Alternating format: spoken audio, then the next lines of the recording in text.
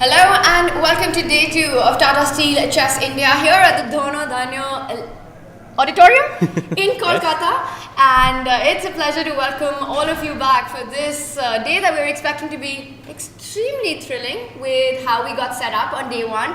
I'm International Master Tanya Sachdev. Alongside me, Grandmaster Sahaj Grover. Sahaj, what a day 1 we had.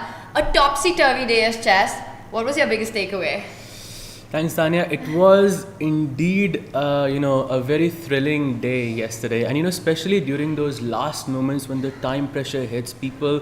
The whole situation completely changed, and winning positions were sort of given away, sort of in that sense. So it was quite an exciting day for sure.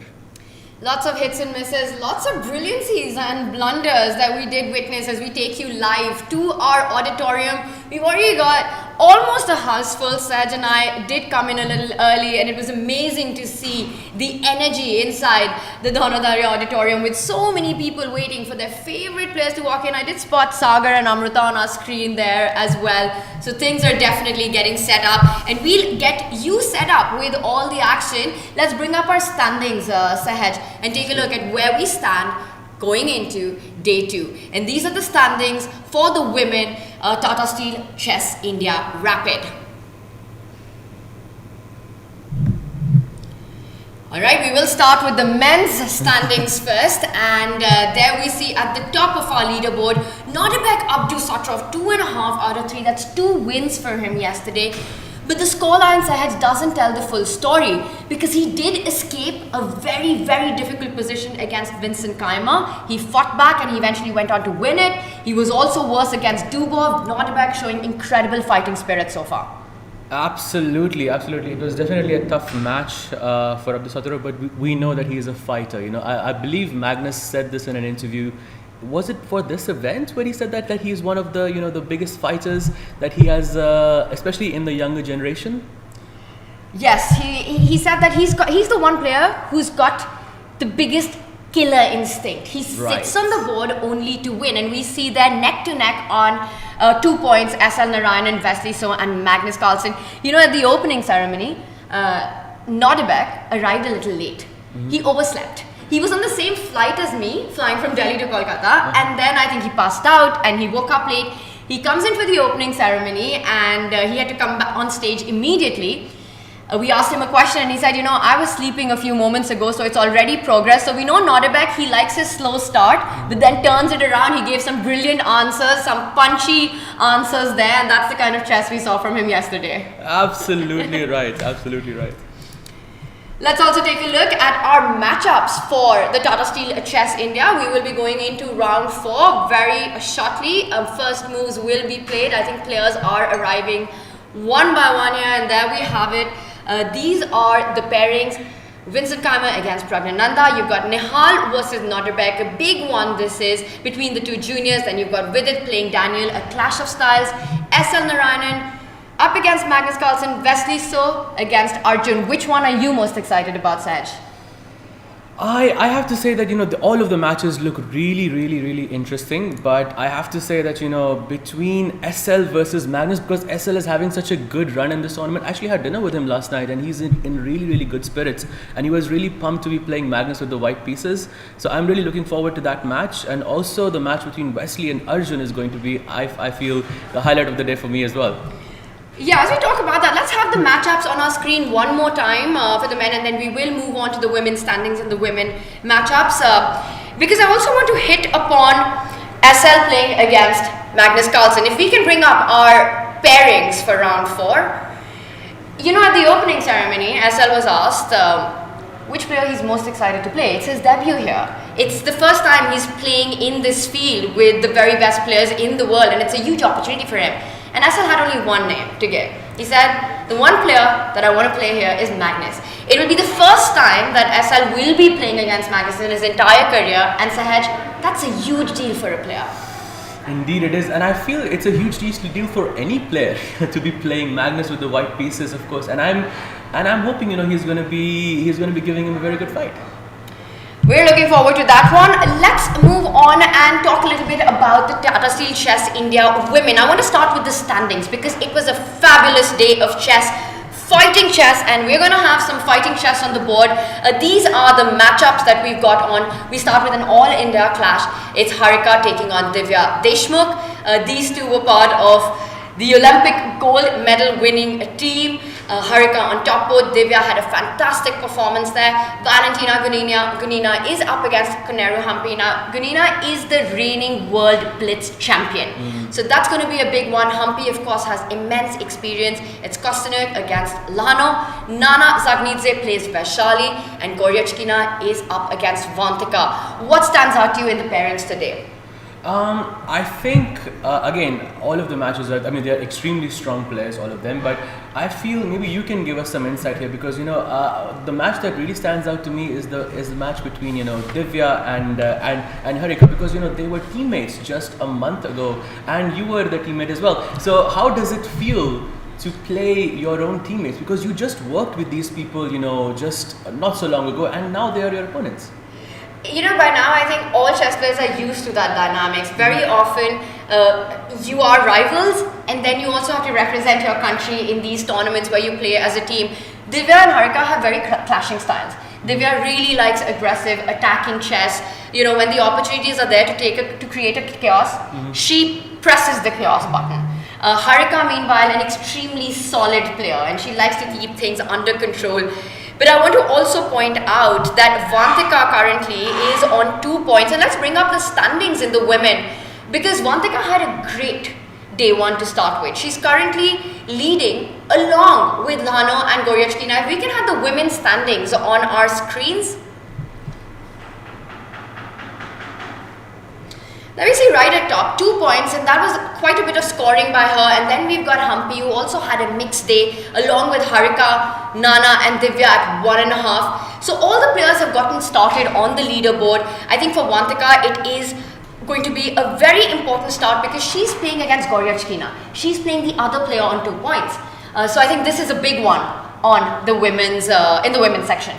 Absolutely right, and Goryachkina is a very, very, very dangerous player. I know because I have played her myself, and it was definitely not an easy game. And playing her with the black pieces, you know, and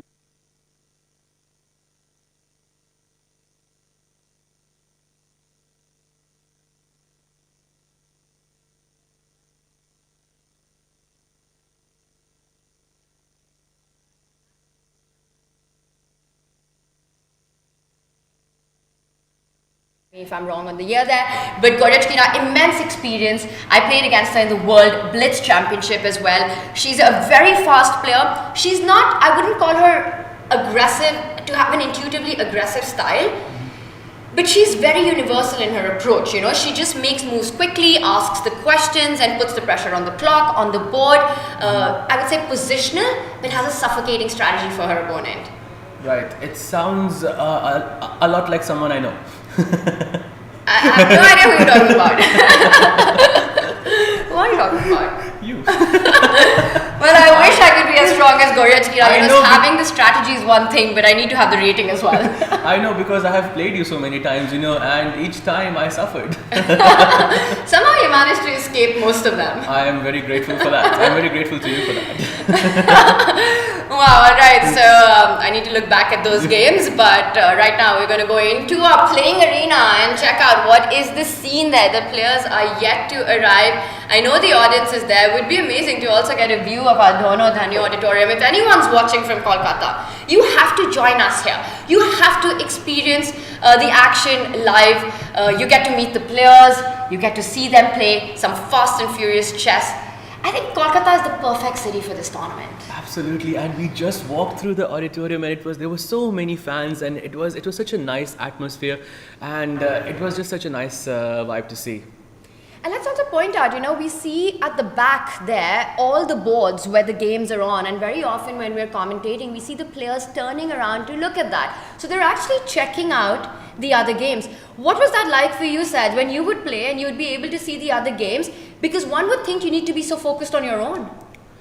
I think it can be, you know, I feel that when you're playing a chess match, from time to time, you need to kind of look away to give yourself a break, and that break can be to look at someone else's board, or just to look away, just gaze out for 30 seconds, just to give your mind a breather. I think that could be one of the reasons why they do that. Well, yes, and it seems to be working for most of them, that they're able. I still feel that your own game is still in your head when you're looking at other boards, but like you said, you just shift a little bit, reset, and come back. And we see the players are all set right now. I saw Daniel Dubov, he walked in. That's Humpy walking in. She's going to sit right in front of Valentina Goryachkina, the reigning women blitz world champion, and this is going to be a big fight as well. I think both these players have a solid style of play. Humpy also really likes to keep things under control. There we see the chess queen has just arrived. Alexandra Kosteniuk currently leading the tournament. Sorry, she's not leading the tournament, but she's right behind the leader. She's playing against a player who is leading, Katerina Lhano. They're two good friends as well. What is that dynamic like? Do you enjoy playing against your friends? The only time that I have not wanting to play against anyone is against my friends. So I know, because when I was playing against you, it was in the Tata Steel, and I absolutely did not want to be there, and because it's just something that I just find very, very hard to just do. And it's not just with you, it's with, I only have this with you and another person that both of us know. I think you know who I'm talking about. Well, we'll talk about that later, but right now we've got the handshakes. We saw Divya and Harika there, of course, two players who know each other very well. It's a clash of generations. Harika has been a mainstay in the women chess in India, one of the best in the world, and Divya, of course, she's really arrived on the scene. What a fantastic year Divya has had. The improvement that we've seen from her, she's won, I think, almost every single tournament that she's played. She comes back here as the reigning Tata Steel Chess India Rapid Women Champion. She won it last year, so she had a fantastic result there. And another great on our screen right now. And not to mention, she crossed the 2,500 milestone not so long ago, and which is, I feel, a very, very impressive feat. Yes, it's what's needed to become a grandmaster as well. So now Divya only needs the norms, and I think few would have any doubts that she's going to get there very, very soon. Well, she's playing against a player who's already a grandmaster, someone extremely strong and experienced. And we see the auditorium behind us there. I've always wondered it's incredible that the audience is able to just keep the silence and keep the zone in the playing hall, because there are at least a couple of hundred people there. True, and it must be very difficult for them, and also it must be difficult for the players to keep their focus as well when so many people are watching. It must be. One player who's a big stage player who loves to play against the audience, in front of the audience, is Nodirbek Abdusattorov. We saw him there on our screen. He's ready to go as well, and he is up against Nihal Serene. Nihal had a mixed day on yesterday. A topsy-turvy day one for Nihal, but some fantastic chess there. For Nodirbek, he wants to have a good start. He starts with the black pieces. And I can see the players are clapping, which perhaps means the ceremonial moves are on. I see Vidit there at the background as well. These first few seconds, Magnus, he's sitting, he looks ready to go. It's Vidit versus Daniel Dubov, another clash of styles. Absolutely, and just speaking about the ceremonial move, I just saw it on my screen, and I would like to ask the chat as well if they can guess what the first move was. What board was it in? Because I missed it. It was on the board of Vincent versus Pragg. So can you take a guess, Tanya? What move would it be? Well, if I had there it is, but he's put it back already, so it must have been something completely crazy. And we've got handshakes. Was it A4? No. Random guess. It's I believe it's Harika's trademark move. She goes knight f3 usually. Start with a knight. That's a valid move. That's a great option. But instead, I see that Vincent has made his first moves, and it's not knight to f3. It's not the knight opening, but he starts with the English opening. As we see the players, they're blitzing their moves out, and you know what? Let's bring up our bird's eye view and take a quick look at all the games that have started and do a quick opening roundup. And I would like to call upon the bird's eye view for the Tata Steel Chess India men tournament, so we can see all the boards together. And there we have it. Sahaj, what stands out to you? This looks very, very interesting in all the boards. I think all of them look okay. I would say the top left board between Vincent and Pragg seems to be, you know, the most offbeat to me, and I feel like this game is not gonna end in a draw. I feel like maybe it's a bold statement, but it feels like both players are out for blood here. Maybe we can start with that.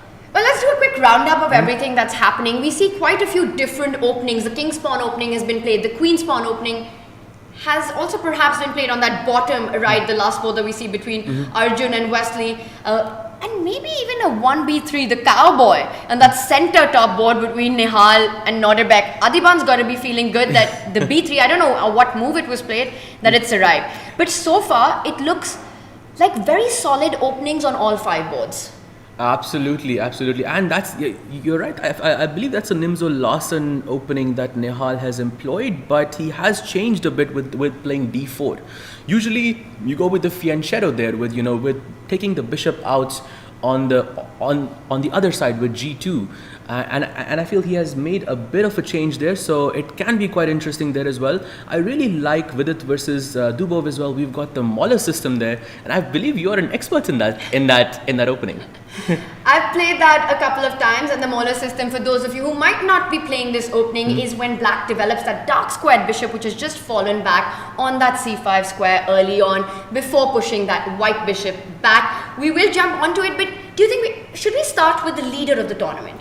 Should we jump into Nihal Sareen taking on Nodirbek Abdusattorov, because that's such a crucial round for us? Absolutely, I would love to, but Tanya, I would just like to mention something, that SL has just played the Worrell attack against Magnus Carlsen.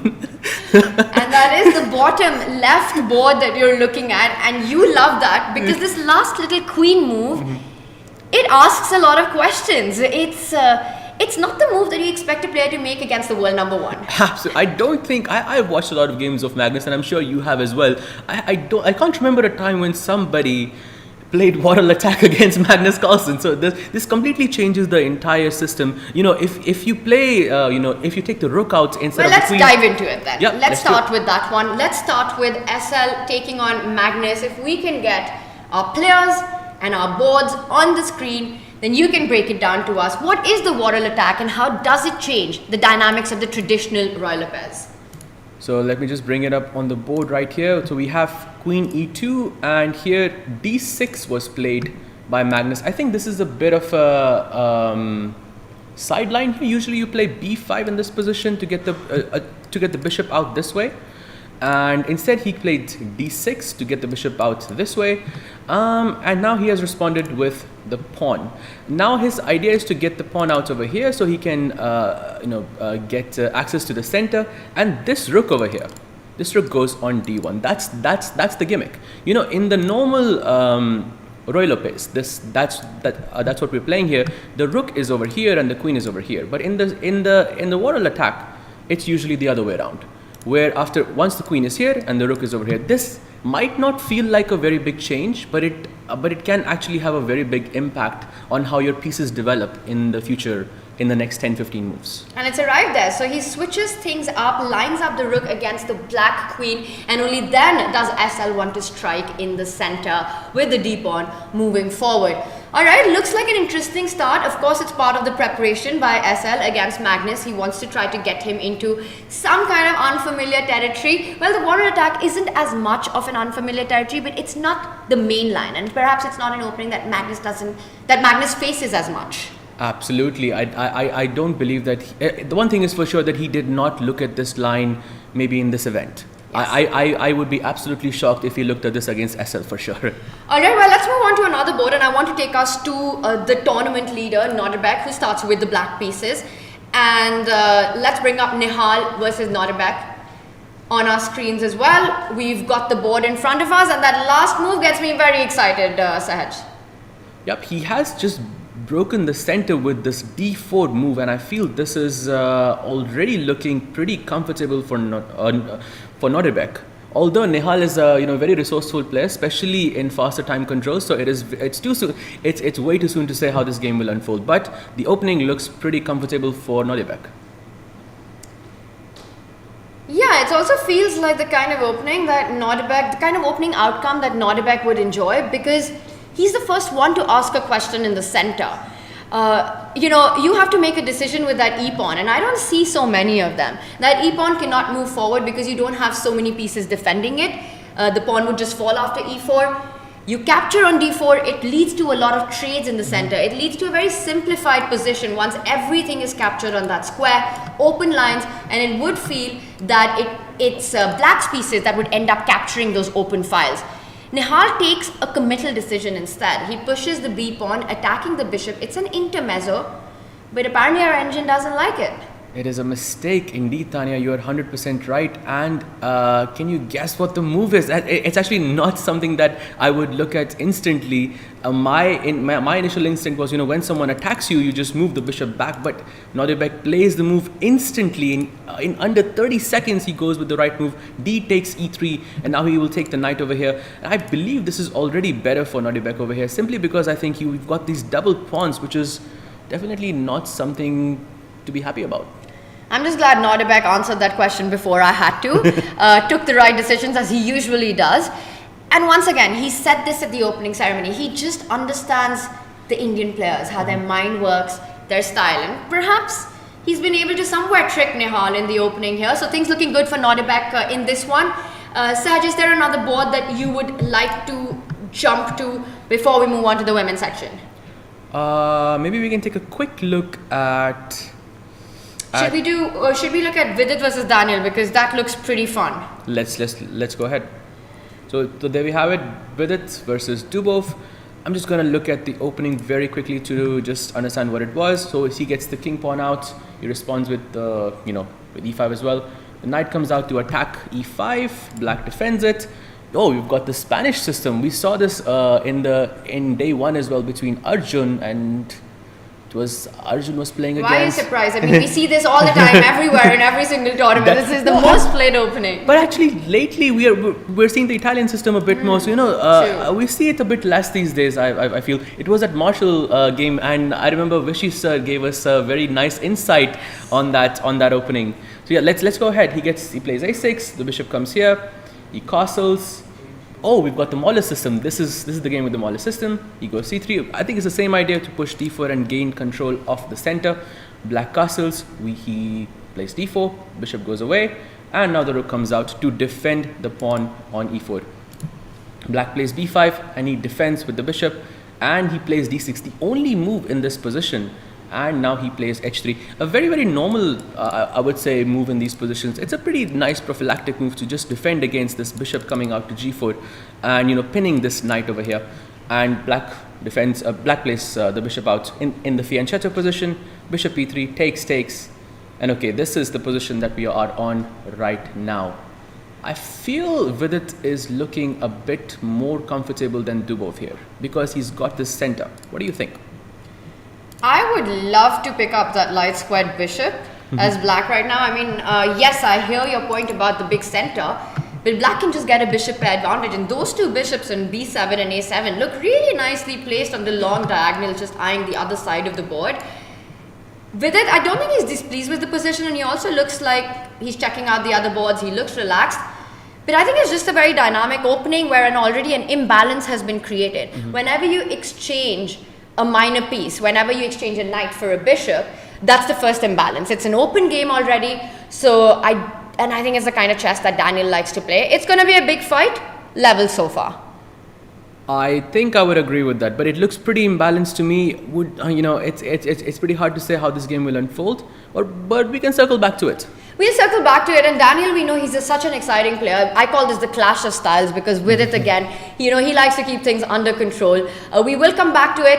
Let's move over to the Tata Steel Chess India women, and we've got 10 of the best women players here in Kolkata, 5 Indians against, I want to say rest of the world, like 5 Indians playing against the top players in the world. So let's bring up our bird's eye view as we shift our focus to the women boards.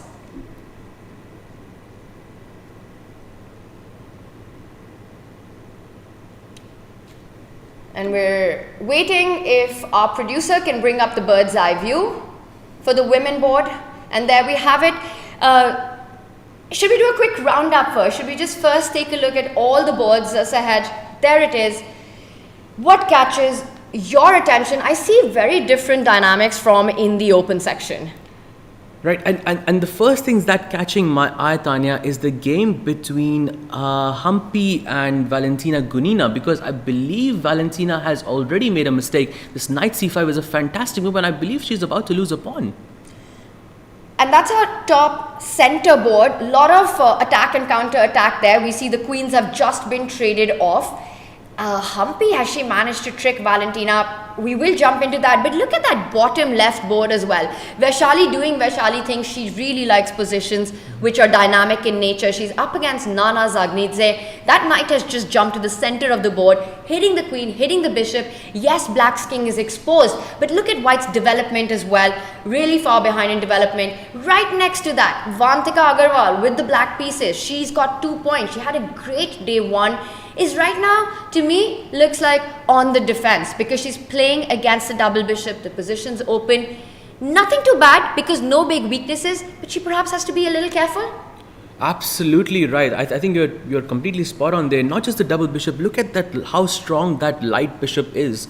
That bishop has no opponent in this position, and I believe it's going to be a problem for the rest of the game, and Vantika is going to have to be a bit careful. Although the boss somehow says that the position is still balanced, but practically speaking, I feel it's not the full story.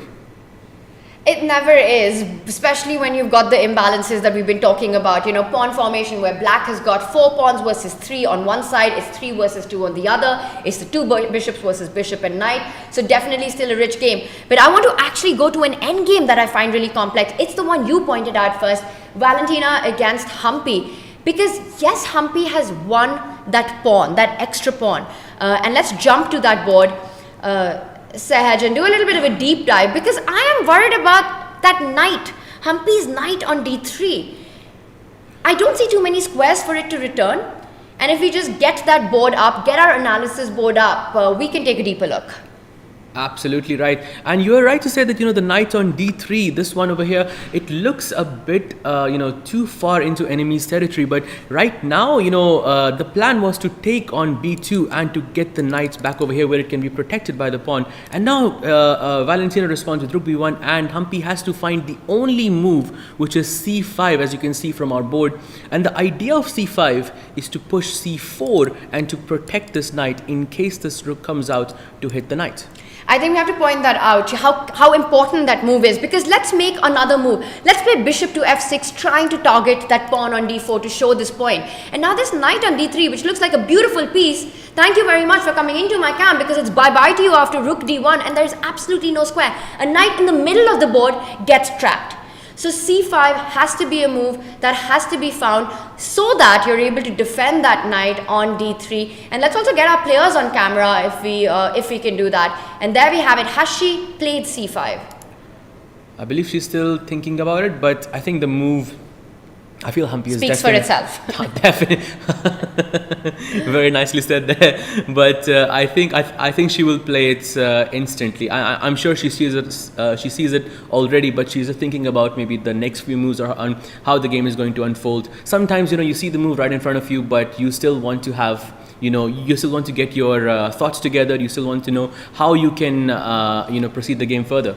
And we can see our evaluation bar there. You've got that bottom right panel where we see that the engine gives a minus 1.43 advantage to Humpy, but it's only if she finds this move. It's only if she pushes a c5. So it's quite a critical moment, but I think it's an easy one simply through the process of elimination.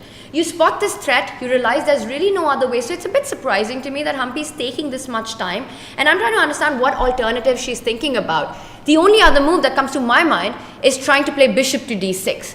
I want to trade off the bishop. I create that square on f4. I don't love it because it leads to a position perhaps where I end up doubling the pawn, but I don't see any other alternative. I think you're absolutely right about that, because if I play bishop to d6 and if I, for example, just take this and you take back with the pawn, these pawns just look Not so pretty. Not so pretty, but you open up the C line, and that knight on D3 controls a really nice square. I'll show you a fun line. Let's say you play rook D1, hitting that knight. You say, you know what, move back, I want to put my rook on C1 and trade. You go knight to F4. And now if you try to neutralize the C file with rook C1, hello, thank you very much, give me that rook, knight E2, game over. Absolutely right. Takes, and the knight E2, and we have this fork over here, and it is goodbye. It's hello and goodbye. So Humpy, she's still thinking, and I think this could be attractive. This line could be attractive. Yes, you double up your pawns, but you get this activity on the open C file. The fact that she hasn't made the decision, which at her level is a very obvious move you look at, it means that there's something going on in her mind. There are alternatives in her head. Absolutely. Another thing that I just now see is that maybe after bishop to d6, what can be really interesting is if I can take, you can take back. Now, of course, I cannot play this because the knight can escape via to f4. But, Tanya, what I can play is something like g3, and I feel like this is something that Humpy could be thinking about, because after g3, I block the square on f4, and now I'm threatening rook to d1. The position still feels a bit complicated. It's hard to judge here who is, whether black is better here for or not. Yeah. It's a difficult decision indeed. And we leave her to that decision. It's also a pleasant one because undoubtedly she's seen c5, she's up a pawn. It's a great problem to have to solve whether you go bishop d6 or c5 here. Let's bring up our bird's eye view one more time in the women's section to get an overview of all the action that's unfolding, if we can have that up.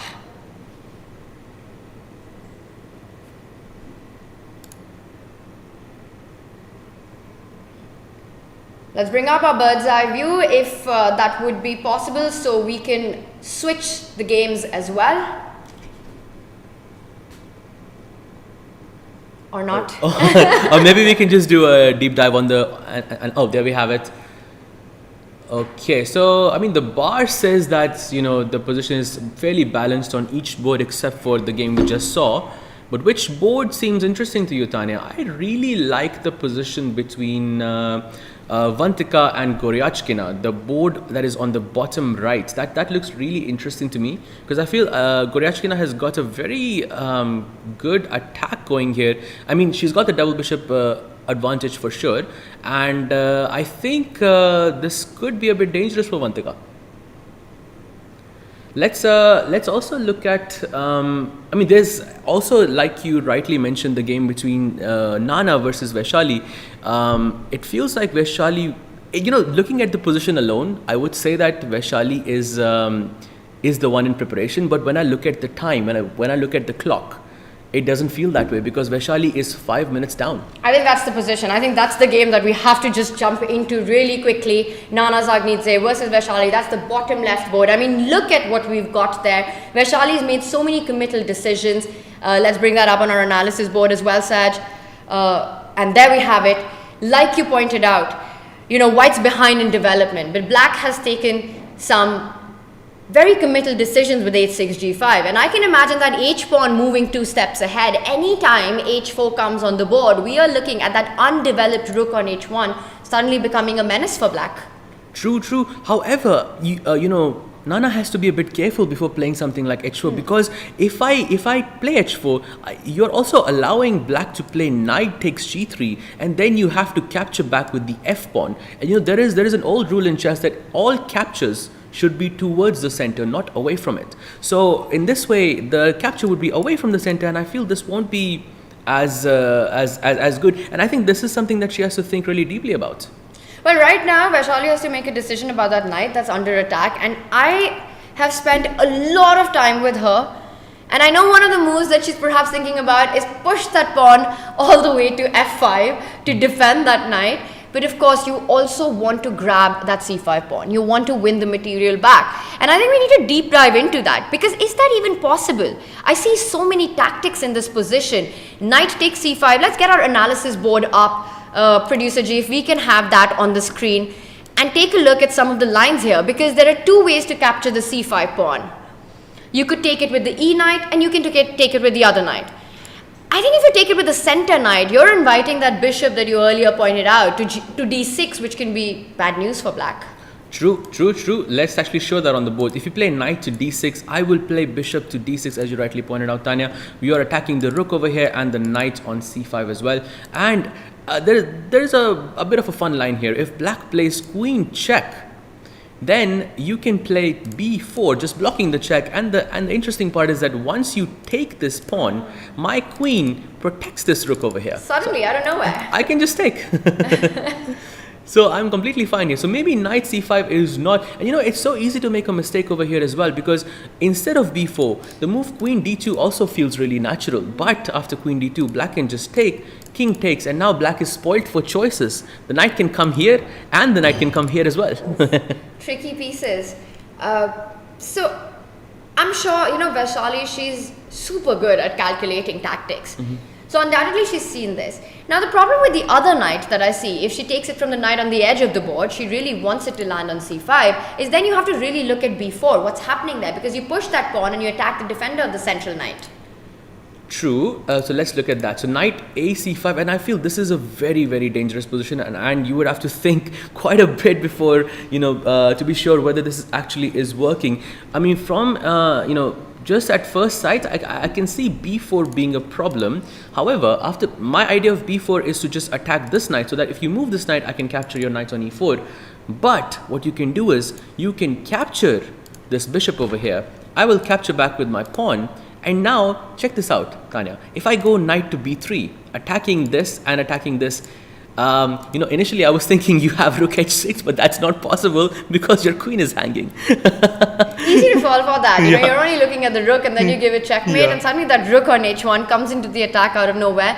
But it still looks pretty crazy. Yes, you lose some material, but that black king, take my rook, but white will come for the king. True. But it's definitely a difficult decision for Vaishali over here. Very difficult to evaluate. We will leave Vaishali to that. It's a very critical moment. By the way, look at what has happened on the board. She's gone for the move that I told you is on Vaishali's mind. Oh, she played f5. Of course, you're her teammate. You know her better than anyone. I love how it's not the right move though. But the thing is that this is also Vaishali's chess. Yes, and it doesn't matter. Ignore that cross, because practically this position is so dynamic. You can't really fault a player for making a move like f5. You calculate knight takes pawn, you see it doesn't work. After this f pawn has moved forward, you want maybe someday it will arrive on f4 and trap that bishop on g3. You have these ideas. Yes, f5 just felt like the move that Vaishali wanted. I think you're right in saying that. And another point, Tanya, is that if she plays f5, she also gives herself the flexibility to take this pawn on c5 in the next move, or maybe two moves from now. But she has the choice to take it with any knight that she wishes. Yes, because that central knight is defended. So this is a spicy one, and we'll keep our eyes on it. Let's move back to the Tata Steel Chess India open section and dive into the action, because things are getting out of control on a lot of boards there. All the openings started up as KG openings, but suddenly I'm seeing some sacrifices on the board, and I want to bring up our bird's eye view just to keep everyone updated with all the 6 boards. If we can jump to that, and there we have it. And look at that top left board. This is what caught my attention. What on earth is happening? White's king is the bomb cloud king right now. It's on e2. The g pawn is missing off the board. There's absolutely crazy stuff going on in Vincent versus Pragg. And also, let me point out, Vincent is a very positional player, so this isn't his brand of chess. You're absolutely right about that, and this does not look like a positional game to me at all. With the bomb cloud king, black's g7 pawn also just got taken down, and this looks like there's going to be a lot of fight over here. Yeah, and I look at all the other boards. There's fight everywhere. Right next to that, look at Nodirbek's position. So many imbalances. He's managed to plant that knight at the absolute center of the board. Looks like he's in driver's seat. Meanwhile, Vidit Gujarati against Daniel Dubov. Again, the balance is kept. Vidit has managed to block out Daniel's light squared bishop at the edge of the board. I think Vidit's got reasons to be happy with his position. SL also gaining some momentum against Magnus, where he's got a little bit of extra space. But things look pretty level. Magnus has made counterplay on the queen side. That's the bottom left board. And finally, we also see Wesley with a nice knight planted on f5. Action everywhere, but I think we have to jump into the Vincent Pragg board. Let's do it. The Vincent's board, yeah, there we have it. Oh, by the way, he only, according to the engine at least, there is only one move in this position, and that is c5 to protect this knight over here. You know, I was thinking you can also just move the knight away, but somehow that is not working. I'm not sure why. My first question to you, yes, I want to look at all of this. How did White's king get on e2? What on earth just happened in this game? I'm just gonna take a guess, okay, before we look into it. I feel black took on e2 and white took back like this. Okay, now we can check. Let's take a quick look. And bingo. So we were on this position. Black plays c6, white takes, and there we have it. The stage is being set up, Tanya, over here. Bishop, I think, will come to knight comes to d1, bishop comes to g4, and there we have it. Knight e3, bishop e2, and king e2. I called it. Knight to d7, and I think the idea of this is to bring the knight over here and bring the knight to d3, and this looks quite dangerous already. And I must mention that Pragg is already a pawn down in this position. And I think with this following move, bishop takes g7, which is what we were just looking at, it's a brilliancy. And with this move, Pragg is... Do you think he missed that when he retreated with the knight? Because he allowed it. I feel even though he's 2 pawns down in this position, because he has the bonk cloud king, it's such a, you know, it is not really a, you know, a good thing to have. I feel he has enough compensation for that, but definitely looks like a, you know, a very, very dangerous game for both pieces, for both players. I find it very hard to believe that Pragg missed this little trick. I think he allowed it voluntarily. You know, it's all about tempo. It's all about momentum when your opponent's king is in the center. Give white 3 moves. Bring that rook from the corner of the board to the center. The king falls back. If you can just point that out with arrows, the king lands on g1, the rook comes to e1, and you've got an artificial castling. And white is super happy. So for Pragg, it's all about gaining time, trying to attack white's pieces, and that knight on d6 is a little vulnerable. It gives black that time to be able to do that. Right now I'm looking at an idea of that rook left, which is currently attacked, but you move it to a square, which I think this was played, right? Yeah, rook e6 was this was played. And actually we have some more moves on the board as well. He plays knight to f5. Actually, this is the move that I was thinking, and black goes queen to g5, attacking the knight. Once again, just pursuing that knight. It's tempo, tempo, tempo. Yep, and that's what happens, you know, when your opponent's king is in danger. You try to gain as much tempo as possible. He moves the knight away, and then he plays f5. Wow, Pragg is out for blood. He's going for it, and that f pawn isn't stopping on f5. It is landing on f4. f4 for the score, and once again, just not giving white the time to regroup pieces. And sure, the bar says it's still in balance, that there's a way for white to defend this. But let me tell everyone, computers can defend this kind of position. From a human perspective, it's so difficult to find the accurate moves one after the other. One, you've got less time on the clock. It's under 9 minutes for Vincent. I think you take the bar, you chuck it out of the window. I would pick black any day of the week in this one. Absolutely, and looking at the time situation, as you rightly pointed out, you've got the worst king, and you know, you've got less than half of the time of your opponents. That definitely is not a pleasant situation to be in for Vincent. How many pawns has Pragg sacrificed? I'm trying to do the math here. That's 4, 7, 5. That's 2 pawns down. But he doesn't care right now. I mean, he's taken 5 minutes to get to this point where he's given up 2 points, worth 2 points of material. But he's got a clear idea. Yes, Pragg's king is not safe in itself, but none of Vincent's pieces are getting to it. And I also know that Vincent hates these kind of positions. He's the protege of Peter Lecco.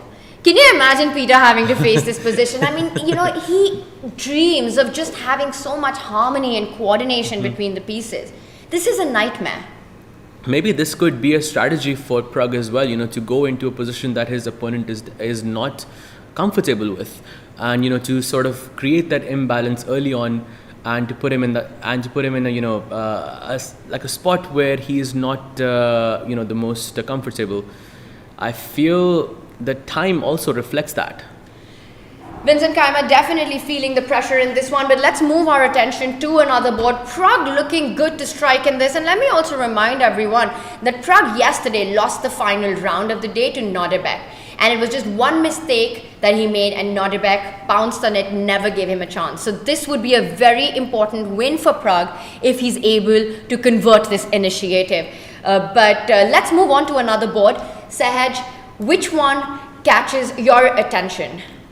Maybe we can take a look at Wesley versus Arjun, because I don't believe we have checked that game yet. Let's do it. Let's head over to Wesley So taking on the world number 4, Arjun Erigaisi, the new member of the 2800 club. Yep. The second player from India to have ever done it after Vishy Anand. Only 15 players so far have been able to cross the 2800 mark. You know, it's as elite as it gets in the chess world. You know, I spoke with Arjun yesterday, and I congratulated him on being 2800. And you know, to him, he was so calm, he was so humble. It's like for him, it was just a regular day at the office.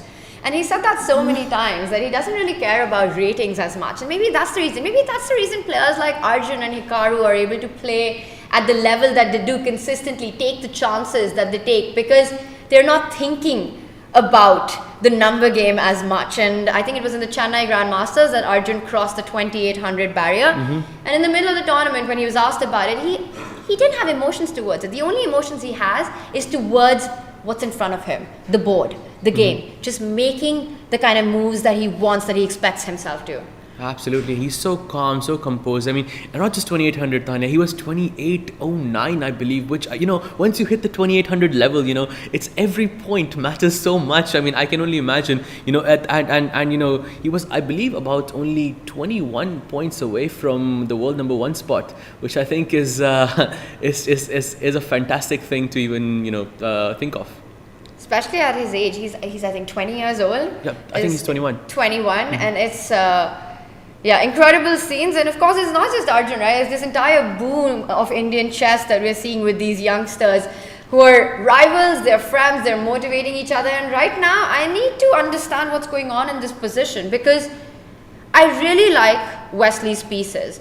You know, the knight that's sitting on f5 is a beautiful knight. You've got these 2 bishops right now. If Arjun's going to trade off that light squared bishop, the other knight also becomes a stallion on that d5 square. I would not want to see these 2 knights. First, he trades with his own knight on f6. And Wesley, what decision are you expecting him to make here? So just to point out one thing, Tanya, I think if he takes with the bishop instead of the knight, I believe that you could have this nice little intermezzo, and you could take bishop takes knight and follow up with the knight. Oh, the bar doesn't like that so much, but I was thinking this is maybe really good. I'm not sure why though, but it looks really good. What am I missing here, Tanya? Can I just go back to bishop somewhere? Is it bishop takes pawn? Is that a move? Bishop takes pawn? Yes. Is that? Can I go bishop takes bishop? Bishop takes queen, bishop takes queen, bishop takes knight. That's way too many exchanges. That's way too many exchanges for me. And bishop takes knight over here. Yes. And I think you're completely fine. So maybe it works, but perhaps, you know, I think Arjun did not want to give any such options. He decided to capture with the knight. So let's get on board with the live moves that we've got going on. And there we have it. He plays knight takes d5, knight takes d5, and now it captures back with the bishop. Yeah. And so many captures, so many complications. I think this is the perfect moment to have a guest with us, and we could not have asked for anyone else. Vishy Anand is joining us. We will go to our full screen. We will bring up our playing arena as we get him to join us to take us through all the analysis. So let's go over to our auditorium, producer G.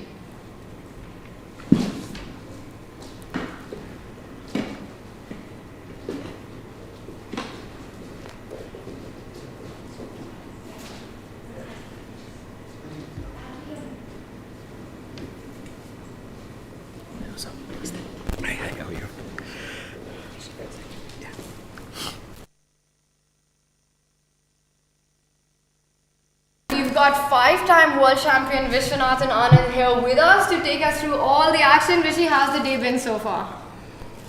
We have to start with first things first, Tanya. Yes. Last night we had dinner with Vincent. Yes. How did you get him to play the bong? What's his king doing on e2? promise you I have nothing to do with this. But I was We had dinner together, then I left, and then I think a few minutes later they left. And in a brief moment, she convinced him that it was perfect time to try the bomb. As soon as I saw this king on e2, I thought, this can't be real. As soon as I saw the king on e2, I was thinking about you as well. I was like, Vishy's got to be enjoying this one, but it doesn't look that great for Vincent right now. Let me just put that up on the board. I can't tell. I mean, white's king d1, c1 away from not being too bad. So I guess also, what are you going to play? Knight e5 or knight f6 or g3 check? G3 check. If I go king e1,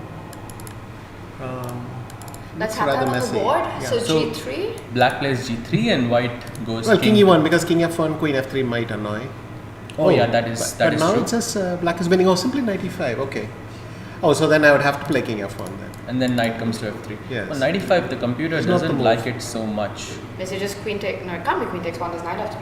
But this looks very scary to walk into. Has he played g3? Oh, maybe then just rook g3 here. Rook takes g3. I will Knight go. d3 and king. Should I go here or should I go here? Maybe knight f3. Maybe even rook f3. So I go knight to here. You will sacrifice the knight. The rook with. I'm rook f3. tossing that idea out. That's all. I mean, I can go king f1, rook d8 or something, but Okay, king f1. Black goes rook to He's d8. made a decision. If we just check in with what was he's got knight f6. played. Knight to f6 on the board. We were expecting that knight to arrive on e5 at some point. Does that surprise you? Yes, I mean the knight's out of the game now in a sense. On e5 it was going to participate. On f6 it's doing nothing. But on the other hand, it defends all the pawns and frees up the rooks to participate in the game. So maybe rook d8, rook e d6, that sort of thing will start to come. And also Vincent's Flop. thing on the king side is not happening probably. He's trying to put pressure on g4 though, so we've got more moves coming in and Oh, sorry, Yeah. I didn't see that. So rook g1, black plays knight to f6. Actually, the move you said. White plays rook to g3. I think you're stopping the g3 check. Okay, idea over here. hang on. For this rook g1, g3 check, king e1, let's just see what is the move that. King e1. Yeah, what did it want to play? Maybe no, not. I queen think maybe f3. it is queen f3. But then fg3. Oh, sorry, I was only looking at rook takes. Well, that was my reason for winning king f1. Okay, now it makes sense. Yeah, you're but right. now, You're right. is it knight c5? Knight c5. I was just Knight c5 because it. But then rook g3 and we were Knight allowing c5, knight then d3 you check go rook- before, and why is it good now? I don't know. There must be something here. Because the evaluations dropped like a stone. So what could it be? And you don't want to take on f2 and King f2. rook. I didn't. The problem for black is that king is on f8 Rook as well. f6 and knight c5. Is that something? Oh, yeah. Uh, Is that anything I'm threatening? At least I've got a threat. So rook f6, king e1, Knight c5. knight c5. That is a good Then you plan. I have have rook this- g5. Oh, they've all But then reacts you on that. go- But it's still something. Yeah, it's rook g5, queen f3, Oh. Oh, you're threatening this h1 and also knight knight d3. yeah. Maybe that's a. That But there's looks- apparently something even better than this. I think one way of winning is good enough. Yes. You know this advice of if you find one good move, play it, especially in this time format. But we've got moves coming in, so You have not heard Bronstein's version. He What says is if you it? see a good move, find a better one. no, if you see a good move, don't play it. Your opponent will play even worse, and then you can do something even better. Oh no, I think it's more to the extent if your opponent makes a blunder, don't exploit it. There's a bigger one coming on its way. So. I like that. I've been on the end of the making the blunder bit, haven't experienced the opposite of that. I'm still experiencing Yeah. it. Alright, let's bring Okay. up our bird's eye view on our screen, and then Vishy, you can take us where you want to. If we can have the bird's eye view on the screen, please.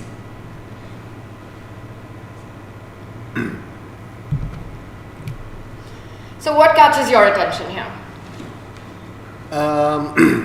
Arjun once again playing an opening you wouldn't particularly expect. Is this a Mehran? It looked like a Mehran somehow. Let me just put that up. So this is the game. The opening was Yes, it is. It is a Mehran indeed. So Mehran, And they've got a very sharp, interesting position. White's pawn is on d6, but black's pieces are not being kept back by it or anything. So queen d7, bishop e3. Maybe white is just a slight bit better with that pawn on d6. You know, the engine says that the only move in Arjun's game is to take that pawn with the bishop. You cannot move the queen apparently because it's maybe because of bishop e3 like you mentioned. Ah, okay. So bishop d6. So that's the bottom right board that we're looking into, and just next to that I want to just quickly point out that Magnus looks like he's taken control of that. He's penetrated on that open A line with his rook, getting a lot of activity. The other games look balanced. Do you want to do a deep dive onto Arjun's board first? Sure. So let's bring that up if we can get the analysis board for Wesley So and Arjun. I mean, how bad is queen d7? I mean, it might be. Just put it up and see if the. Let's play queen d7. Okay, we have a 1.7 advantage. Yeah. Yeah, it's in fact trending up quite a bit. So okay, so bishop d6 is the. It's the only move. But I feel it's If natural. bishop d6, would you have bishop h6? Ooh, that's a nice move because you are forcing me to take over here and damage my structure, and if I go to d6, that's going to be quite dangerous for black. No, I think. But maybe black can live with that. Rather than a pawn on d6. It's better of the two moves, you know. Yeah. So, and actually he's played queen d7. I think it's on the board already. Has he? Yeah, I believe so. Mm-hmm. Is it on the board already? Yeah, he has played queen d7 already. He's playing queen d7, so apparently. So Arjun is in a bit not a fan. Yeah, he's in a bit of trouble here. Maybe he can just go bishop e3 over here. Mm-hmm. Just bring it back, and now you've got the strong pawn over also, here. this maybe bishop d2 to put it on b4 and. d2 and go like this into attack. Oh, sorry. Well, just to. I mean, AB, bishop b4 suddenly has a nice feel to it. You have got a nice outpost. Okay, let's come back to this. Pragg is very interesting. So we've got quite some. You want to? Can we get a quick look at the SL Magnus and also Nodirbek? He's currently the tournament leader, so I definitely want your thoughts on his. Yeah, Which I one? thought he was doing very well. It seems that Nihal is probably out of real danger. Let's bring that up. Let's bring up Nihal versus Nodirbek. Nodirbek currently leading, and this is what we have, you see. Yes, so he's gone. He's taken the pawn on a3. If queen c4 check, king f8, h8, and you cannot go rook d7 because of knight e5. Okay, let's actually show No that back rank tricks, to everyone. Because f7's defense. Yes. So queen c4 check, king moves away, rook comes to the 7th rank. That is And not then possible knight e5. because of knight to e5 when you've got the queen and the rook. Yeah. I think this is losing, so maybe not rook d7, Vishy sir, maybe something else. Yeah, so some random move, yeah, h4 maybe. h4.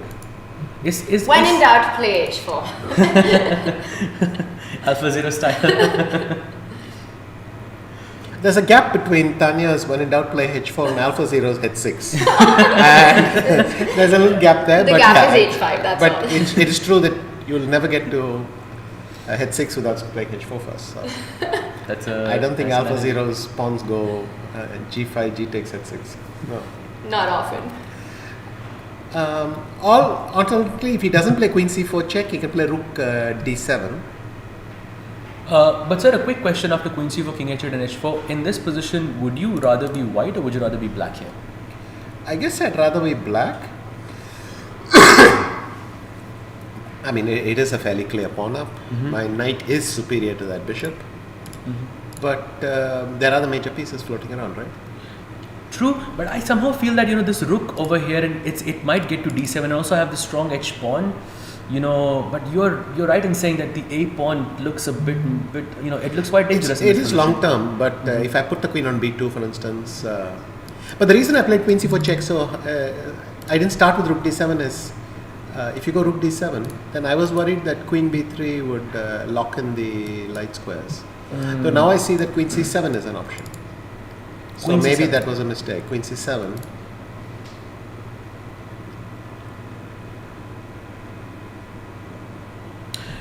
Okay, but maybe sir, I can go a5, a4, give up this pawn. Maybe I can go a5. Yeah, but I'm not doing Oh wait, that. oh sorry. C7. There's Oh, a- I'm sorry. I Rook completely didn't look F7 at the. It's at both sides. Is Rook F7 move? Well, then Queen C8 check, Rook F8, Yes. and take I on have B7. at least Queen C7 back.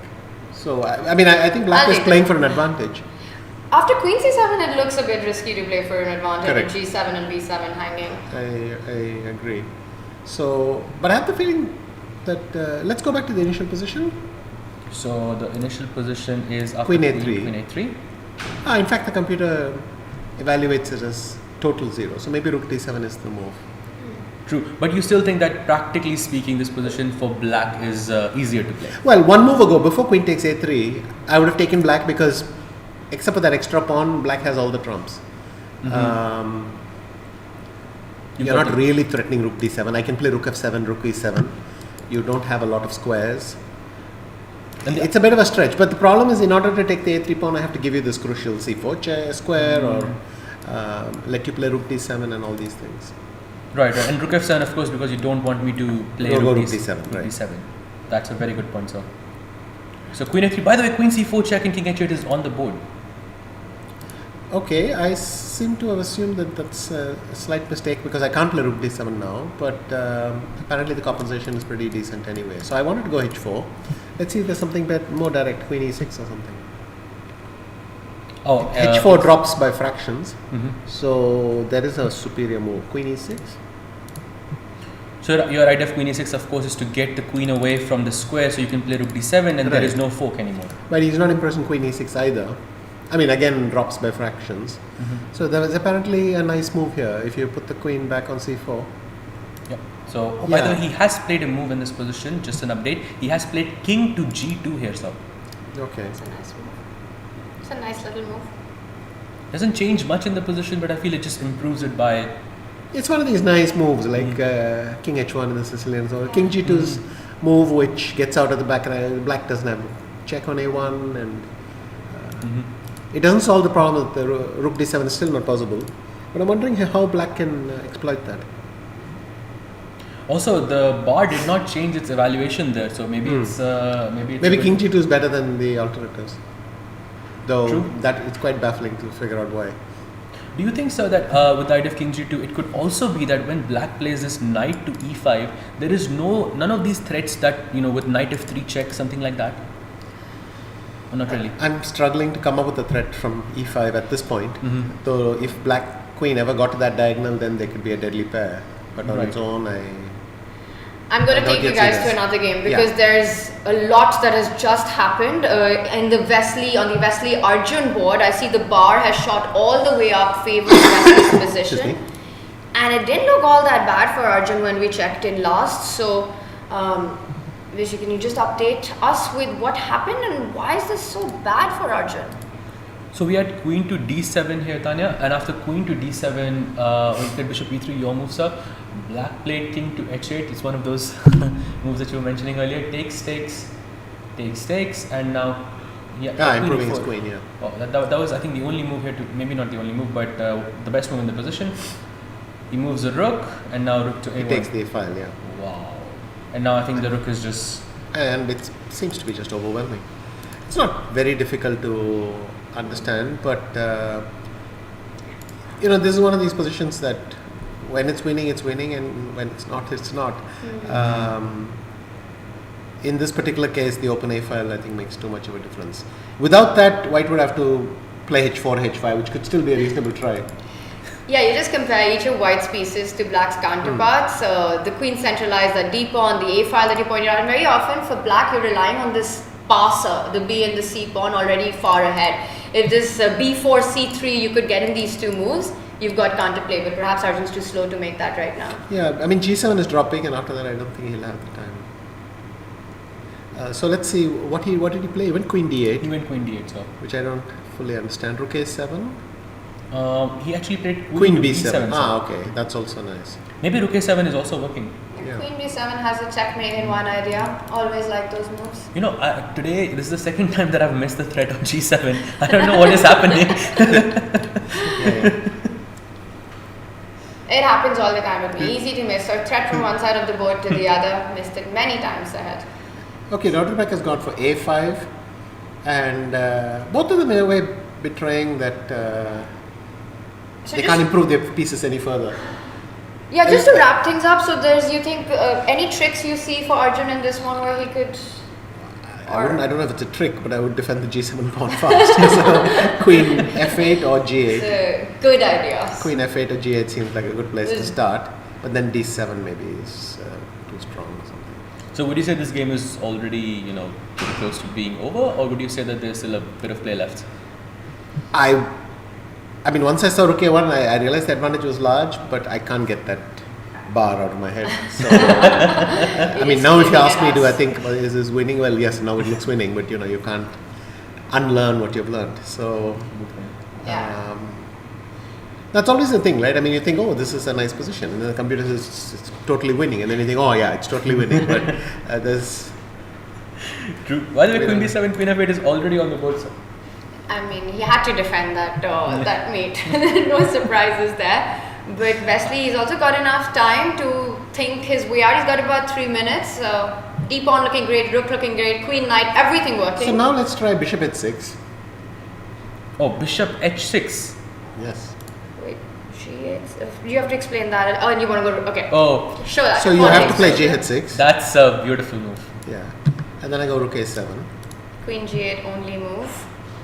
And now black wishes that he played queen g8 and maybe first, Yeah, So I And go knight knight takes h6. And that's over? Well, he's going to play rook b8 and needle me a little bit. He's done it, I think. So is bishop h6 on the board? Yup, Vishy sir called it. Yeah, this is looking very, very tough for Arjun. I think we should tell the computer to shut up for a few seconds before it puts the exclams on the board.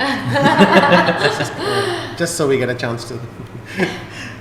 That's a brilliancy. You found it. Wesley played it. Okay, this is not looking good for Arjun. Do you want to switch to another game? Because players are in prime trouble. So, which one? Oh my god, Vincent Pragg. Yes, I was hoping you'd say that. Vincent and Pragg. Let's go on that board. So we have, we were on rook g1 and a few moves have been played after that. Knight f6, I think we already saw that. Rook to g3, here, queen comes out, rook comes to d3. Queen breaks out. Yup, queen check, king moves away, queen goes to b8, attacking, this a7 pawn over here. Black plays rook d6, rook d1 defending the d2 pawn. So some queen a5 takes a3. Yeah, queen a5, b4, so already looking a bit shaky for Pragg. Queen takes a3, knight f5, and inaccuracy. Apparently he had the way to equalize, but he didn't capitalize on it, and he played rook to d7. And now queen... What could be the move instead of... look at move rook d7, and then Vincent goes queen e5. Yeah. It's a move. Okay, there's a threat with knight h6 check, which actually is quite a serious threat. You mean in this position, sir? After queen e5. After queen e5, okay. He's threatening... No, I was wondering why...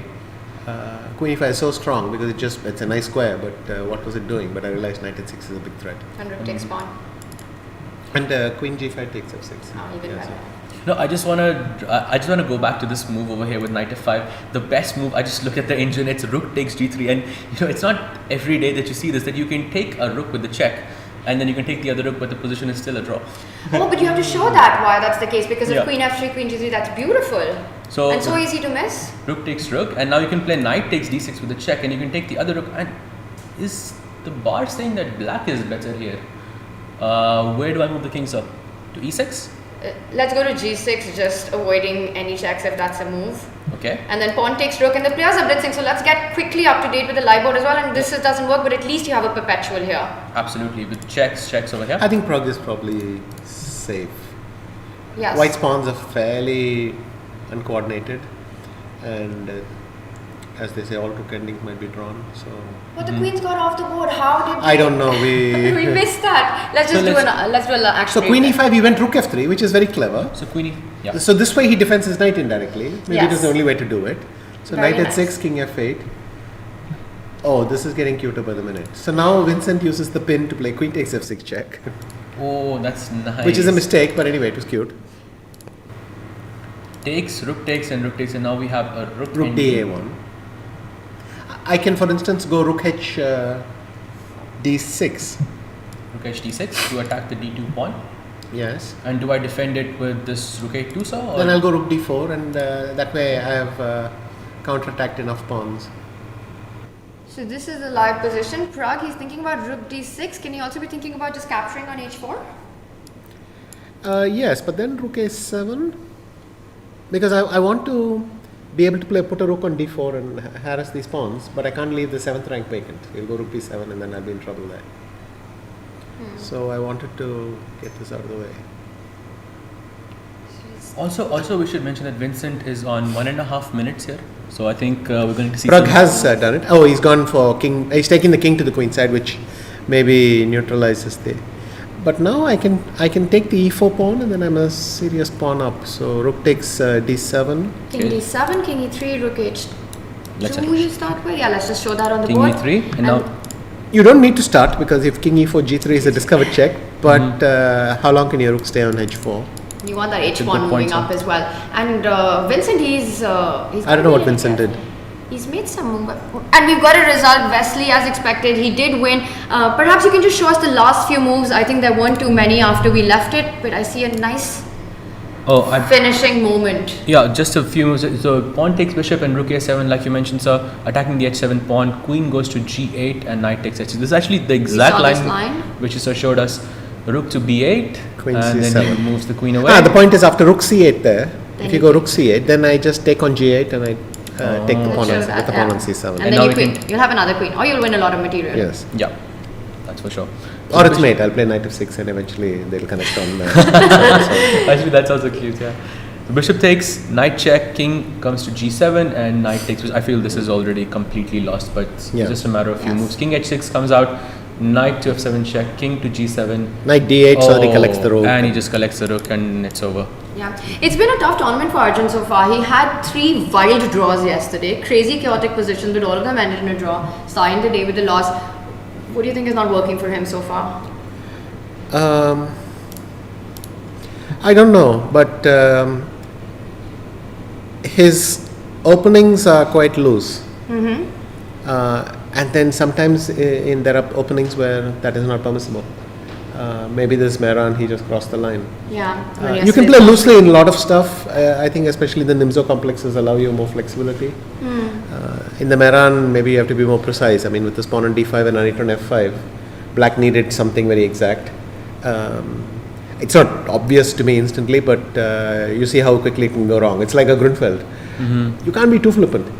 Yeah, it can get into serious trouble very fast in a Grunfeld because of this pawn on d5. So, but sir, in your experience, when you play your loose openings, offbeat openings, is it better to play them in faster time controls or classical time controls in today's world? I wish there was some easy philosophy. I think the most important thing is to just play well. The same logic applies to your opponent, right? If you're playing something flippant in a rapid time control, well, easier for him as well in a rapid time control. So that's true. Okay, so Pragg and Vincent are, I think this is heading. Pragg and Vincent is most likely. We have ignored poor Magnus, who has managed to win already. And I know you've been saying, well, let's go there. To be honest, if you go to the very beginning, with Narayanan versus Magnus, sir? Yeah, not the very, very beginning, but when that rook was on a2, I was not at all impressed because... which positions are in the opening? Yeah, Vishy, because that 29, game is over, move 29. Can we check that once all the other games and go to the live action right now? So do you want to just... I mean, we can have a pick here, but we'll check the Magnus game right after these are done. So, the Nodirbek board versus Nehal? Yep, let's do it. There we go. Another mate in one being threatened? Oh, we have a mate in one already on the board. Gives h4 queen b4, and now we have this position on the board. No, when you said mate in one, I got a bit worried because I thought there would be another threat on g7 that I was going to miss. Close. On f8 this time. It's actually not a mate in one, I just realized there's queen g8, but let's not go there.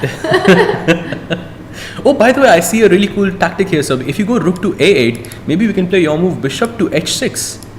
Is that possible, sir? Oh, wow. But the problem is I can even go back to rook to g8 because that knight on c6 is covering the d8 square. It might not be a win. Oh, I see. I mean, I was trying rook g8, bishop h6, so you got a worse version of it. I was thinking rook g8, bishop h6, but maybe h5 is very good. Whoa. Wow. What? Rook g8 loses on the spot to what? h5? Or? Yeah, could be h5. No, it has to be something stronger. Bishop h6? What, h5 looks amazing. Oh, Which bishop one? h6 idea, but there's no idea bishop takes pawn. I'm just going to refrain from moves. The g7 square, I'm just a bit nervous here. Why is it so totally lost? Maybe sir, h5, h6 looks really good. And how do you stop it? Okay, let's try h5. Let's try it. Let's see the bar reaction. Okay, so not h5. See, this is why. Not h5 apparently. So h5 is actually you just went from a winning position to a lost position. To a lost position. Maybe 90. h5 is that bad. Okay, what about bishop h6? Okay, let's go with bishop h6. Yep, that's it. But there isn't a threat. I was just trying to see what is the threat because I'm not threatening bishop g7. Yes, sir, because you can take, and I think you can play. Oh no, queen f6. Yes, I wasn't sure. I mean, I go queen g8. You're still missing a blow with your rook, but you'll play rook takes b7 presumably. Something like that, sir. Yeah. Yeah, and even some maybe just long term it's winning. So maybe let's just show that if you go a3, for example, we can go. Let me try knight e5 by the way instead of. So after a3, the position is mate in 8 according to the engine, which is bizarre to me. Not a Oh, sir, there is 5 seconds. Rook takes Rook g7. takes That's g7. his point. Yeah. There is rook takes g7, Tanya. That Yeah, is That's what is really let's show that line really quickly. So rook takes rook.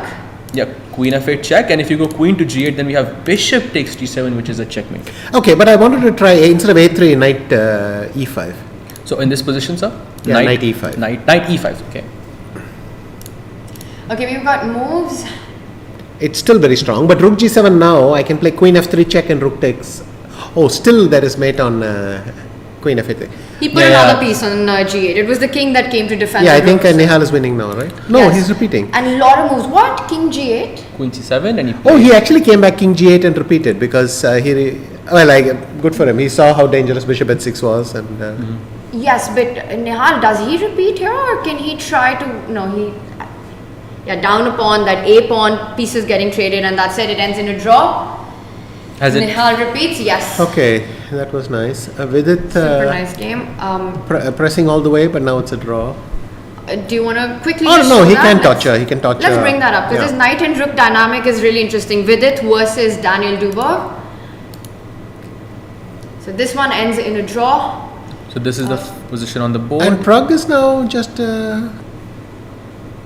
absolutely fine against Vincent. So there's nothing at all happening there. Yeah, it's the Bon Cloud. It's a great opening. Yes, and Pragg was not the one playing it. So just to keep track of. Yeah. who's Even doing when what. you get a great position against the Bon Cloud, it's hard to win.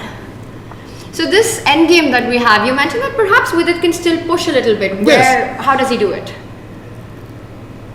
He's gone rook e7. In if rook f8, what will he At do? the e5 pawn, and black goes Maybe he'll go rook, knight e4. rook f8 to attack this. Yeah. And of course, you wouldn't say that we should take this bishop because, as you mentioned, all rook endings are drawn. 2 versus 3 seems a bit weak. But Okay. So he goes h6. No, yeah, he's not even trying to defend it for one move. Yeah, Dubov is saying that even with the knight and the bishop, now he he's can play willing to bishop this. f7 and then that frees his bishop a bit. Then he And can king go. g7. No, he went rook f8.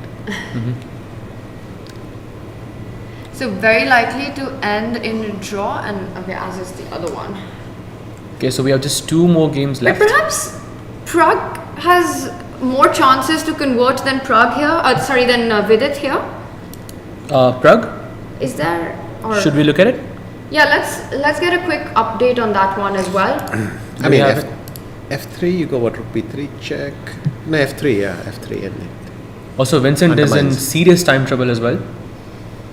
Yeah, and you have to make a decision. C pawn's falling. How accurate does white need to be? By the way, your move on the board, as it usually is. So what was the idea after rook check?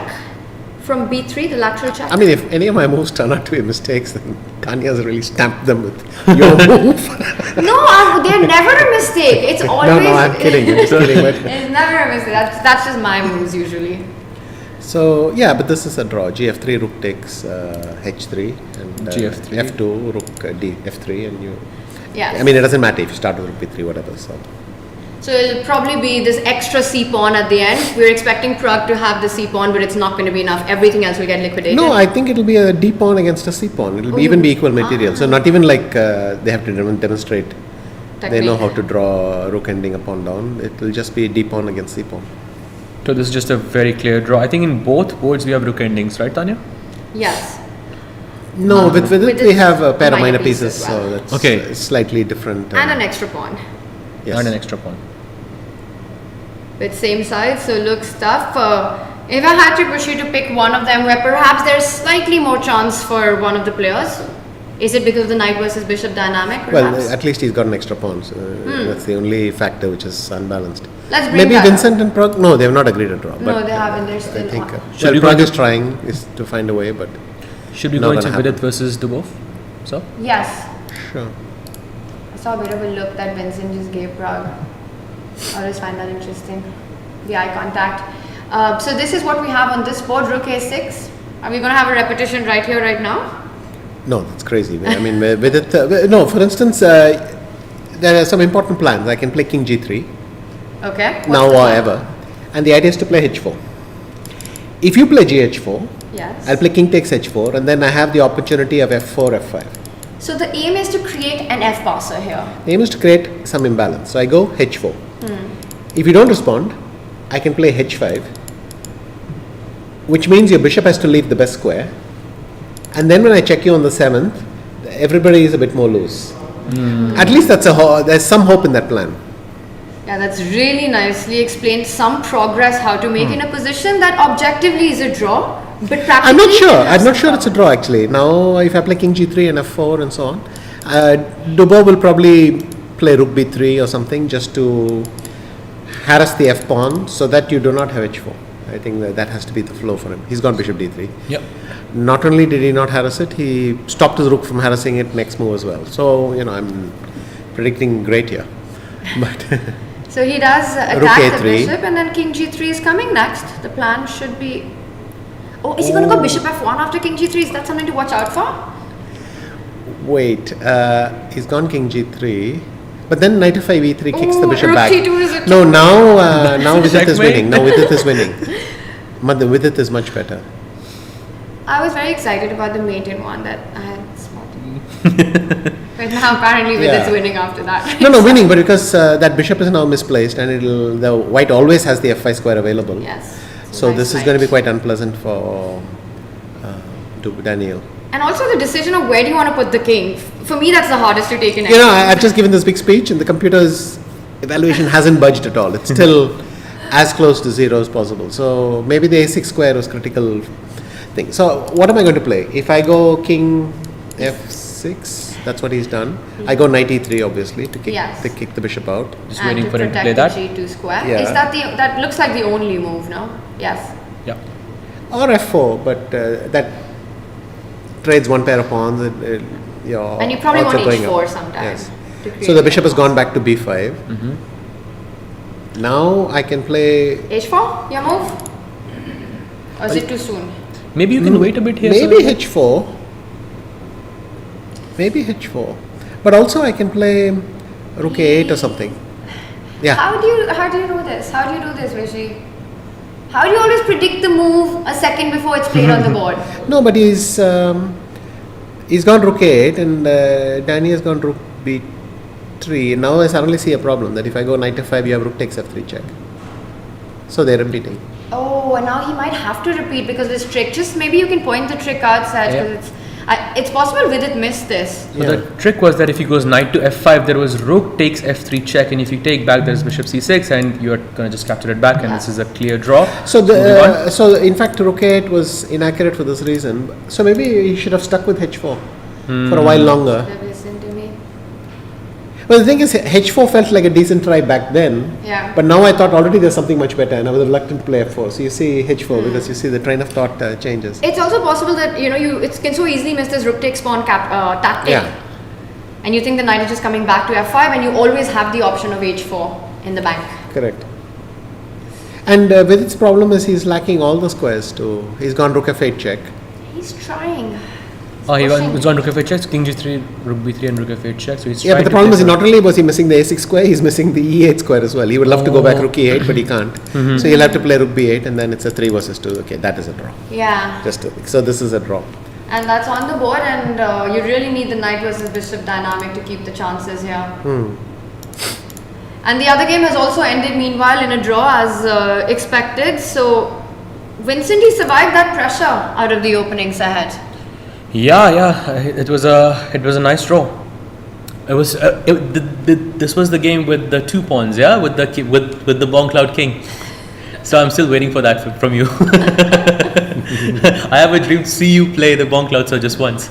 Would you ever do it, or no? Me? Oh, Yeah. Would you I ever thought you play the asking Tanya. Tanya will for sure, I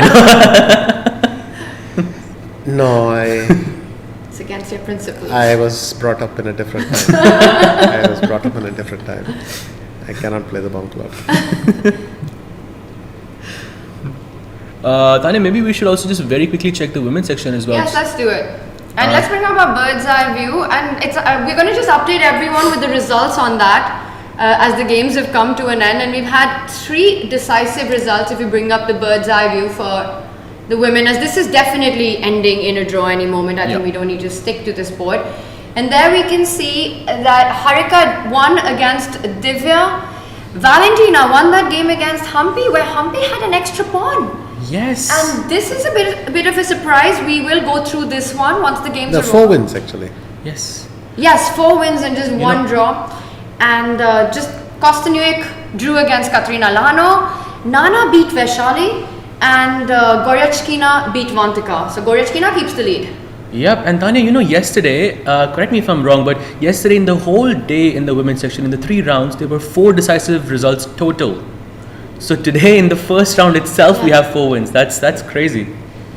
They've come all guns blazing in this one just at the start of the day. So some big results. I think we still have the live game on and we'll check in, because I'm really surprised with the Humpy board. Maybe we can just quickly show that, Sahaj, because it felt like there was no way that Black can lose that game. That is true. So let's go there, and this is the game over here. This is the position where we were on. This is where we left it. Yeah. So I'm just waiting for the thing to show up over here. So yeah, I think C5 was the move that we were discussing. Oh, she played G5 here.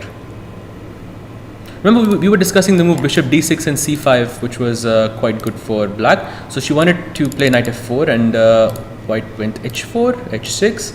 Rook comes out to attack the Knight, Knight F4, Rook E1. Already I feel maybe it's less better than it was maybe a few moves ago, sir. What do you think? Knight E6, so Black is just a clear pawn up. It's an extra pawn. I feel C5 was a bit more comfortable for her. But yeah. Yeah, well, I thought C5 as well. In fact, I wouldn't have considered G5.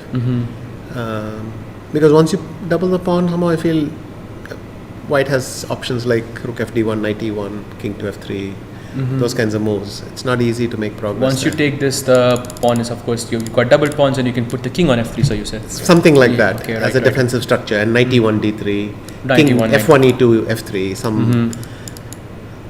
That's actually a good point, sir. So what happened over here? Maybe she made, it still looks a bit better for her. So let's see what happens. She took the pawn takes pawn. There are lots of things that can happen. You would confidently state the one result you would rule out is White winning. So I'm still baffled as to how White won. But anyway, let's see. That is true, sir. So Knight comes to E5. Black plays C5 finally on the board. And I think she's still much better in this position. Pawn takes. Rook comes out to D1, attacking the D5 pawn. Once you take this, an only move by her, she plays it. Takes. White plays B3. Okay. Rook C8 happens. Oh, okay, she's trying to create a passer maybe over here. Knight D3, it's a mistake. Something really went wrong here for Humpy G. She just had to play C4. She just had to play C4 and give up this pawn, but I think she decided to save it somehow, or... No, she went Bishop C3. Yeah, Bishop C3 and then Rook F1. So Bishop C3 was the big mistake in this position, and now C4. But why is it so big a mistake?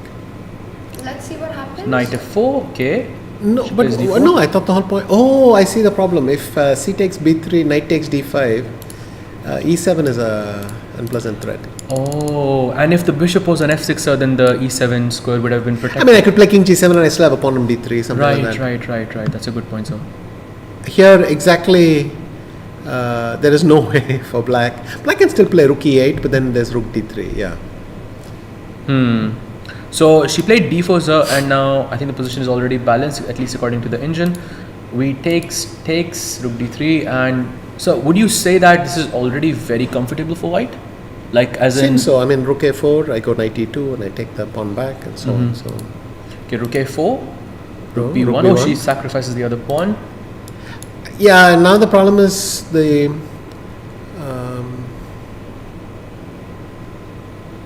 White's actually going for the rook b3 check, but she didn't have to take on a3. She could have for rook b1. She didn't have to take on a3. Maybe Maybe rook like b7. b7. But still, rook b8 check, rook g3 check. That king is going to go walk around a bit. May not be what she intended. Right. So for me, it feels like the tides have already turned. Like, from black, trying to, being better. It feels like white is the one pushing. I still feel black has enough defensive resources. For instance, had I played rook, so I go rook a3, rook b7, and some move like rook a6. I can't believe I'm worse. But anyway, let's see what happens. Rook She d6. played rook d6 here, sir. Now rook b8 check. King g7. Oh, we were looking at the same position with the rook on a4, I believe. g4. Okay. Now I would even feel slightly safer because okay. It reminds me of Vincent versus Nodirbek, where Vincent is up a pawn the whole game, and then Nodirbek with the knight turned it around at the end with knight h6, that last move. Yep, good point. So rook h6, and she plays knight to h5. A little scared for that king. What? Why d3? Hang on, put the pawn back.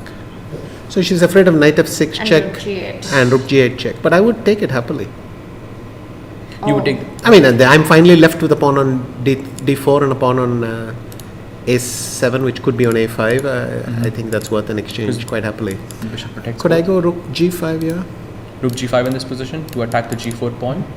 So same Or maybe idea. exactly now knight h6 and rook g8 is awkward because of the double. Both rooks are under Yes. threat of Yep, so exchange. let's show that. Knight f6 check, king comes here, we Rook play rook g8 g8 check, king takes knight, and I And take rook the rook takes over it. here. And now, of course, you have to play rook g6 because if you move the king, then I will take You your. take both rooks, yeah. I'll take both rooks. So rook g6 happens, and the boss says it's still equal, but it doesn't. Why? Because I put one pawn on a5, one pawn on d4, and they're both protected by the bishop and thing. So your king cannot round up the last pawn very easily. It's unpleasant for black because white can harass black a lot, but whether white can actually make progress is harder to say. Right. So she played the move d3 in this in this case instead. I think maybe the idea was to free this bishop and to not allow. I mean, knight it f6. stops one problem, but at the result of eliminating a trump after all. Yeah. I felt bad giving up that pawn. Also, could black have played? But right now it's not easy. Maybe bishop d2. Bishop d2. Well, it supports that rook in a different way. Mm-hmm. So Yep, that feels like a really good move as well, sir. Because just to explain it to everyone watching, knight f6 check, king g7. If you play rook g8 check, you cannot take the knight because of course the rook is protected. yeah. So bishop d2 is a really good move here, sir. Maybe I can play something like king g2, but I feel like Yeah, black's next move is not evident. Anyway, let's move on. Let's Yeah. go through the game. so rook d3 happens, rook c5, and Ooh, that was the blunder. is the blunder. Rook Yeah, d7, next let's figure out why. Yeah, I mean the blue arrow helped. rook g6. You lose another pawn. So she could not defend this pawn anyway because if she comes to g6, there was rook d6 check, yeah? Yeah. Yes. So rook g6, you take the pawn. But the knight. There's a checkmate. You can't take the knight and also the bishop. Yeah, maybe you can show that as well. So king, if black had defended with king g6, you could play rook d6 check, right? So, because if you play, King g5. yeah, I was only looking at f6. So I was really happy that I saw something on the g7 King square for g5 once. f4. Yo, reliving your g7 demons. So The king just go g5 f4. Yeah, king takes g4. Take the rook. Take the knight. Yeah, and the bar says that you're still fine because of this a pawn. But you're going to lose that pawn, and still this is a draw. That's interesting. Well, I'm simply not going to let you consolidate your f pawn. You go rook h5 and king h5, rook f7. So rook h5. Yeah, I think you can't take because Yeah, there's well, you bishop take on d4 check. f7 obviously. Yeah, you take on f7. So and then I can play king g4 or something. yeah, this. But it didn't happen. Yeah, None anyway, of this let's move happened. None Yeah. of this happened. So she played rook g6 instead, and she chose to give up the pawn on Yeah. f7, and white took on f7. Black played king g8 and rook a7. Okay, rook f4 was the Yeah. best move here. Rook a7 happens. Rook takes g4. King f1, and now all the bar says it's equal, but it's not an easy move to play here. King h8. Oh, That's the wait. big blunder. can't go back anymore. This is, and she played rook Oh, h3 because a here. rook h3, king g8, rook takes c3.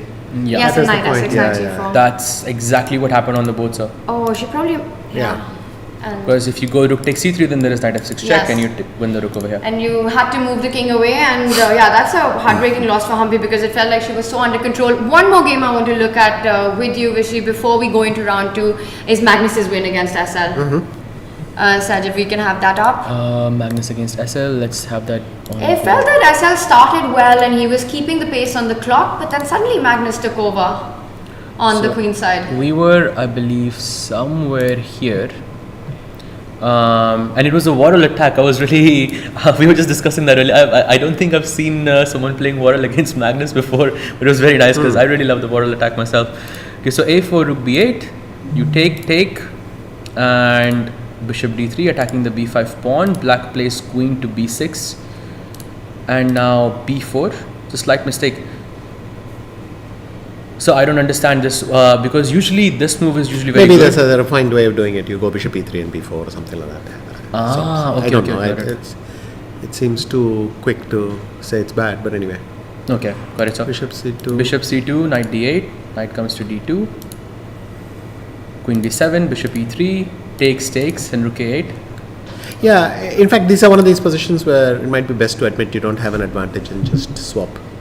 Yeah, usually the a file is where the advantage is in. Not really. I mean, a single rook shouldn't do much damage. Okay, so he plays rook f1 here. I think he's going for some f4 ideas, right? Yes. So he goes rook a3, attacking the c3 pawn, and already feels like He just broke through on the queen side before any counterplay on the king side. So yeah, f4 did happen, but it was too little too late, or what? knight f7, you take, black This takes. f4, fe5 I don't like because unless you're convinced you're going to be better, why do you want to unbalance the position? You could play, I don't know, queen d1, knight e2, f3 and try to kick out that rook slowly. Queen d1. I mean, with there's no way that a solitary rook is going to be able to break through. And the thing, but after f4, fe5, there's a knight coming to d6, there's f5 happening. You're Black losing has the other c3 levers too. I mean, just so he could play bishop c5 or something.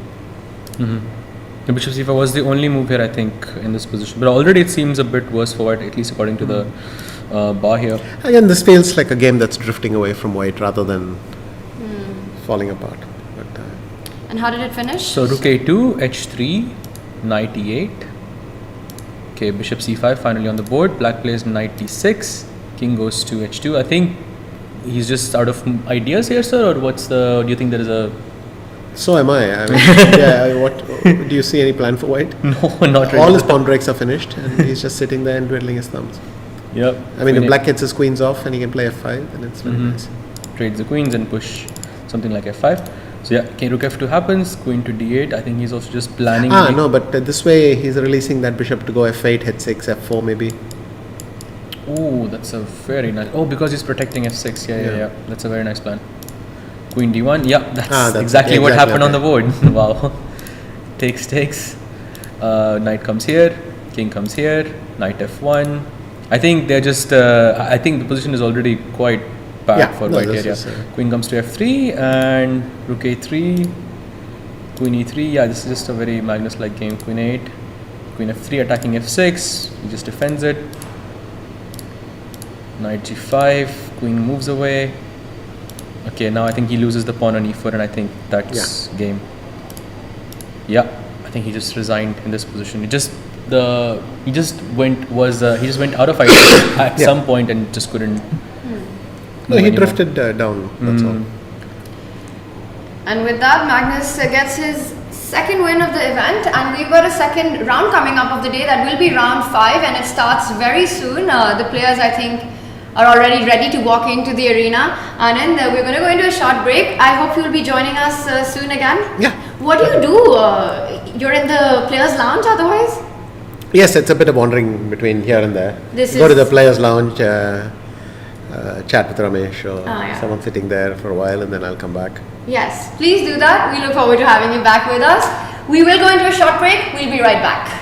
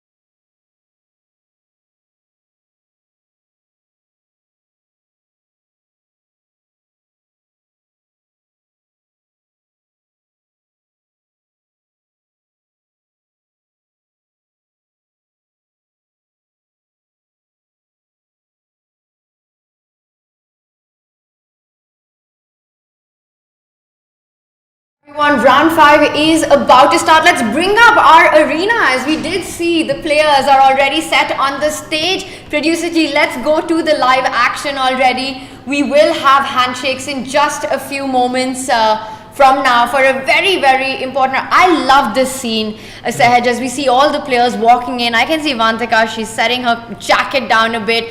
Everybody's seated. You know, the first few tensed moments before action begins, then everyone gets in the zone. Yep, very, very tense zone. And also, not the best day for the Indian women players, because, we suffered 4 losses, I believe, if I'm not mistaken, but 4 decisive games. That is tough. Hopefully they can make a comeback in this round. Let's see what happens. 4 decisive games is a commentator's dream. So I love the action that we've been getting, but a heartbreak loss for Humpy, who had so much under control in her game against the world blitz champion Valentina Gunina. Let's quickly bring up our standings going into round 5 before the action begins. And this is where we are at the Tata Steel Chess India men's. These are the standings. And look at that. We started the day with Nodirbek Abdusattorov at pole position, and now it's a neck-to-neck battle between the 3 greats. Magnus Carlsen has joined the party. Nodirbek survived a bit of a scare there at the end against Nihal Sareen, though he had the extra pawn with some threats against his king. He's at 3 points, along with Wesley So, also at 3. And then there's a bit of a gap, a 1-point margin there. Yup, the 1-point margin. I mean, there's still quite a bit of rounds left, but I still think that, that definitely makes a difference in the longer run. And would you say that this is already a 3-way battle, or would you say that there is still a lot of chess to be played? A lot of chess to be played. It's too soon to call it any way battle. I think we're going to see a lot of turnarounds today itself. We've got 3 more rapid rounds tomorrow, the final day of rapid. But I think this is going to be a completely different standing by the end of today. Let's also bring up our Tata Steel Chess India women's standings before we move on to the action, as the first moves are coming in. And Sahaj, what strikes to you when you look at the leaderboard right now? I can see Harika had a good game today. I believe she was the only Indian player to score a win today, and I think that's great. And she's on 2.5. But yeah, Goryachkina is the sole leader, and she had a great game in the in the first round. And behind her, there is a 3-way tie between Harika, Nana, and Katrina Lagno. Vantika was having a great day 1, but I feel she had a bad start in the earlier in the day. But hopefully she can make a comeback. I think compared to the men, we see that it's sort of more hotly contested. You only have half-point margins across the leaderboard, so a tight battle. This one we saw in the men's standing that players, the top 3 are currently a point ahead the rest of the field. Actions on, first moves are coming in. Let's bring up our bird's eye view of the Tata Steel Chess India women round 5 and do a quick tour of the openings that we've got. So if we can have the bird's eye view up.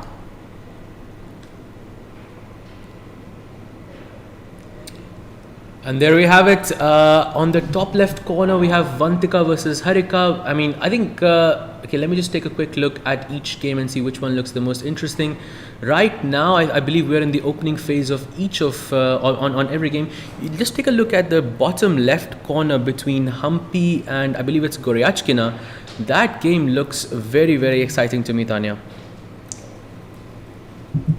Yes, and that is our bottom left board that you're talking about right there, Humpy, with the white pieces. It's a very interesting opening, this one. It's quite trendy as well. We often see black, going into this imbalanced position. Now, how much of that is psychology? Because Humpy has just lost a game that she was much better pretty much throughout. She had an extra pawn. Goryachkina, do you think she's trying to get Humpy into more chaotic positions and try to strike from the mental game aspect? I think that's a very good strategy here, Tanya. I completely agree with that. But Humpy, she is the queen of Indian chess, and I feel she is more than I believe she is going to make a very good comeback really, really soon.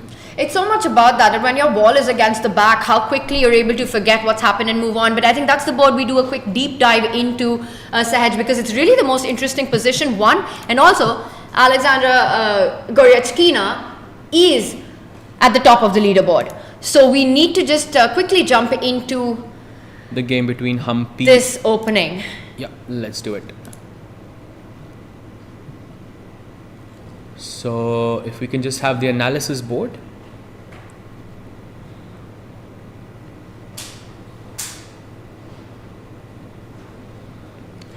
Okay, and there we have it. Should we do a quick a roundup of the opening as well, Tanya? Let's do it. Let's back up. Let's do an action replay. And this is a very trendy opening, like we were saying. But Sahaj, you can break it down to us because there are so many tactics involved as well. Absolutely. So there is, I would have loved to see a London system over here, but that's just me. And we know that's a great opening as approved by Vishy So. So we have c4 and she plays e6. Now we are playing the Queen's Gambit. Here she goes knight to c3. The knight comes out, to into the center and she takes. You were right, Tanya, that it's actually Alexandra who's going for the sharp kind of a play here. Maybe she's going for a win, looking at, Humpy's, maybe. I just realized it's actually Kosteniuk. It's not Goryachkina who she's playing against. I saw the camera and I think there was a mistake with the name earlier. So my apologies. Mm-hmm. It's Kosteniuk, the chess queen versus, like you said, also a chess queen. Yep. The clash of queens. It is. So this is the Vienna variation. She plays e4. It's the most aggressive line, gaining the center, taking the pawn on c5. And I believe we saw this opening yesterday as well in the open section as well. I believe it was a game of Magnus as well. But just moving on, black pushes b5 to defend the pawn on c4. She pushes the pawn again. The knight moves away. We take the pawn on b5. Wow, this position looks really, really imbalanced already. And I must admit that we are still in opening theory, but this is not the type of opening that you see a lot. I actually had this game in last year's Grand Swiss against Polina Shavalova. Mm-hmm. I was playing with the white pieces and it was a long, complicated game.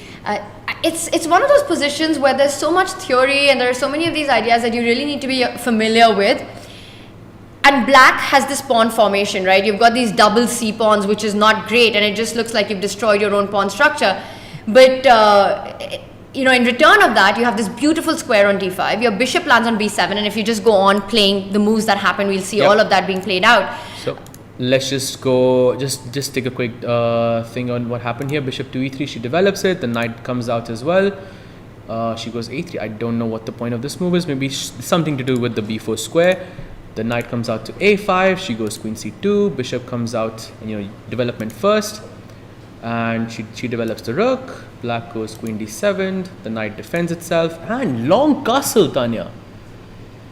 In this position, Kosteniuk went for long castle. Wow, that's definitely a statement in this position. I was expecting short castle, which is the safer choice. But she goes long castle. Maybe she's looking for some crazy attack on the king side. And I think this might be a very dynamic game. And I think this is the position that we are on right now. This is amazing. I love to see it, and it just means that this has to be preparation, because look at Kosteniuk's time. She's barely burnt any amount of time on the clock. You take such a big decision, you want to play it only when you're familiar with what you're doing, and our engine's helping out, pointing the best move in the position. I don't think it's the only way to continue. I would be surprised if it's the only move. I really like your idea of sacrificing even perhaps the g pawn to open up the g file to find a way towards the white king. At some point, whether it's before or after queen to c6, I think g5, g4 is really where it's at for black. Meanwhile, for Humpy, where is she finding her play, her counterplay? Is d5 a threat that you need to be careful about? Is that the point of queen c6? It could very well be, because d5 looks dangerous. Black's queen side pawns are really, really badly placed. So if you could remove this knight from here, it just exposes the queen side a bit more, and it creates this attacking ideas for white in the future of the game. So d5 I think could be an idea, and queen c6, you release this rook over to the d5 square, and this could mean that d5 becomes less possible. So yep, very well. And also another idea of queen c6, Tanya, so just creates a is it called a battery? Yeah, a battery towards the g2 pawn, and maybe you can support that with some g5 g4 ideas.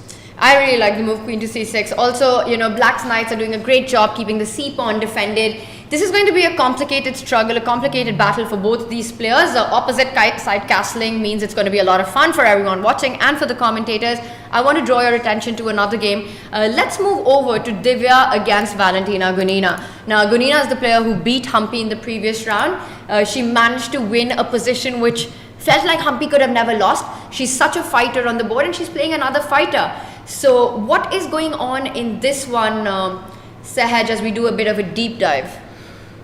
So the first thing that I notice is that there is this isolated pawn on c6, and I like seeing isolated pawns, when I'm not playing with them. And as compensation for Valentina, I believe she's got a bit of a more active position. You can see this bishop on h3 is a bit more active than our bishop, and I believe she's got this control over the d4 square as well, which could help her double up on the d file and sort of gain control over the open file. So maybe a bit of an imbalance, because you've got this isolated pawn and you've got more active pieces. If I had to choose a color, I would say, okay, I love playing against isolated pawns, so I would say I would choose to be Divya here. What about you, Tanya? What do you think? I agree with you. I mean, it looks like a balanced position, and at first it also almost feels as if black's pieces are more active, but when we talk about static weaknesses, long-term weaknesses, Divya's got more to play for. The isolated weakness that you spoke about can already be put into fire once a rook lands on c1.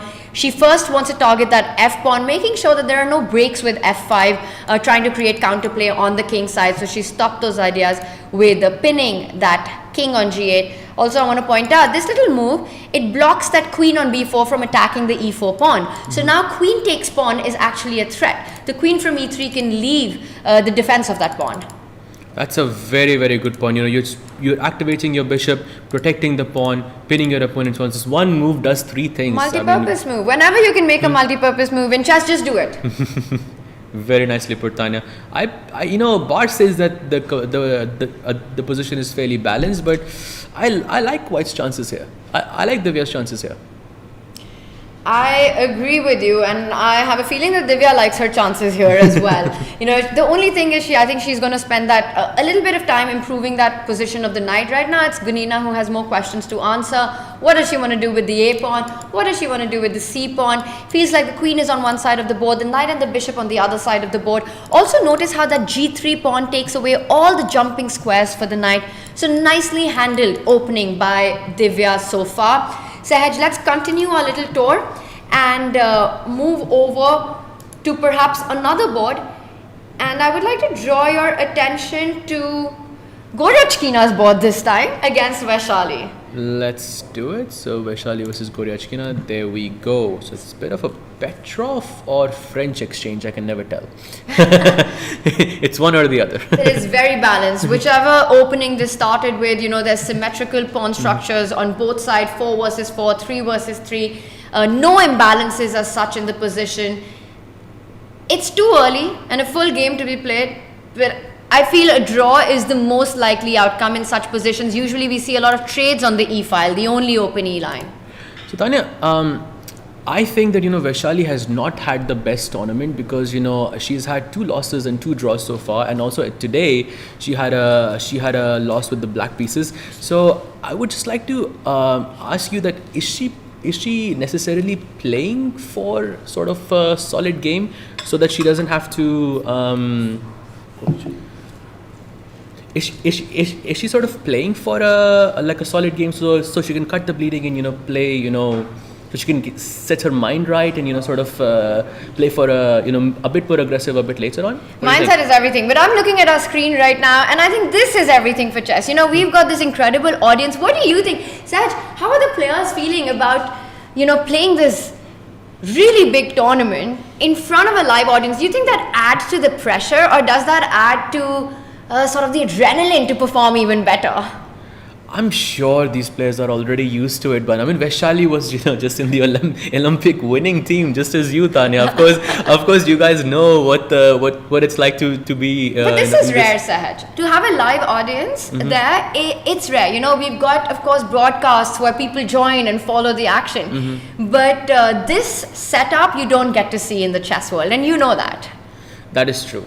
That is true indeed. For Vaishali, like you said, stop the bleeding. I think that can definitely be part of the plan right now. When things are not going your way and it's a rapid format, little time to turn around. She wants to keep things solid. She's not a solid player herself. But that said, as solid as it is, it does look like the only open file Vaishali has that under control. That little pawn on a5 gives her more space, more play on the queen side. Perhaps someday the b pawn will join the party as well, moving forward.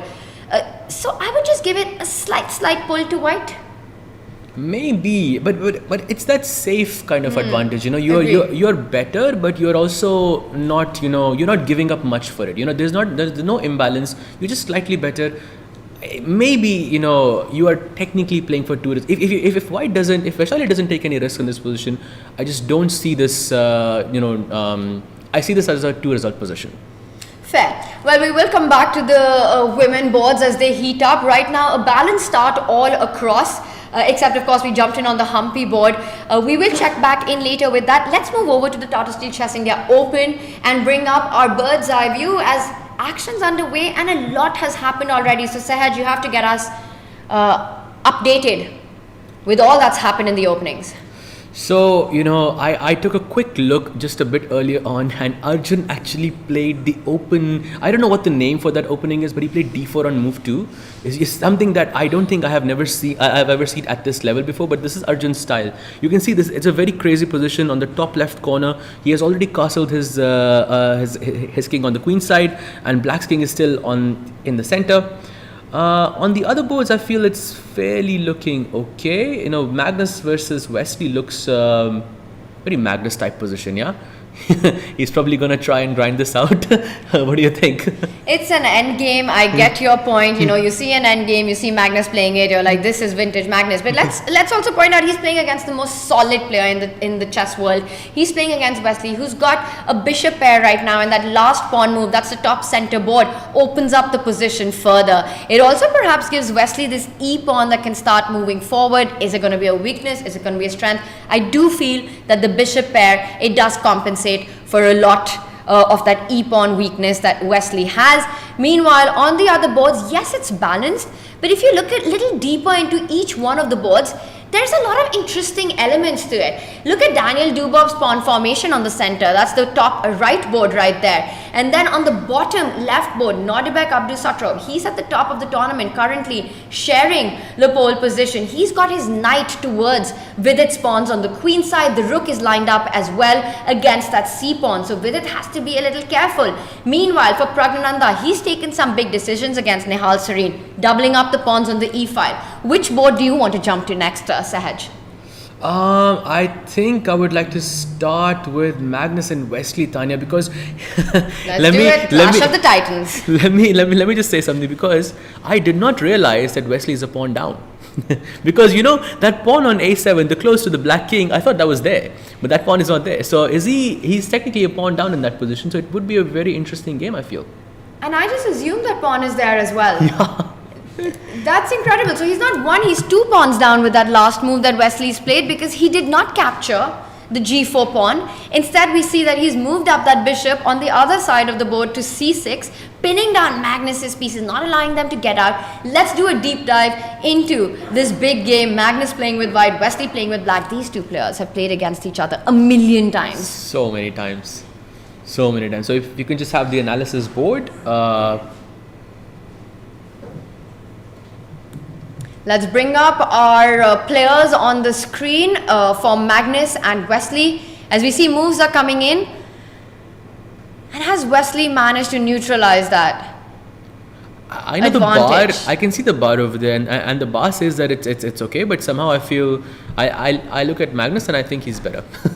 I look at Magnus, I see it's an endgame. You know. That's got nothing to do with the board or what's happening. That's the Magnus aura. I feel, but you know, I have often felt that you have a bias in certain positions, you know, end games which you would say this will most likely end in a draw. You see who's playing, you see that it's Magnus, and you're never ready to call out that result. True. You know, Vishy sir was also just pointing this out a bit earlier, that when you see the bar, your whole impression of the position changes, because you've already seen the truth of the position. I feel, at least for me, it's the same thing happens when I look at Magnus, you know, because when you look at him, he's playing with white, he's going to be fine. And I want to add, you know, this last game that we were checking out with Vishy, Magnus against SL, Magnus was playing with black. When you were going through the moves, Sahaj, how easy did Magnus make that look? It was to a point, and of course I was trying to explain it, but it just felt like he was just making very, very normal moves, and SL's position just collapsed. Yes. Just on its own, and Magnus was able to get everything. And SL, one of the strongest grandmasters you've got. You know, he's so close to crossing. I think I'm not sure, but he's already crossed the 2700 mark. He has, I believe, once before. I think he's 2680, something like that. But he has crossed the 2700 mark before, I believe. Don't quote me on that. But I think maybe in the live ratings he must have. Yes. So just incredible scenes. And now let's get to this position that we have. You so rightly pointed out, it's so easy to forget that A7 pawn is gone. There's supposed to be a pawn there. I'm not even sure where it went, how it was captured, but something captured it at some point. And I have a feeling that it was done to get the bishop pair by Wesley.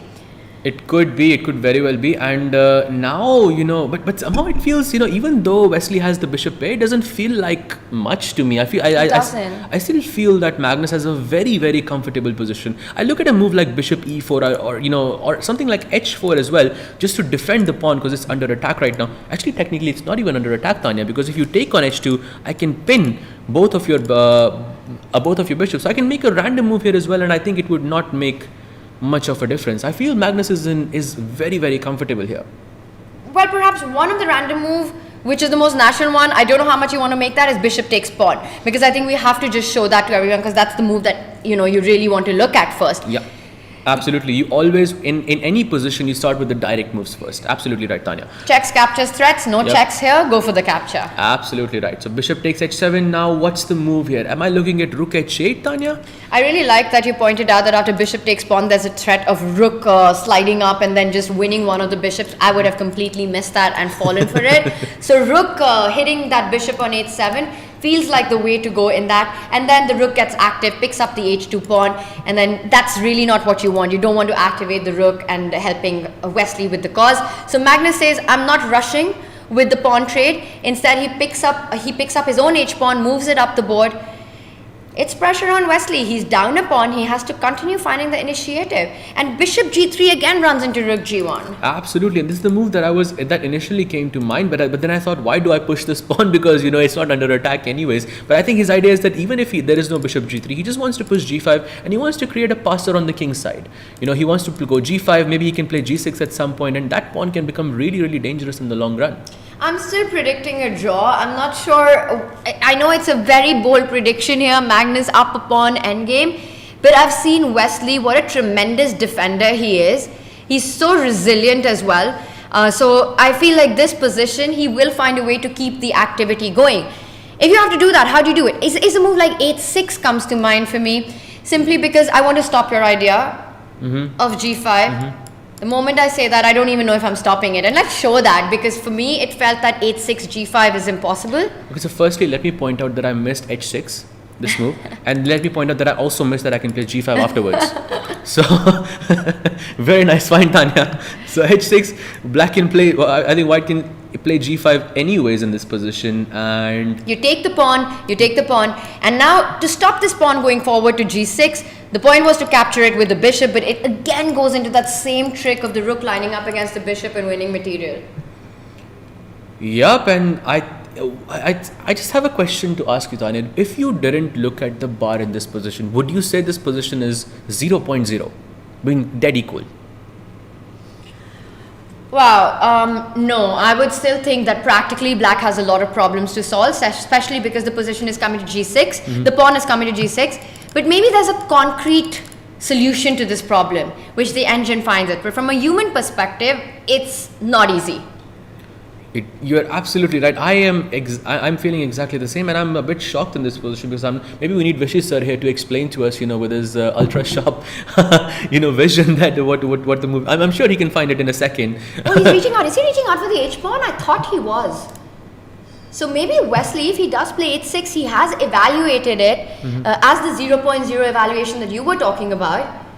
And Vishy sir will be joining us very soon as well. So that's always amazing to have. I think Wesley's about to play h6.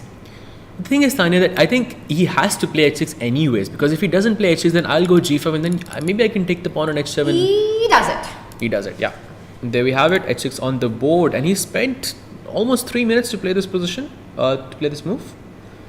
And it also goes down to that concept of if you're down a pawn in an endgame, try to trade off as many pawns as possible, keep the pieces on the board. Because you want to neutralize the pawn advantage, bring it down to that one weakness that you can get to. So h6, g5, I think Wesley showing class. He evaluates it that this should be holdable if Magnus was to trade the G pawn right now. I think you're right about that, but I think I'm not sure if he goes for G5 or if he keeps the tension, because Magnus is technically up in material, and you made a good point, that he doesn't want to exchange pawns in this position. I don't know if you saw, look at the way Nodirbek is looking behind over his shoulder at the Magnus board. He keeps checking out the DGT boards which are on display at the back right now. In the background, we can see Vidit deep in thought. Yep, absolutely right. Tanya, while Magnus ponders over this move, should we look at another board, or what do you think? Let's do it. Let's bring up our bird's eye view and check out the action. And I am so happy you called for that, because there's one board that catches my attention. If we can have the bird's eye view up as we jump a little bit, the Magnus game, it's going to be a slow grind. We'll check back in with this. But look at what's happening on that top left board. It's madness on the board. Arjun Erigaisi, he is the man of mayhem. He is able to create these crazy positions. He's done it again. You spoke about stop the bleeding. It's been a tough tournament for Arjun so far. He's coming out at the back of a loss right now. But he doesn't care about trying to get a solid position. He still sticks to his style. Yeah, Arjun is the exception, I think, in every regard, because it doesn't matter what the thing is. Every game he's going to play for a win. I mean, that's what separates him, Gukesh, Pragg and Vidit, from the rest, because, these players are always playing for a win, no matter the cost. And that's a top left board. That's crazy. We will jump into that one. And I'm just looking all across for Daniel Dubov, SL Narayanan. It looks like that's a top right board that we've got. Daniel's the one who's got the advantage here. He's got a healthier pawn formation. It's the bishop versus knight dynamic. It just looks like the bishop will prove to be stronger. You can kick out one of the rooks from the B file and then try to gain control of that B file. Meanwhile, on the bottom left board, Nodirbek versus Vidit, so far pretty level, but it's also the Nodirbek kind of position, level but imbalances. And then Pragg against Nihal, also equally wild, a queen and a bishop battery set up, a queen trade on offer, but I think we have to next jump to the Arjun board. Yeah, let's do it. Let's go to the Arjun board. Also, Tanya, I was mentioning this a bit earlier. We don't have to do the whole opening, from opening to this position, but I just want to show this to everyone that Arjun actually played e4, e5 and d4 in this position, which is something that you never see at this level. What do you call? What is the name of this opening? I don't even know. It's not the Mora, because that is that's e4 c5 that's d4. e4 c5 yes. d4. This is some center pawn game. I mean something like that. I mean it's not relevant enough for us to know. We'll ask Vishy when he gets here. Vishy sir will know. He will know for sure. Vishy sir will know for sure. So we are on this position, and I mean, if you asked me, if you gave me this position and you said, guess who is playing as white, and you showed me all the players, there is no doubt in my mind. I will always say it is Arjun. It can't be anybody else. Anybody else. It can only be Arjun. It can only be Arjun. So he just finds these amazing ways to create positions which are so chaotic that either player can go wrong. So you create your winning chances like that. But to me, it looks like, has it backfired a little bit in this one? I mean, that's the price I think you have to pay. It's high risk, high reward situation. And but the main point is that he will continue to play in this fashion, because this is what he does best. Okay, and the queen trade is on offer. And does he go queen c3 or does he take the queen? Knowing Arjun, there is no way he exchanges the queens. He doesn't. You're absolutely on point with that. You don't play the center pawn game if you are going to look for an end game. Also, that queen trade would have resulted in black having such a stronghold on the d4 square, the central square. So Vincent, he seems to be pursuing that queen. Arjun can repeat at this moment. Yep, he can. But once again, because the queen did go back from d4 to c5. This was the position earlier, and he played queen c5 and queen c3 and queen d4. So maybe this is Vincent offering. This is that polite draw offer. At least offering a repetition. I don't know how much of it Vincent wants. Has he found something better than queen c5? Does he want to see what is Arjun's mindset? What do you think? Does Arjun repeat, or does he try to find a way out? And what is that way out? He could potentially put his queen on f3, but somehow this doesn't feel like a good square to me. I can't explain why, because I want my knight to go here just to kick this queen away, maybe to have some e5 break in the future of the position. I don't like putting my queen on f3. Maybe I can put my queen on c2 instead on this square right above the king. And now I have this move knight f3 which can come with the tempo. This is going to show us so much about Arjun's mindset once again, right? Because you come out of a loss, you've got this exit right in front of you being offered, where you're like, okay, if you want to play on, you show me the way forward, I'm okay repeating. Or does he want to play more fighting chess? I don't think I've seen Arjun repeat out of the opening too often. I can't remember if that's ever happened. I would like to see the stats on that, because I don't think that has ever happened before. Alright, well, we'll leave Arjun to decide on that. We will come back and check in on it. But let's move on to Nodirbek against Vidit. Nodirbek is on top along with Magnus and Wesley. So he's one of the leaders. He's had a great day one. We have him on our screen. Vidit, I haven't seen now I see the position, but to me again it just looks like Nodirbek, he just exudes so much confidence ahead. He has that slightly intimidating presence about him. Absolutely, you're 100% right about that. And also, they have very, very different styles. I think you mentioned that earlier as well. And do you think, Tanya, that Vidit would be a bit uncomfortable in this situation, considering the situation is so dynamic, so imbalanced? Would you say that Vidit would be slightly uncomfortable, and this is more Nodirbek's forte, or no? I would say Vidit 1.0 would have been, because he always kept things solid. But over the last year, Vidit has evolved his style so much and taking so many more chances. It's been a Vidit 2.0 version that we've been seeing. So a lot more comfortable in positions which are chaotic. He's able to put pressure, but it's also so much about form. And definitely the form these two have been showing in this tournament so far, Nodirbek has been on top. Vidit has had a bit of a struggle in this event right now. He's right now at the bottom of the leaderboard. But what's going on in the position? Because Black has an extra pawn. It's 4 versus 5, so Vidit has an extra pawn. Right now, Nodirbek's last move puts pressure on Vidit's bishop. Vidit is about 7 minutes behind on the clock. You're pointing out a really strong rook on c6, the activity of the pieces, the queen, rook and knight combined to put pressure on the c7 pawn as well, which can be picked up at any moment. And also, not to mention, the d4 pawn is also under attack. So if he just moves the rook away at, to c1 or to c5, either of those squares, in the next move he can capture one of the pawns. So he's temporarily a pawn down, I feel. But so rook d3 and he went back knight. Can we just back up a few moves, because everything's hanging in the position set? So this was So just about here. There's a bunch Let's of exchange. start from here. Yeah. So you take Black plays rook to d7. I think the point is just to defend this pawn on d4, and now he just thought to liquidate the position. He captures the knight, he captures the bishop. Now rook joins the action. Black plays bishop takes b3. This is the move that we saw. And he plays rook d3, attacking the bishop, and he says, I'm not going to defend my bishop, I'm going to attack your rook instead. And now it's Nodirbek to think, where is he going to put his rook? A lot of exchanges just took place in the last 5 moves, Anya. Yeah, it's offense, counter offense. That's what we've seen in the last few moves. The bishop was attacked, attacks the rook. The rook was attacked, attacks the bishop. The knight goes back, attacks the rook. And now the point is that taking on c7, rook takes pawn, I think it leads to so many trades. I don't believe knight d5 is the problem there, because then if we can just have that line on the board, because it's really complex as well, and I'm trying to work it out as we're looking at it. Here, knight d5, at least you can take rook takes rook. Queen takes rook. I say you can take it, but it goes on because white's queen is attacked, white's knight is attacked. Yep. What on earth is happening here? And maybe you can play queen f3 in this position.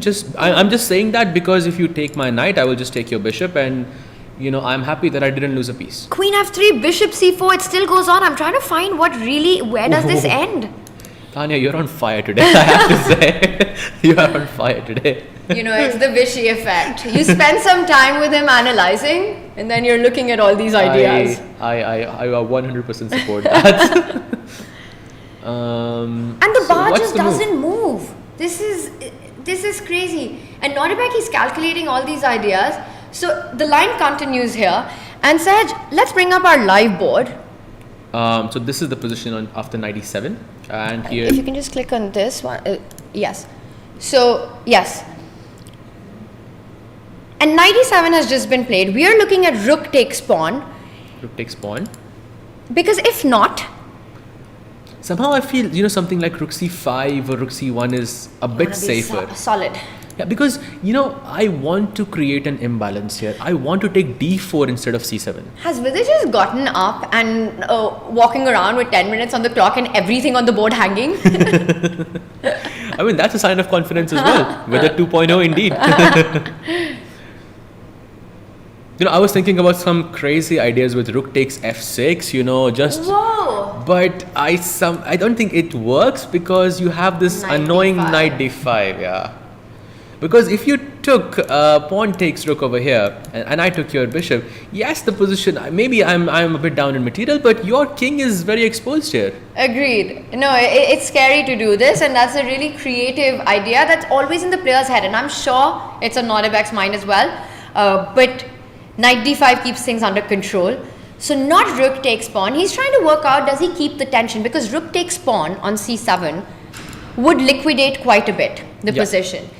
Knowing Nodirbek, knowing his style, he always wants to keep the tension, even if it comes at the cost of a material. True, absolutely true. How does he do it?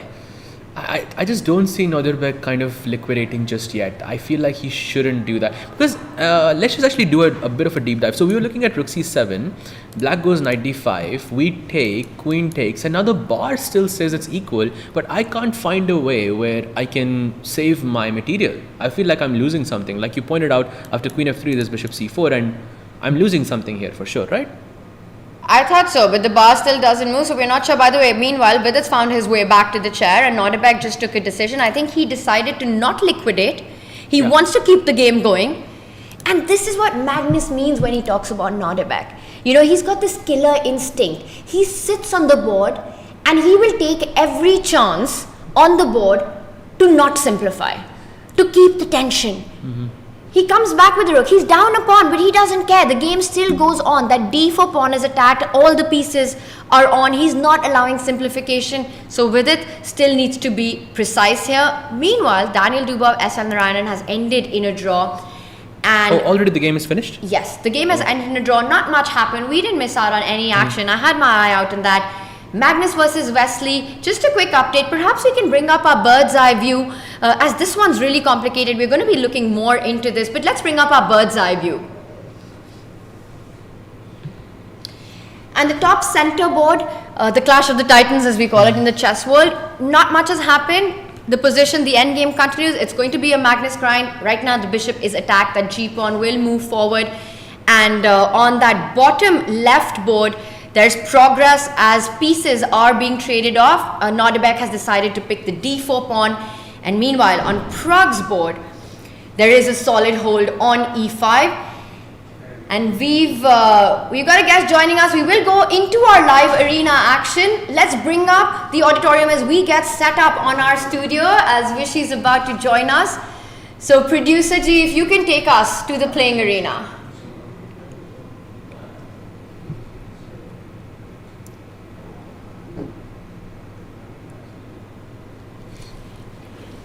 Vishy, we are so happy that you've come at this moment because we really needed all the reinforcements that we could get. I remember Robert Hess last year. He's a producer G. Alright, and we've got Vishy joining us. Before we deep dive into any one of the boards, I also want to bring up the bird's eye view of the women's section and just have you give us a little overview of what's happening. So, if we can have the bird's eye view.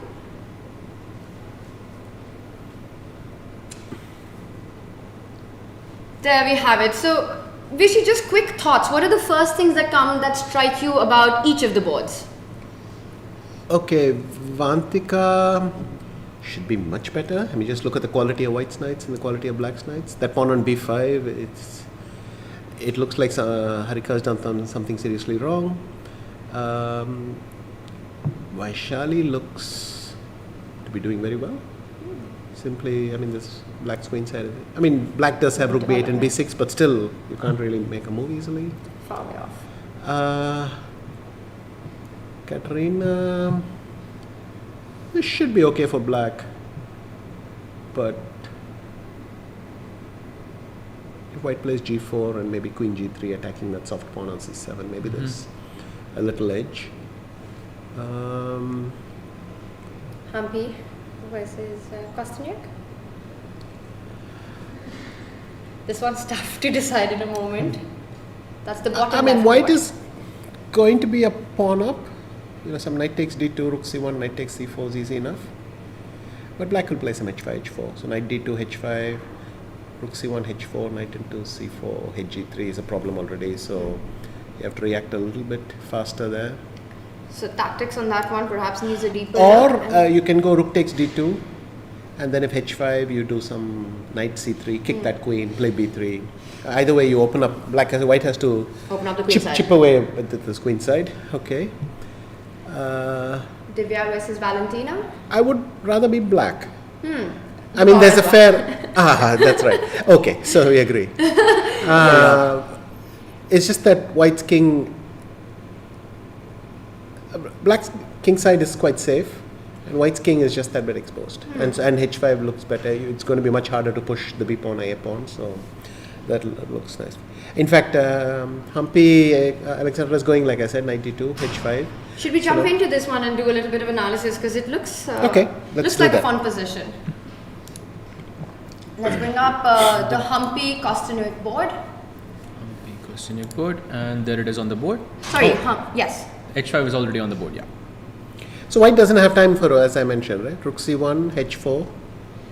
Sorry, if we can just have the analysis board up. Yeah, if I go rook c1, you go h4, and if I go knight c4, already you're playing hg3, and so rook c1, h4, and you're not in time. Correct. To take the c4 pawn. Sure. So how should white? Because h4 is coming very fast. Yes, and stopping it with your own h4 is very scary, because then I'm looking at f4. It's not a move I'm going to make with a lot of pleasure. No, I mean you play h4 and then your hand hurts. Yes. So. But also, would black's response to that be something like push the f pawn and look at? You know what's funny? It doesn't even help you. h4, I go rook g4. Okay, let's just have that. So in this position, white plays h4 and black goes rook to g4. Yeah. Yeah, and now make a move.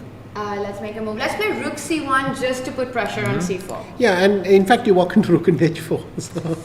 Oh. So it's not. I mean, even if you do it, it doesn't even help you. So h4 is just awful. That's nice. Thanks, Vishy. Yeah. I mean, and now I see there's f3, so maybe you want to play rook at g8, but you get the general drift. Yeah. It's very nice for. Maybe Okay, also. what about queen e4? Do you want to trade queens as white here then? The problem is how you want to trade it. If you go queen e4, queen takes d5, then black has a sensational pawn structure at the end of it.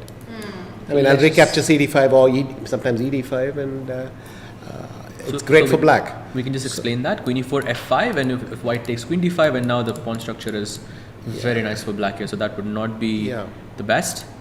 So how do you exchange queens becomes the issue. I mean, for the same reason, I think b3 is not so helpful. Since the computer's evaluation is that it's absolutely equal, I'm just wondering what's the method to clinch it.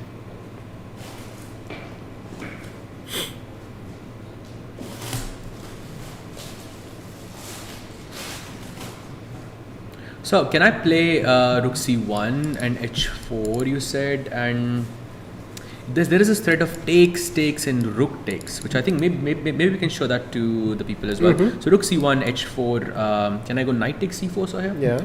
Knight takes c4, I think this, H3. apparently it's not bad for some reason. Yeah, well, maybe knight b6 check. Maybe knight b6 check, because if we go, of course, f takes g3, then there is rook takes g3, Yeah. and then that is just game over, because rook h1 is coming in, queen h1 is coming in, and it's just over. So knight b6 check, I think the idea is to exchange the queens up, so takes, and now queen c6 would be the idea. No, queen c6 take, I'll go king d7, and you don't have time to stop hit gh2. Oh no, I'll play fg3. You'll play fg3, okay? Yeah. Rook takes g3. Rook takes g3. No, but this is not it either. Yeah, It is not, looks winning for black, no? Because I think there's rook h1, rook h2 checks. Yes, I see, but I thought maybe with the two rooks against the queen, it looks uncomfortable, but maybe I thought that was its point. So what is its point? How can this be equal? So maybe queen c6 check. So the pawn on h2 also looks very uncomfortable. Yeah, so queen c6 check, queen takes. Yeah, queen takes, Rook takes, king d7, and he just wants to go rook takes b6 maybe. Rook takes b6, okay. And he's saying gh2, king h1, I don't care. Yep, gh2, king h1. The pawn on the 7th rank, but because you can't push it anymore. What I think Humpy do? Humpy's, she went for rook c1, h4, knight c4. So this is perhaps the line that we're walking into right now. Yeah, this is what we're discussing Yeah, right she now. So rook needs c1, to be h4, knight c4 is already on the board, yeah. Okay. Yes. Alright, so it looks like Humpy's finding her way to defend the king side. I want to quickly go over to Divya's board because it might be the final few moments of the game.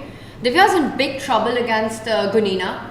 Saj, if we can bring that up. The game between Divya and Gunina. Oops, sorry about that. That game is over here. Oh wow, this is not looking good for Divya. I think Vishy, you called it a few years ago that the H-pawn, you'd prefer that. But more importantly, the difference between king. the absence of the pawn on c2 versus the pawn on f7 is very safe. So king b1, the winning move might be rook f8, simply. King B. The Rook winning move f8. might be rook So f8. the pawn is attacked and just rook f8. Well, because I can't allow queen h5, queen takes f7 No, h5, yes. but this might nail it. And now just It's a funny winning attacking move, right? Rook f8. You can't stop h2, and so you're stuck. Oh, she just reached out and played it, and now Divya, how is she going to stop this H-pawn? You'll have to put your queen on c1, but e4 is hanging, everything's falling apart. Yes. You could go rook e1. There we have it. Rook to e1. She went to a1. Is that right? Yes. Okay, so that is at least half clever because when queen e4 happens, it won't be a check.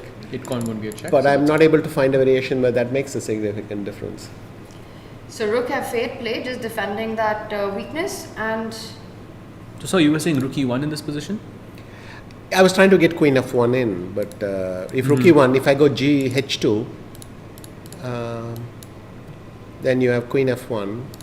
I mean, it requires some calculation. Maybe it's just one for black. Queen takes f1. oh, you trade. And then I go rook d8. I'll defend the pawn and then play g5, g4, g3. I mean, I need 3 moves to win. So Yeah, so g5, g4 looks. Also, so I think rook d2, rook g2, rook g1 is also. They're both. yes, winning. as if we needed more. but, I thought we decided as a panel that one winning line is enough. Alright, so this looks like Valentina's doing everything right. Let's bring up our bird's eye view of the open tournament. We've had one result already, which it's ended in a draw. And Magnus, he's crashed his way through. Can we have the bird's eye view and do a quick jump to the Magnus board? So that's the top center board. Gives a huge advantage that G-pawn looks quite dangerous. The top left board, what do we make of Arjun's position? Vishy, if you could just again point out the quick things on these 4 live boards.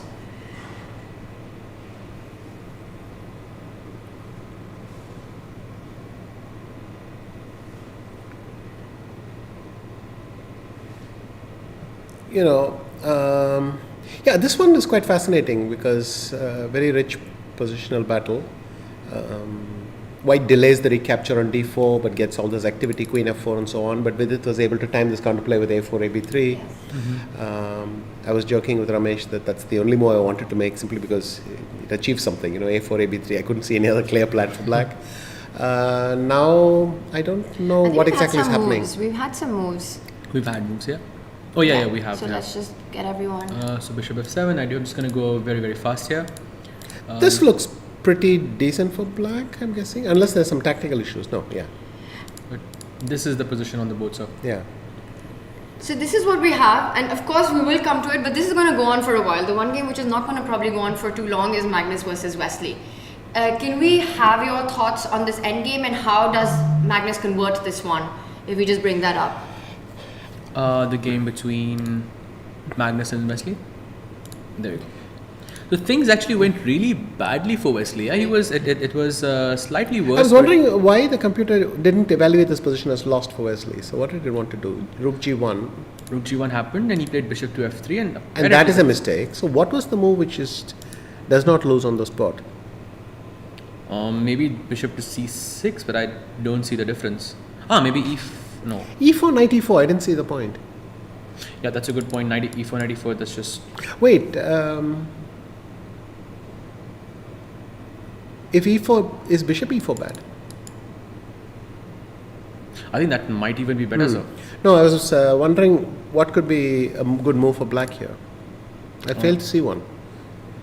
I mean, why did the evaluation drop so much after bishop f3, g5? Maybe I can go bishop c6. There must be some tactical reason. But yeah, you're right. So in saying that it looks optically very, very Wait, so pleasant bishop to white. c6, g5. That's it. Hedgy, simply I harass your rook. Hedgy, bishop e3. And the bishop's not loose. And if the bishop was on f3, I could play rook g3 and they will both be under attack. Yeah, I mean, here you run out, you have no squares. You'll go rook g3, I'll go bishop f4. You can go rook g4, I'll go bishop d7. You'll go rook g2, rook g1, I'll go bishop e3. You go rook g2, I go bishop c6. So basically, I don't let your rook ever settle down, right? Isn't that the point? So that was a crucial miss by Wesley, and then he's lost. But So that was a I big was. one. I mean, bishop f3 and just lost. So the same thing if you go bishop e3, there is rook g3 over I here. did not expect Wesley to go for a line which. It's sad, this line. Why would you play this line in the Petrov when you have so many better openings? But anyway. He played e4 and e4 takes, and now just 2 pawns up. Bishop e3, rook f1 happens, and I think this is just Yeah. winning, right? G6. G6. There's some accuracy required because he'll bring his knight around, but he can defend the. so he's bringing it around to f6 or Yep, this is the final position on the board. Probably it doesn't even matter now. He'll just move the rook and then play a4, king a2, knight d3, whatever. Even if black takes his king all the way to the king side and collects that pawn, yeah, the king is so far away that the white king will. on the other side. Yes. So of course you move the rook because there is bishop e3 threatened. So Yeah, but also we should mention that didn't work in the previous move, bishop e3. in this position, sir. After rook g1, Yeah. that bishop e3 check, bishop e3, and then I have knight d7 check. Okay. King c8, knight f6, and that's why he couldn't go for that. Right. If I go rook g7, sir. Move the rook. No, you can Then go just move the rook rook. e1, rook Didn't he e8. move a knight? What did he move? No, this is not the position. It Yeah. didn't This is the happen position on the bishop board, e3. sir. So rook g4. Yeah, b6, knight e4, b6 and even knight e4. Already threatening knight f6. Yeah, so it's coming to f6. Yeah, if you had any doubts about what the evaluation was a few moments ago, I think you missed it, and Magnus just gave the biggest yawn. He just knows he's close to it. Yeah. This is very. But very honestly,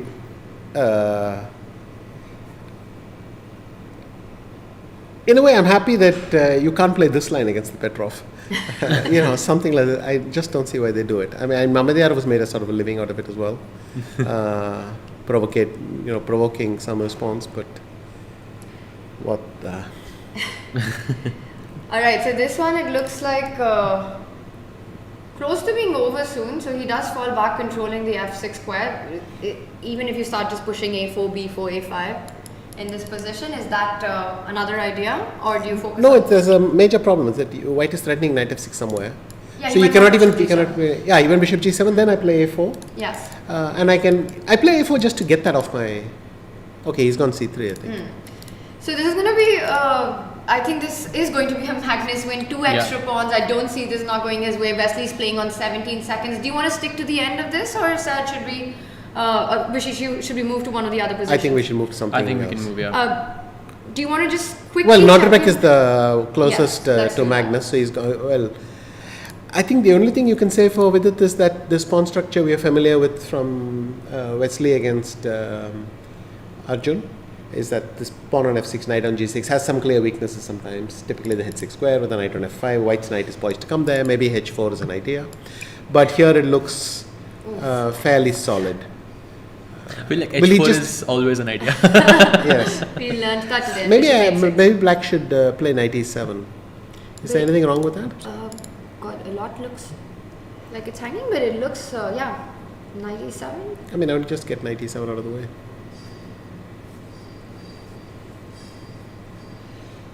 Looks very possible. You know, Magnus could really rub this in with rook e4. No. Huh? Rook e4? Oh, you mean his position? Yes. Sorry. Here we have a view of all the boards, so it's easy to flip. But if he goes, we can take it to the board maybe quickly. Yes. Which board are we- just a Magnus board. Just a quick update of Vishy's idea of rook e4. Oh, by the way, just as you said it. Yeah. No. Yeah, I'll show you. It's just. So this is the position, rook g7, rook e4. Oh wow. So no, and that's a great Yeah. call. By the way, we catch the ending of it. So the point is basically rook e4 stops that king coming approaching any. as in don't even think about it. And then if bishop g7, rook g4 back collects Or the rook piece. So that's e7, it. both Yeah. work. Even rook e7, yeah. Yeah, split 1 is enough. And Magnus for the second time today making it look easy. The first one as well, and it gets a bit scary when he finds his rhythm. Yeah, and he's. It now seems very hard to spot someone who's going to stop him, unless Nodirbek can do this. But with it played knight e7, this is quite solid right now. And so far, I think Pragg got the biggest chance to stop Magnus, and that was in game 1. Yeah. Let's switch to the Vidit board. Let's switch the Vidit board. Okay. We should check Vincent as well. Yeah, we can do that because that's At some equally point. exciting. And we've got time on this one, so. We go to Vidit's board Yes. or? By the way, knight e7 played, so he wants to trade off this f5 knight, which is a bit of a pain for black. You know, we were just discussing this whole Vidit 2.0 that's been on display for the last year, 2 years, and how much he's evolved as a player at this point. Do you feel that way as well about his play? He's definitely become stronger in some places, but here he's struggling. Yes. That's quite clear. But I think watching all these youngsters go past him provoked a response from him. Yeah. And That motivates that you as it well. yes, well, he suddenly understood. In a sense, he's even fighting his spot on the team, and he thinks, okay, time to think. And he really seems to have worked very hard. And in fact, Vidit's a very good player to study. He has ideas everywhere in everything. He has little ideas in every system. Quite an interesting opening player to make a note of. Yeah, and also from a classical sense, right? He makes the plans. He kind of shows the plans on the board in his games when you look at them.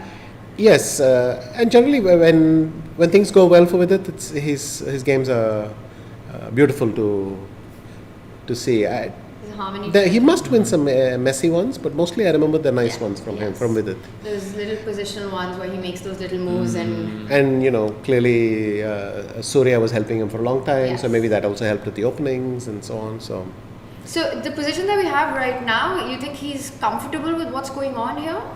I don't see any danger for Yeah. black. I mean, if anything, to me it looks like black's the one with that bishop on d5, the light squares. Yes, it doesn't matter because if white plays f3, king f2, then there's no light square deficit there. But I don't see Wait. what either side is aiming for. Is she wise? Oh, okay, yes. We just He's went got rook that. d8 now.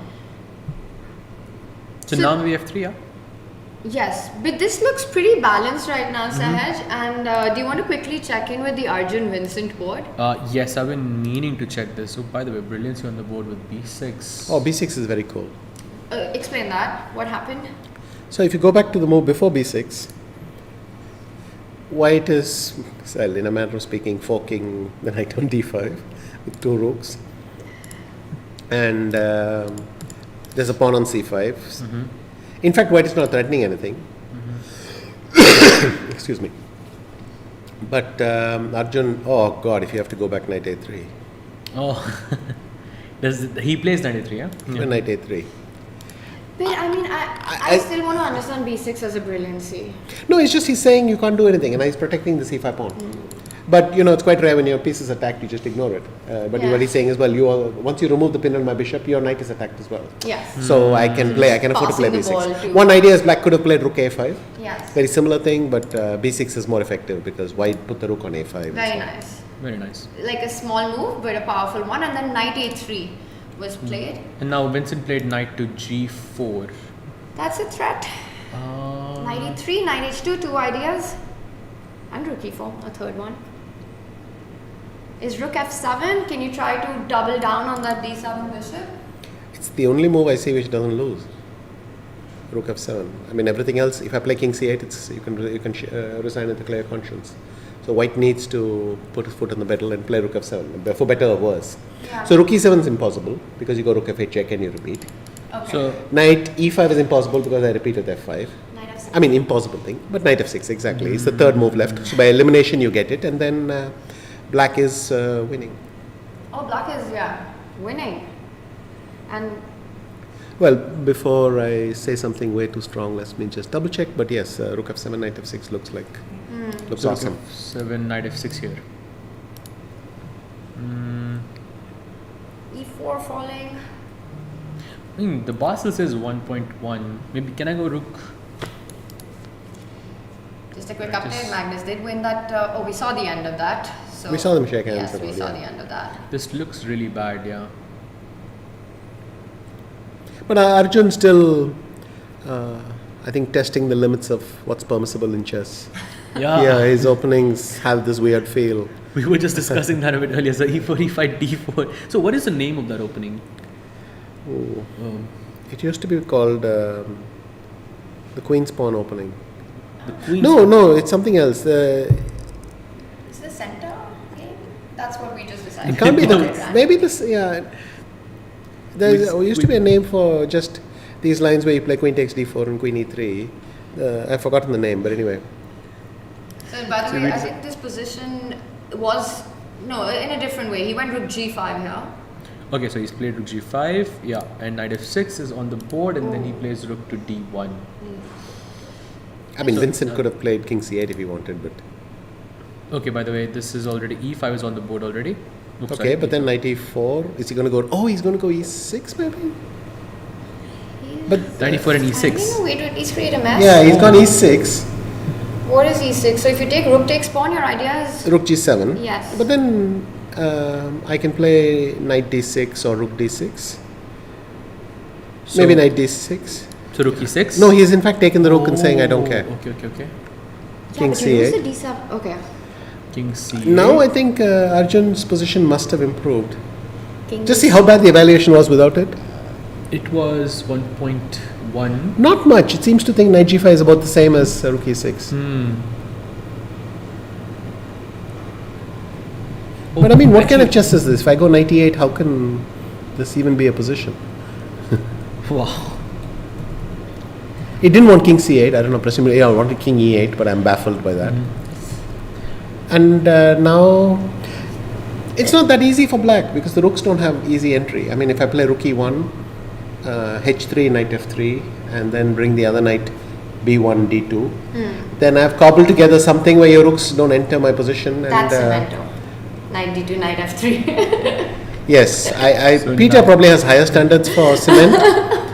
That's probably plastico, but Rook E1 on the board, knight E6 also, nice follow up. but here's the thing. I just explained that I want to shut that the knight position. down. I want to shut the position down. I want to bring the knight near a pawn so I don't have to defend it anymore.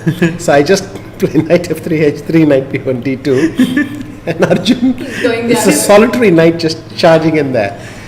There's no accounting for style or taste. He's But always going to win. maybe H3 is already a nice move for black to throw in. Yeah, I just want to point out a quick trick that rook E8 trying to pin the knight doesn't work right now, or rook E7. Or because rook of the E7. tactics. But he's gone for rook F7, which is threatening entry on F2.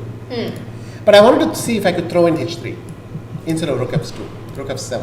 In Yes. this position, sir? Yeah. H3. Because if GH3, maybe rook D3 is kind of cute.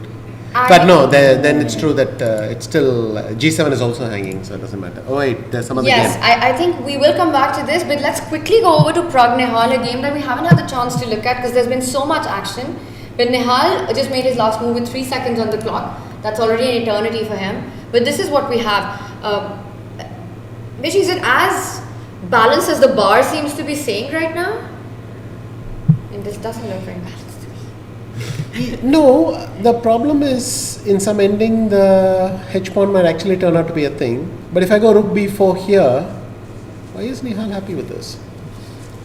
So rook b4 to try to trade off the rooks. Or maybe I play King E1, but then I think you'll continue with rook C8 and you'll go on. Let me play rook B4. Let's see how bad this is. So rook B4, okay. Yeah. On the board. I think you're. Bad at all. The computer seems unmoved. Yeah. My idea is just trade the rooks, then I'm threatening King E1, Bishop D2. Then I'll push the B pawn, then I'll try and H pawn, and something like that. The white upper pawn can't try to be ambitious here once the d pawn stopped. That was my point. I was trying to, if I slowly push the pawns, then I'm better, I'm winning. Yeah. So all I need is to create that H passer.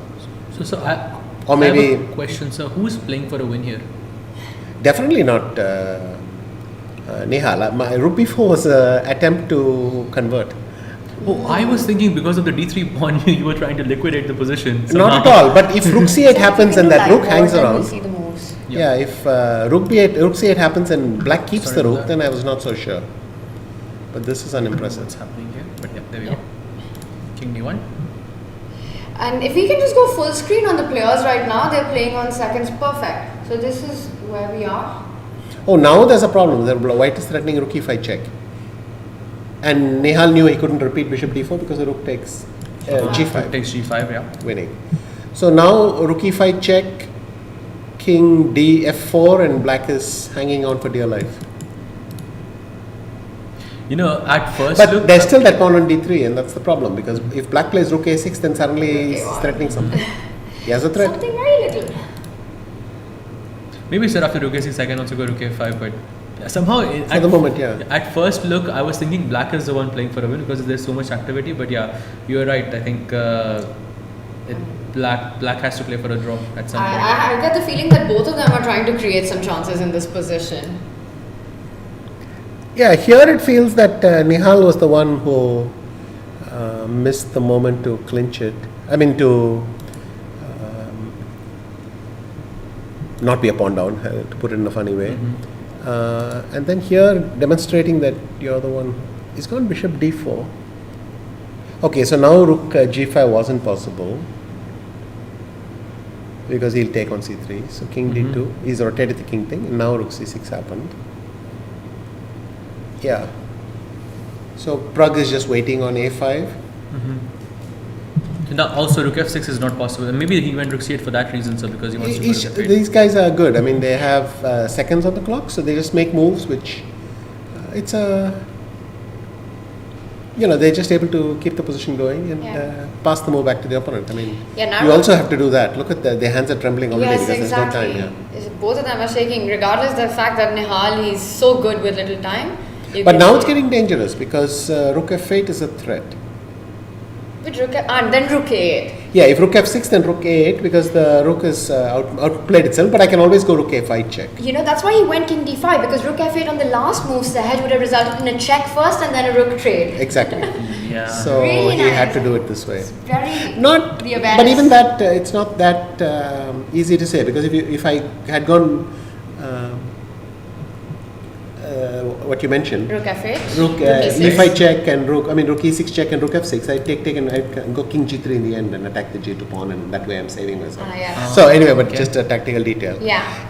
I think maybe the position is equal and neither of them is finding a way to break through, but But they're not right now- repeating either, by the way. They're trying because both feel that, or at least Pragg feels that the win is just there waiting to be had. And, Pragg has this extra pawn, but Nihal has this solid hold on that white king with the pawn, bishop, and king in the center. I still think it's a game. Anything can happen. Anything is possible. Maybe Anything is possible. It is, in fact, draw. I don't think it's a given here at all. So he lines up against the king. What's the clock situation? It's 20 seconds versus 12 seconds. He played the last move with 2 seconds on the clock. Wow. King d1. again, pass the move back to Nihal, who will no doubt pass the move back to him. And so it goes. So rook e7 would be nice. See, now he's opened up rook f7. Yeah, It's not a big deal yet because rook e8 check is there, but in the air. So for black, the aim is to try to get to an open file. now he's gone rook a4 check. He's repeating twice. But are they going to repeat it after king e4? Do you think Pragg's going to go for rook a4 again? Is the best move? Well, I mean, what do you do? You're looking for a win, but maybe it isn't there. It's not there. Maybe the position is balanced. Yeah, the evaluations are just that. And Pragg In fact, we have. He doesn't repeat. He's trying bishop d2, but this must be equal. So maybe rook f7, or should I take the bishop? Oh, it goes bishop d4. Okay. But that's the thing, like this fighting spirit of just continuing the game is when mistakes can happen. So isn't this a bit risky for Nihal? No, he has to, because in fact the rook endings are risky. If bishop d2, king d2, then he has no way. If at all he's going to do it, he needs some imbalance. He has to go bishop f4. so that you play bishop f4, gf4, and then you can play rook g7 maybe somewhere. Or the only way he can permit a rook ending if there's some imbalance in the position. But right now bishop d4 So keeps it alive, but G5, b3 I don't know what take happens. it. He plays bishop c3. Oh, b3 maybe he was afraid of rook f7 finally. But Okay. now, funnily enough, I can play rook f7. No, I couldn't because of rook a4. Rook f1 check, king d2, rook f2 check, king e1. That would be the E1, one. Yeah, both players are just keeping the game going with seconds on the clock. So rook e8 again. Rook f8 would be the ideal situation, but white's rook just counters all those attacks with either a e6 check or landing on f6. So, I think it's fair to say Pragg hasn't seen a forced win because every time he doesn't know what to do, he just moves the king between e1 and d1. And Nihal has found some useful moves as well, either the rook to e6 or to e7 or to e8. But from that we can conclude the position is just equal. Sak is going to just come back to the e4 square. And meanwhile, Nodirbek Vidit has ended in a draw. And how many games left, Tanya? Just this one and Vincent, but I feel we can wait before we jump to Vincent's because Arjun has escaped again. yes, as he usually does. Houdini, Arjun.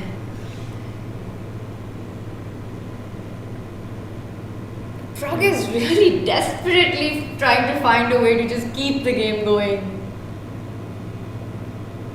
Okay, he plays Oh, b3. finally a decision. Also, he doesn't have to think about 3-time repetitions anymore because the pawn has moved one square up, so it's cool. Clever. But what's the deal of rook c6? Does he just want Oh, then he goes rook a4 check and starts again. with bishop d2? Yes, he's gone rook c6, Rook a4 check. king d5, and then if bishop d2, then he'll take and go rook c2 and rook g2. take That's everything. and that's a yawn. That's And I think it's headed there. We're going to see this being No, played out. wait, it doesn't What work happened? because there's rook g4 at the end of that line. So what is happening now? oh, we But should. the bishop, Can you have the arrows on? So bishop d2. So it takes rook c2 Rook check, check. king takes d3, king d3, rook g2, and and then then rook g4 rook at the g4, end. yeah.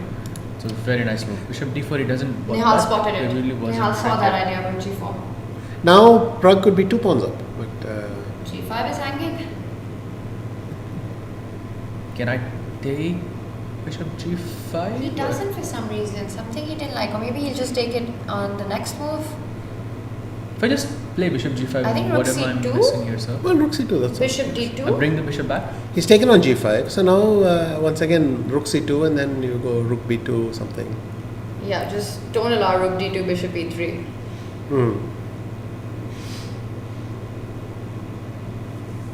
But it's 2 pawns now. That's even if the bar doesn't move, it looks like progress from Pragg. I mean, the h pawn can start moving ahead as well. Ooh. Wait, what? Yeah, I think there was just a very narrow path to equality. So there's something big here. Okay, that's completely winning for him. Maybe the What difference was happened d5 or e5 still. So what happened there? Rook f1, maybe king d2 is over. That's the problem for he can't go bishop. But sir, what was the difference with king d5 and king e5? Hang on, so king d5, if I go bishop e1, maybe you play bishop e3. But here bishop e3 ran into bishop c3, check takes f6. Oh. So in fact Pragg is now winning. Let me just It's a game explain over, that. yeah. So if the king had to be on d5, because in this position, bishop e3 is not possible because now there is bishop c3 check and this is Yeah. hanging. But if the king had to be on d5, Then bishop e3 was possible. Yeah. And bishop Nihal, e2 he was reacts, he knows he's missed. Now he knows that something has happened. Yes. But Yeah, you lose the d pawn and now it's just 2 extra pawns. And how incredible is this that Pragg, he just kept the game going. There was no progress actually being made at a certain point. And then suddenly now it's... but he gets to keep the piece as well. He gets bishop g3 check and takes on d4. So And just in case h pawn is of the right color as it's well. the right color, yeah. Yeah, this is... Nihal was close in this one. And he had done everything right. So what was the turning point? Was it just king e5, king d5? Because with that time the margin for error was already so little. Maybe it was a bit earlier as well. I'm not sure, sir. Yeah, the thing is, black has sometimes the move will be rook a6, sometimes it will be bishop e3, sometimes it will be rook f1. It still needed more precision for black. What is Pragg doing? Why did he take the piece? Okay, this is winning, but why would you not take the win of the piece? Good questions. This, I think he just knows that this. But sir, correct me if I'm wrong. It reminds me once when I think it was Deep Junior. It had two rooks against the rook of. Well, it was playing a match with Fritz, I think so. It had two rooks against a rook, and you had this funny spectacle where it tried to lose one of its rooks. And the other computer kept declining the rook. And they both kept doing this till this one was able to shove a rook down its throat. Literally by forcing both rooks there, it forced the other one to take a rook. And then it announced mate in 25 or something because it was stable basis. So, like that, I'm sure keeping the bishop would have been much faster. But, Pragg knows is winning and so he gives back the bishop. But sir, correct me if I'm wrong, there are some positions here where it can be a draw, right? There is some pattern here where it can, I don't know, with some g4, h5, I'm not sure of the exact position. But not in this way, because here white controls, right? I mean, you'll play king g4, g3, h, whatever. Yeah. I think only if the pawn advances too far and your rook king gets cut off on the second rank, for instance, by a rook on c3. Then it's lost connection with g4 and something like that, maybe. Okay. So when the king loses connection with the pawn, so that's not going to happen here, of course. And or the king comes to f4 and the rook's stuck on g6 and you have space to do perpetuals and so on. But this is trivial. But I would have gone with the bishop. I mean, I still can't believe this. Can we actually back up and show that moment? Because, this Pragg is going to show us the way. Sir, I think it was right there. Come on, rook takes so here d4. you see bishop g3. No, there's no need. He didn't play rook b1. So I go rook takes d4. Yes. And rook c2, bishop c3 you have. So what didn't he like? He didn't want to give the g2 pawn. Yeah, but then I just play h4 and it's a piece and pawn. Yeah, rook takes. It's the right color as well. No, it's the sad thing for Nihal is he's still totally lost, but he's lost in a slower way. Can we also just go back to that moment when suddenly the bar shot up and that the moment was, I believe, over here. Yeah. Where it was. It had to go king d5. That's the only move in this position. Because I think after bishop e1, this is what happened in the game, and he could play bishop e3 as Vishy So pointed out. And bishop e3 still keeps the balance then? Well, try it. Because d3, yes, you're right. You have to hold on to that d3 pawn with dear life. And no king d2. So that's stopping king d2. But I'm still kind of struggling to understand this. Okay, actually, let's see. There is some technical work ahead for things. So let's have a look. If you go to the current position. Yes. We are enjoying this thing.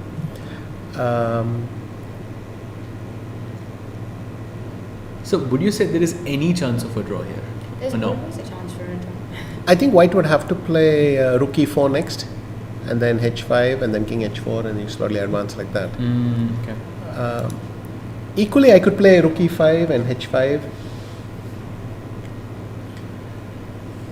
He's also managed to get some time on the clock so he can find his way forward. Unfortunately, I think both of them have managed to get extra time on the clock. For Nihal, it doesn't really help. Yes. I mean, this is still winning, but there's work to be done. Yes, you need to find a way to push the pawns. Yeah.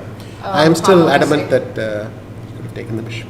I keep banging on about this for a while, but you could have taken the bishop. I think the game would already You know Pragg well. When you tell him about that, what would his reaction be? No, he'll laugh because this is also, I think for computers, both winning methods are equivalent. So probably they can already tell you a mate in how many moves. So.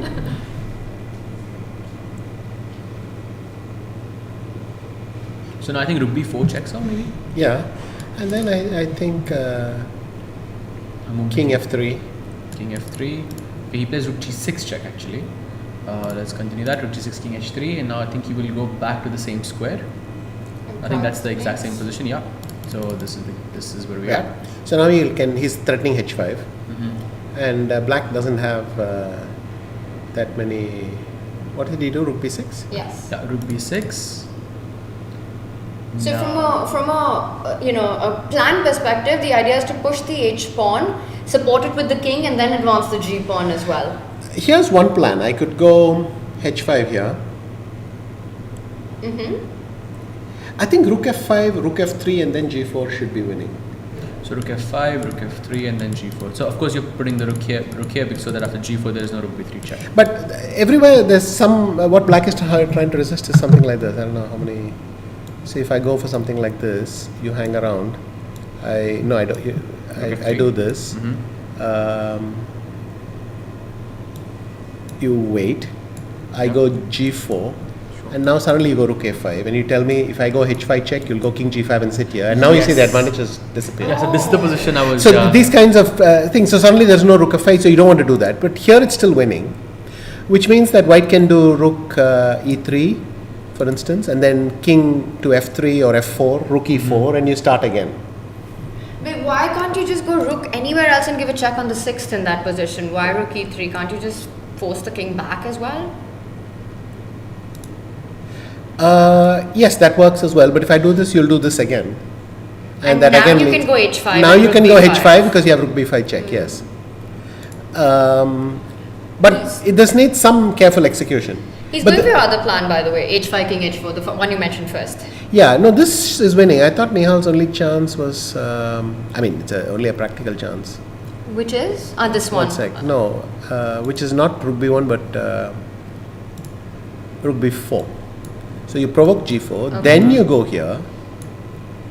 But check on e6, check on g6? Yeah. That's the problem. But I mean, what else? Black is only looking for practical chances, not really Yes, thing. true. So here, if I go here and then check, now the pawn is too far along. Can play h6 here. Yeah, because rook h1 is not good enough, and slowly. So we've got some moves and he's making a lot of progress. I don't even know if Yeah. Nihal will continue seeing. In fact, Nihal has a problem. White is threatening rook a7, and then this mate is Checkmate. mate. Oh, is rook a7 and Yeah, and then you'll force. So he's gone rook a7 check. Now Nihal will be forced to go to the 8th rank. Isn't there a moment where you need to be accurate with whether you push g6 or h6 in these positions? Exactly in this kind of a setup? I think that's when your king. that's when you king. I think what Tanya is referring to is a king cut off from those pawns, and you have h5, g6, rook h7, Yes. and you have to be careful. Which one you move? Because the king has to find a path in, no? Yes. I don't know if we'll get that position here.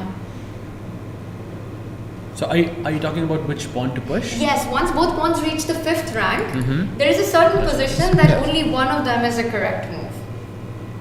But I'm not remembering which one that is. Vishy.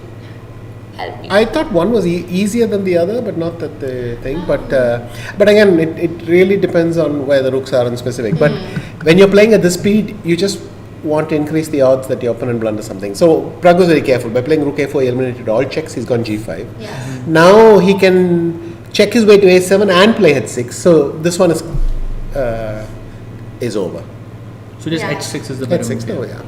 Yes, 8-6. and Because the then king wants to hide behind the pawn always, right? Just let me show that on the arrows. h6, 8-6, king h5, rook a5, g6. Just keep doing that. I mean, the reason why Vishy sir is saying that, I'm just explaining to the chat as well, that after g6, king g5, the king would be exposed to some checks over here. Just now the king hides behind The G pawn, yeah. the g pawn, exactly. This game stretched quite a bit, yeah. And I think Pragg really created his chances. I mean, in those moments when it was being repeated over and over again, and it was clear that he was struggling to find a way to make progress. And then he did, he didn't capture the g5 pawn immediately with the bishop. He gave a check, captured with the rook, also finding that rook g4 idea with seconds on the clock.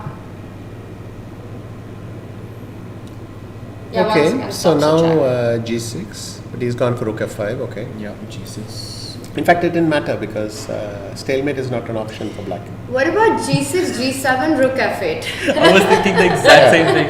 I think that's But G6, G7, I go King G8. That can be awkward. and then Rook F8. Oh yeah. No, then there it is King doesn't G6 at the end. work. Rook. I think Rook F6. That's check. so Yeah, nice. yeah, that's Maybe we it, can yeah. show that. Sure. So if you go here, Rook F8, But here, Rook H7. F8, G7, King G8, and King G6. Oh yes, this makes This it is very all cute. work. But after King H7, what were you going to do? I no bishop, but of course Or we knight. know Or knight. we know Pragg doesn't like that.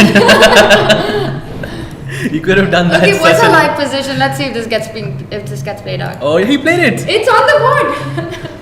If he creates a knight, we know he doesn't like these positions.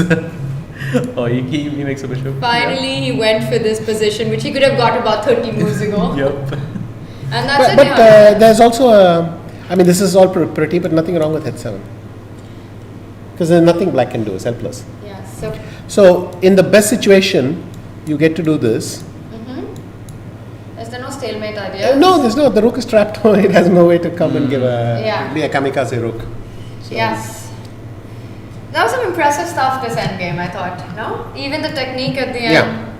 Except, of course, not winning the bishop, and that means we've got all our results. I don't think that was in. a technical mistake. It was a choice, but I'm surprised by that choice Yeah. very much. Yeah. A really nice game there by Pragg, just keeping the game going, and that means Magnus wins his game against Wesley, Pragg wins his game, the only two decisive results, and that means Magnus takes the lead going into the final round of the day. That will be round 6. We'll have the action soon. I think this was the last one to finish.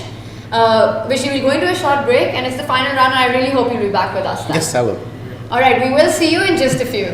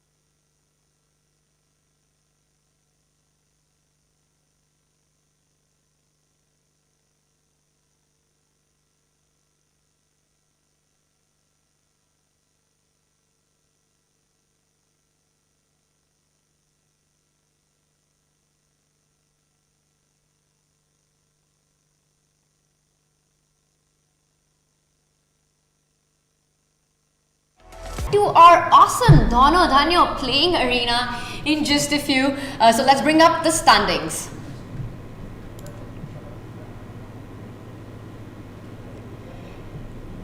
And first, we've got the results here with us. We see Magnus getting a win, Pragg getting a win. What an endgame play that was by Pragg, you know, just keeping the chances alive against Nehal. A bit of a heartbreak. You've got to feel for Nehal because he did everything right until those final moments. We saw 2 decisive games. Magnus today making it look easy, you know, in both his games. First against SL and then against Wesley. It was so convincing. But I mean, the first game, I mean, tonight I will go home and I will actually look at those games because I really couldn't understand just, you know, without actually doing a deep dive on what he did, because it just felt like SL just collapsed with the white pieces. And I'm looking at this leaderboard, and to me, Saj, it's really interesting because Magnus we see at pole position just half a point ahead.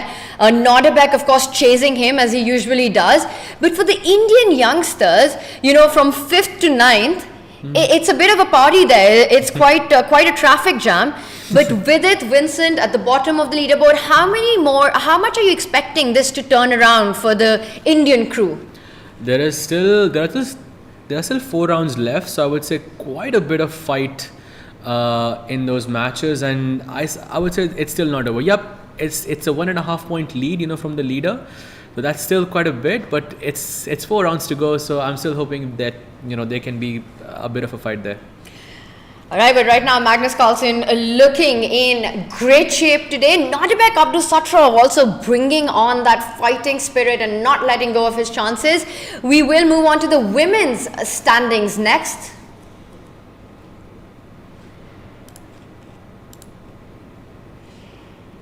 And Harika has been the big performer so far for the Indian players in the Tata Steel Chess India women. Right now she's on 4th position, actually joined 2nd with 3 points, a 1 point lead for Aleksandra Goryachkina, Vaishali, Divya, the 2 youngsters. If we can have the women's standings back up again one more time.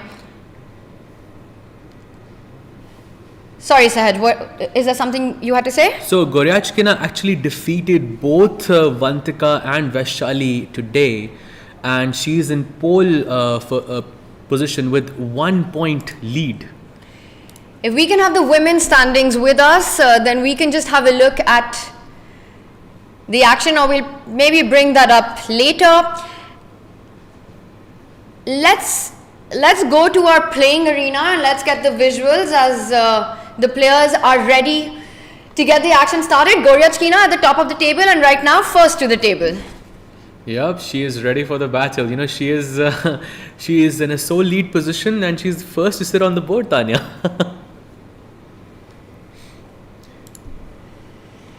First to sit on the board, and she's got a big one up ahead of her. Is that Katrina Lhano we see there? She's ready to go as well. Arjun Erigaisi, he's the one first to hit the chaos button in any game that he plays and always finds a way to escape. He's just so tricky, Sahaj. I'm just expecting something like Scandinavian from Arjun today again, because in each game he finds something completely offbeat and he finds a way to amaze Vishy sir as well, which I find very, very funny. Well, he amazes the whole world, and we've got Nodirbek Abdusattorov. Now, for him, he plays with black, but he's shown exceptional form in the tournament so far. He's playing against SL, who had a great day 1, but today has been difficult. Do you think with the black pieces, Nodirbek wants to strike in this one against a player who's struggling? Well, I know SL is a very, very solid player, first of all. But, from Nodirbek's perspective, I think he has to play for a win, because if he wants to catch up to Magnus Carlsen, because he's the only one, he's half a point away from the leader. And if he wins with the black pieces, then, he will start the day 3 with... maybe with being in the leading position, or maybe being, sole second. Well, it's a big one. And the thing with Nodirbek is, right, he wants to catch up with Magnus. It's really his thing. He's looking for the championship here. He wants to end this day on a high. You look at him, you see no signs of fatigue. You see no signs of tiredness on the Uzbeki youngster here. SL, he's got to fight this one out. I don't think it's going to be easy. Nodirbek, I believe, will try to create his chances.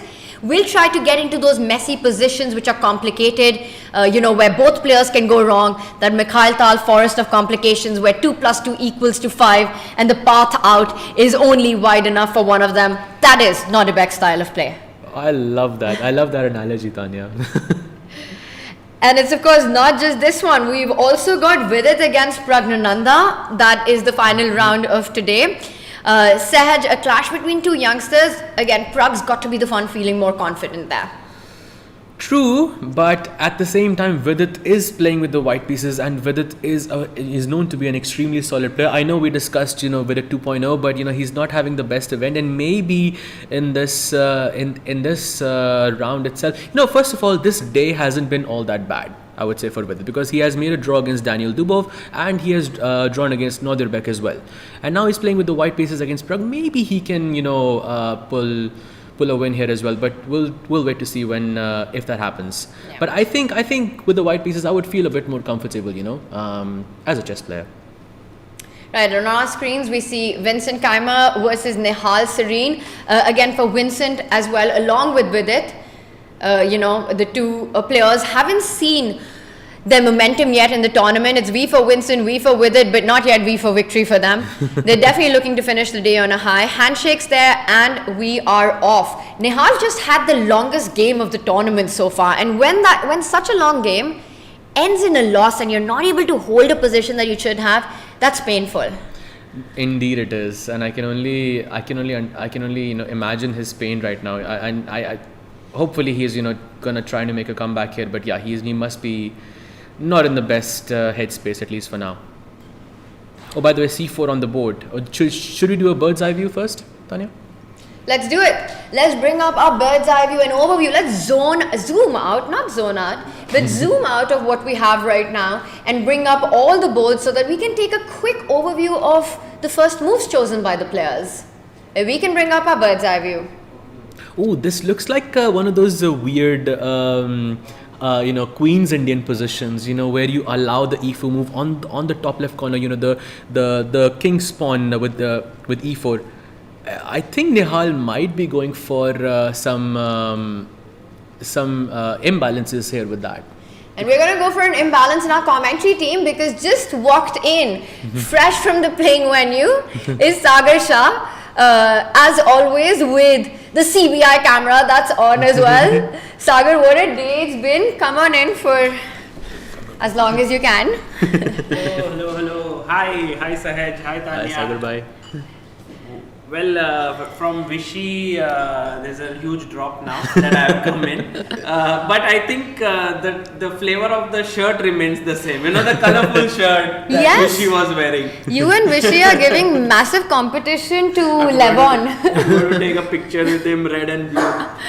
But Arjun versus Magnus is the game I was most excited when I entered. But I don't know what about you guys. It's just getting started. We had all our boards up, all the 5 boards up, and that's that bottom left board. It starts with the Sicilian, but Magnus has been so impressive today. Yes. Sagar, not just the scoreline of winning both games, but the way he did it. Yeah, against Wesley, it was looking like it might head towards equality. But suddenly Wesley makes one error and that's all that Magnus needs. Absolutely right. It didn't look like an easy position to play from the black side, but yeah, even Vishy sir said that even the bar was saying it's 0.0, but it's so hard for black to play any moves, and Wesley just made one mistake and just collapsed there. Well, before we deep dive into the opening action that we are seeing, just a quick overview, very different positions all along, but I think on all boards we either have the king spawn opening or the queen spawn opening. Early days here, I also want to just check in with the women boards. Let's bring up our bird's eye view of the women boards, and I will have that up on our screen. Today Harika right here. has been doing pretty well. She Yes. beat Divya and she was almost going to lose to Vantika, but she held it. And I guess she's now... Who is she up against? She's up against Gunina. Yes, Yeah. and Sagar, you've been out, we see you on the screen in the playing arena. You're always setting up things and taking all your, shots, and you're in the players' lounge. What's the vibe? What's the atmosphere like outside? It's getting very serious. Is it? Everyone's like, for example, Goryachkina is like this very, very calm personality. She gets her job done and then just walks off. You can't see from her face whether she has won or not, but she won both her games today. She's very serious. Yes, Vantika actually was very upset last round because she was totally winning against Harika. Then you can see Harika very focused. She comes to the board very determined. So there are all these emotions. Divya lost both her games today. Yes. So it's this. You start off with like a cool, calm atmosphere, but as the tournament progresses, everyone has kind of a journey, and you can see it on their face. Yes, and things are getting intense. And I just want to touch upon what you said about Divya, because she's had a phenomenal year, Sagar. But she's also played non-stop chess. Yes. The last tournament and her start here, do you think it's been a matter of fatigue for Divya? I don't know if it is fatigue. She's getting great positions, but then she's kind of not converting them. Like with Harika, she was completely winning. And But that's that's unlike Divya. Usually she's very good once she gets the advantage. And I feel like she might just perform really well at blitz. Yes. This might be the way, or maybe in the remaining rounds. So Last time she won the rapid, this time she'll go for it in the blitz. could be. So these are the boards that we have. Which position? I know early days, but what stands out to you? I like the game of Humpy because you can see that Humpy is going for the Benoni kind of setup. I don't know what. Maybe it started with a Trompovsky, and then they reached here. But still, it's a very fighting position that we have on the Humpy board. maybe if we, there we have it. So this will be a very exciting board. Also, Nana is playing well today. Yes. And she is so calm, she's cool. Like, I think most of the players, from their face, you cannot even guess what their result is when the game is over. They are all like so calm. And what about the live audience, the arena there? Is what happened? They It's are very cool. so excited, and like any player comes, all that you have to do is just step on the floor there, and they all want to just take a picture with them. They want an autograph. They are so chess loving. Yes. It's just fantastic. I think Tanya, you also got mobbed today on the way here. I guess maybe you also met some fans. It's just happening this way. Yes, but are they able to keep the hall silent and just maintain that seriousness of it? Yeah, so that's amazing. Because I think it's really a chess-loving audience. They know what's important for the sport. Absolutely.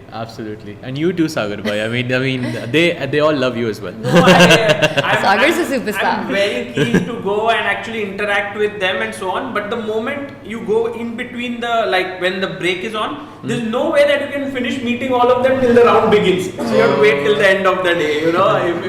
By the way, there's a small trap here that that Humpy has set. Queen A4 check. Is it Queen A4 check? Let's show it. Let's bring up our analysis. Both Sagar, what trap do you have in mind here? I was thinking Knight D5. Yes, I exactly. know Sagar very well. Oh, I actually fell for the trap. Right? If you play Knight C3. I was thinking then Knight Knight takes C3. D5 would be a free pawn, isn't it? No, I was thinking you will play Knight takes E4 for some reason. But after Sagar bhai, oh sorry, can we just have the analysis board so we can? Okay, just one second. Yeah. No, but please continue. I'll just quickly. Yeah, Sagar is very, very tricky with these traps. Why were you not that tricky in our matchup, Sagar, when we played as a team together? Well, we did win one match. Yeah, no, I'm joking. It was amazing to play with you.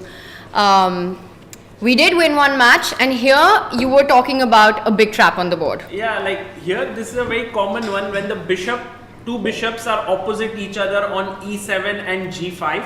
The knight can jump to D5, take the pawn, and then if you take the knight, the bishop hangs. If you take the bishop, then the knight jumps back. Very nicely put, sir. And I actually fell for this trap because I was thinking that you want to play Knight E4, but I had a reverse trap here. Because I thought after Knight E4 I have Queen A4 check. Wow. I can take it with the Queen and pin your bishop. And I mean, if I was playing here, I would have definitely be a pawn down by now. Tricky, but I don't think Nana is falling for any of this trap, or Humpy will fall for the counter trap. Will Zagnidze fall for the trap? Na.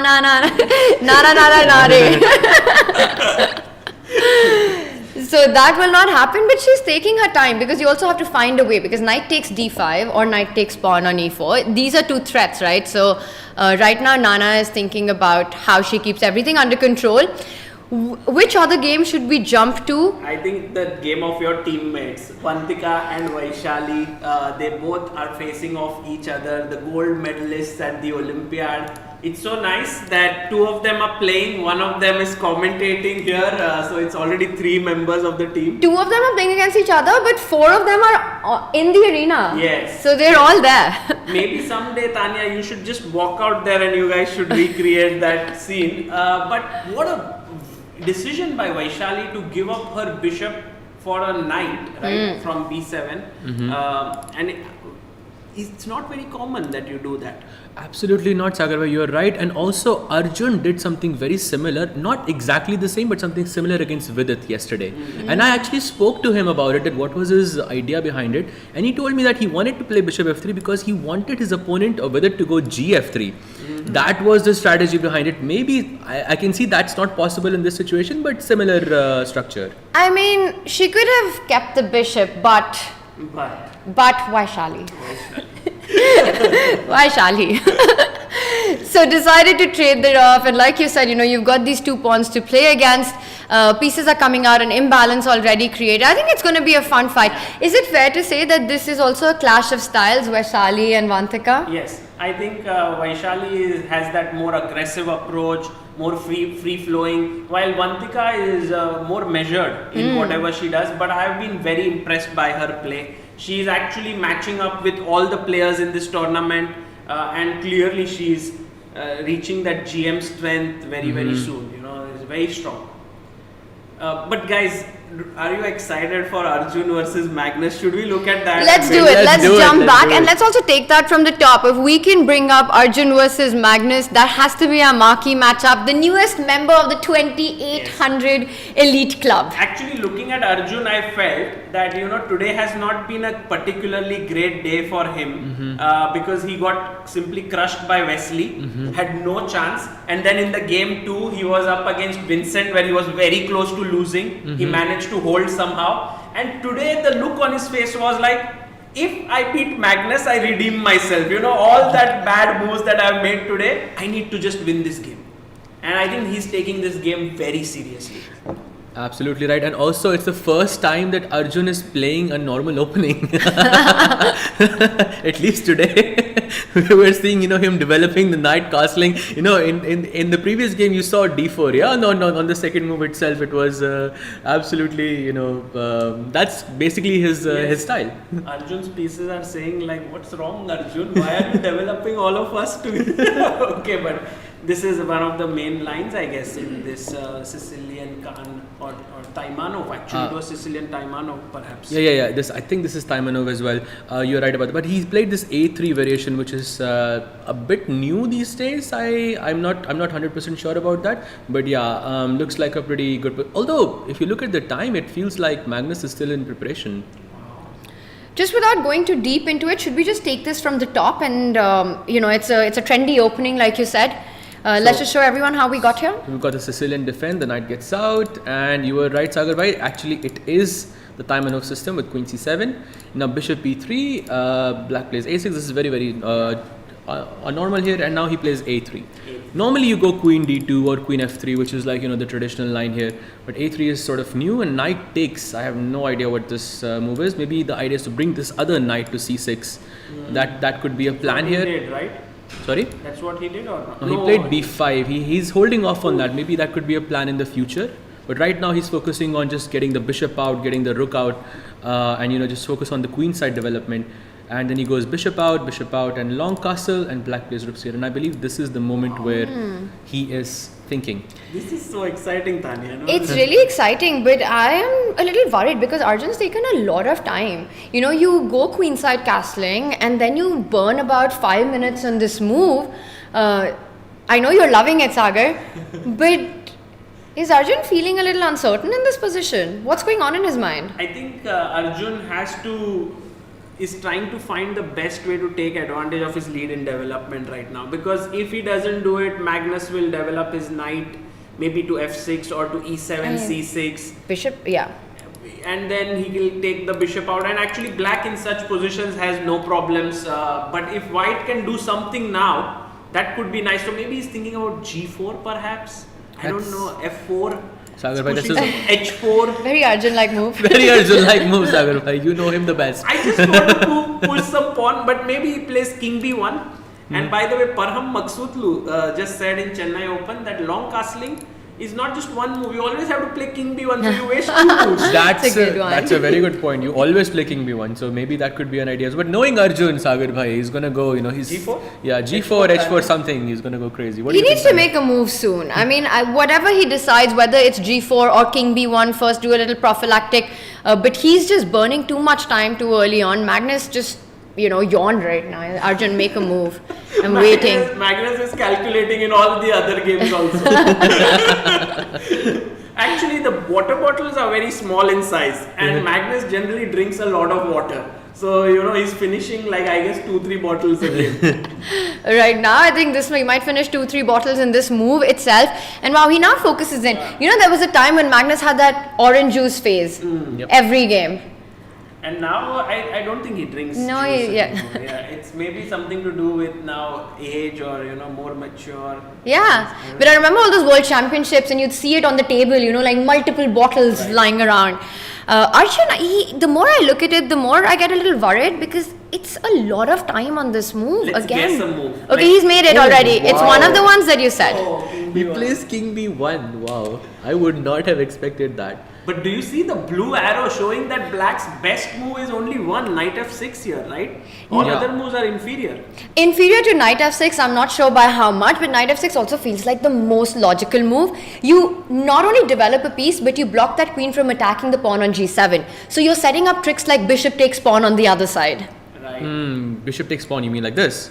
No, I mean knight f6, idea bishop a3 at some point. Oh, bishop. Tanya, you are on absolute fire today, I have to say. Tanya, what are you doing wow, here? what are you... I was telling You have to Saj. tell me, what did you eat for breakfast? Like, what did you have for I lunch? skipped, I missed, I didn't wake up in time for breakfast. So Sleep is the secret. You know, if Tanya sleeps well, she's very sharp. Life, it's good, the world looks good So then. chat should know that, the secret to playing good chess is don't have breakfast and sleep a lot. No, but we've had Vishy so many times in the studio with us, and Sagar, that's been so awesome for Sahaj and I. It feels like we've been getting free lessons. Arey. No, when Vishy is there in the commentary, it's like you don't need the bar or the engine. No, he's just even yesterday that crazy game with Nihal and Dubov, where there were so many insane lines. He actually found the right moves: bishop c4, d5, bishop c5, and I was like, I was just listening to it. Then I went and checked the engine. Everything Everything's was correct. the top choice. Amazing. And I was like, whoa, Vishy. Okay, come on. Okay, knight f6 played. Yeah, knight f6 played, and I was just talking to Sahaj about this, right? That Magnus, with the form that he's showing today, and Vishy was here as well, that who stops him now? It's a scary situation. Only Arjun can do it. Arjun. Ajubai. Arjun. But what about g4 now? Can we do it? Or is bishop a3 the threat? No, now Tanya's move is coming in. Or is it not? Because bishop a3 G5. You want e5 or G5? Idea with the G7 pawn. maybe g5, yeah? Oh, g5. So G4, bishop A3. Can I just play it on the board? Let's So do it. We'll see. The bishop bar A3. will tell us if it works. G5. I was thinking initially that I can play B4 here. Oh. But... No, but b4, or knight T4. Can I- gf6, b takes c3, Let's b have takes it. Let's a3. have it on the board. B4. Okay, now that's a bad move. Take Takes. the knight. If you take the knight, I take your bishop. And I'm not getting checkmate. Ah, yes. Because I B6 was- is under control. I was gonna say that if I didn't have the bishop, I would have a mate, but I wouldn't because you can still play queen b6. So, so maybe after g4, bishop a3, g5. I won't play b4 here. I will play something else. I was thinking something like knight e4 in this position. Although the position becomes really chaotic after Wow, knight e4 is such a interesting move because if I take, you will take my pawn on c2 with this. Yeah, the queen. and then bishop e4. I don't know, Tanya. I'm sure you see the matrix here. I so- don't understand it because knight takes pawn, because d7 will be hanging in those lines as well at the end. So it's complete Yeah, chaos. That's why Arjun was thinking for a long time. Probably. Because I think he saw king b1, knight f6 and he wanted to play his next move. But this is very uncharacteristic of Arjun. Because he's again paused. Yes. He took that amount of time which you can justify if you make your next few moves quickly, because Sahaj, knight f6 was the most natural response to king b1. That is true. That is true. But Sagar, bhai, maybe you know this better.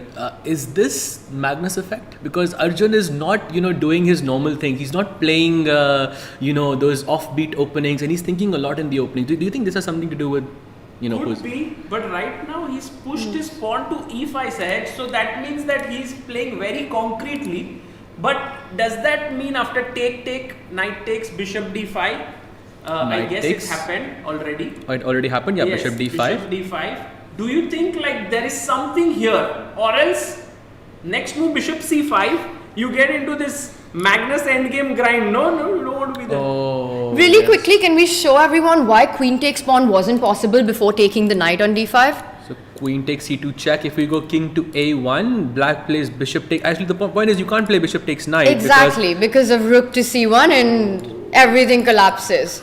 And you're then forced to take with the pawn, which is just an ugly move. Which is something you never want to do in the Sicilian. Block your own bishop, ugly pawn structure like you said.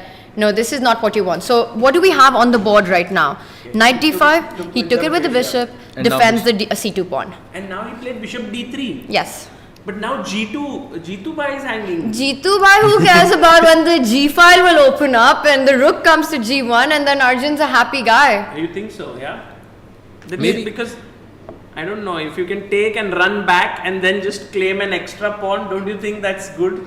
I wish it was good enough. You often after the claim have to make moves as well. But I think we have to look at it because bishop takes pawn. I think I'll go rook g1. Yes. You go bishop to d5, and I just go f4. I'm gonna play proper Arjun style here. f5 next pre-move. Pre-move. Are you sure it's a pre-move? Bishop c5. I'll No, play. I know you won't play bishop c5 because your pawn is hanging over here. This bishop c5, so I will just take everything. I was thinking you'll play something like g6, but I was gonna play f5 anyways. He'll go f5 What? anyway. Yes. What? Okay. It's good, no? Wait, this is big. Magnus, will he take it? He's going for it. He'll take it. He's done it.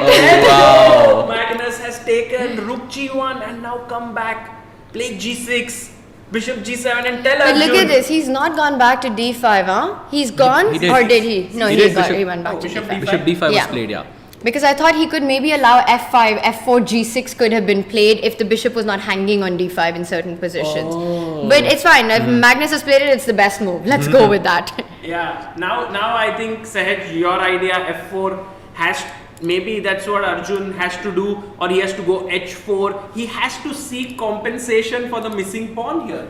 For sure, but I think he just pushed. He played h4. Yeah, he doesn't go for f4, and I think it's the better move, at least according to the engine, because f4 there. I think it dropped a bit. I'm not sure why it did, but the h4 does seem quite good. They both seem like very aggressive moves to me, Sagar bhai. Right, but now this game is going to be very interesting because Magnus will grind with the extra pawn. Arjun has to constantly keep finding resources to prove his compensation. Not easy. Not easy, but it's also Arjun's style of chess, right? Where he's given up material for the initiative. He's not allowing Magnus easy development. After g6, Arjun undoubtedly will push the h-pawn even further, taking away the g7 square. So he's created his kind of chances. And this is often the kind of positions, the messy positions, where Magnus sometimes, can go wrong. That's true. It reminds me of this famous game of Magnus versus Judith Polgar at that park which they played. It was very similar like this, and Judith played bishop b6 and won. But okay, that's not happening here. But guys, Nihal Sarin is in big trouble. Vincent Keimer is just winning out of the opening. Alright, so we leave Magnus to figure out how he wants to develop here. Should we jump to that once ahead? Let's do it. So this is Ooh. Vincent Keimer versus Nihal. Oh wow, this doesn't look pretty. What? How many moves have been played? We are on move 16. This is almost. And it's almost lost, yeah, because the c7 pawn is hanging, and I think there is no way to defend this pawn, Sagar But bhai. why not? Because if you go rook c8, No, Tanya, not rook c8. I defended with the queen. Yeah, knight. then good you point. cannot defend this knight. And I have some Jumps, discovered attack ideas. I mean, Tanya, you are the one on fire. I'm sure you see it much No, faster than me. it's taking me a while to really understand why the computer is giving such a big advantage. But you pointed out c7 is very tough to defend. c7, and then I'll take on e6. My knight could jump in the center. Your knight on h5 is a little offside. Knight I guess- g5 coming in. Yeah. So let's go a bit deeper. Let's say Okay. black goes queen to d7. Now this h5 knight is not defended anymore. Maybe I can go knight to g5, right, Sagar bhai? So now black goes knight f6, and I think maybe the Take on f5. e6, no? Take on e6. Take everything on e6 and take on c7. Yes. Oh yes, of course. I was thinking Yes. queen f5 here. Also looks very yeah, nice. but knight e6 I think is much better as always, Tanya. Takes and knight c7, and I think white is just completely winning here. No, how Nihal did played Nihal this like do chess 960. Some of his pieces are just all like scattered around, That's and good Vincent to has know. such a good position. So I think Nihal, maybe he's been unbeaten, right? And no, he lost the to last Pragg. round, I think yeah. he lost to Pragg, and that maybe affected Yes, him. because it think was so. such a long game and he should have drawn that game. It's amazing when you play a long fighting game, but when it ends in a loss when it shouldn't have, it's one of the most painful things about chess. Right. So He he's plays gone his rook f7. but So after knight g5, he wants to go move the rook sideways and connect the queen to the knight. But it's still you can so pick up on shaky. e6. Just take on e6, right? But Tanya, after knight g5, rook e7, can I not just do the same thing? Yes. Yes, exactly. absolutely. Just No, D. take with D, what? D. Pawn. D, knight f4. Let's go. No, knight f4, bishop is Oh, there. bishop Bishop is is there, there. no. Queen c6, bishop f3. I was Yeah, thinking queen my c6 next there is threat is bishop knight f3. f7 check. Okay, let's go queen g6 here. Okay, queen g6. Oh, not Oh, good. wait, I will take this, and I will take this as well. Yes, this is not looking good. What does Nihal have in mind? Yeah, so knight b5, rook f7 is where we are, and right now Vincent is thinking, but knight g5 feels like a very good move. Yes. Okay, this is Yeah, looking this is tough for very Nihal. bad. Very Yeah, bad we for can wrap it up by saying Nihal's in trouble. Yeah. Saj, you're gonna love where we're gonna take you next, because the All Indian clash of generations, call it what you want, Vidit versus Pragg, also absolutely wild. Yeah, I think Vidit is searching for his first win in this tournament. He hasn't won a game, but he's played pretty decently. But this one, he's taking too many risks, it seems. With a 2.0, he has to, I think. Wait, what opening is this? Is this Karo Khan? Yeah, Karo Khan, yeah. This is Karo Khan, I think. You take bishop f5, black takes ef5, something like that. I'm just going to do a double check. Yeah, it is Karo Khan indeed. So why is it showing a better position for black? Like, is there a reason for it? So, Sagar bhai, if it was white's move in this position, then white had this e6. Because then if you take, then I can go rook e1, and I think black is basically the game is over. But after queen e6, I feel black has this control over the light squares, but I'm not sure why there is such a substantial... Okay, not anymore, yeah? Now it's 0.0. Do you think the better move was knight d4 to put the knight on e6?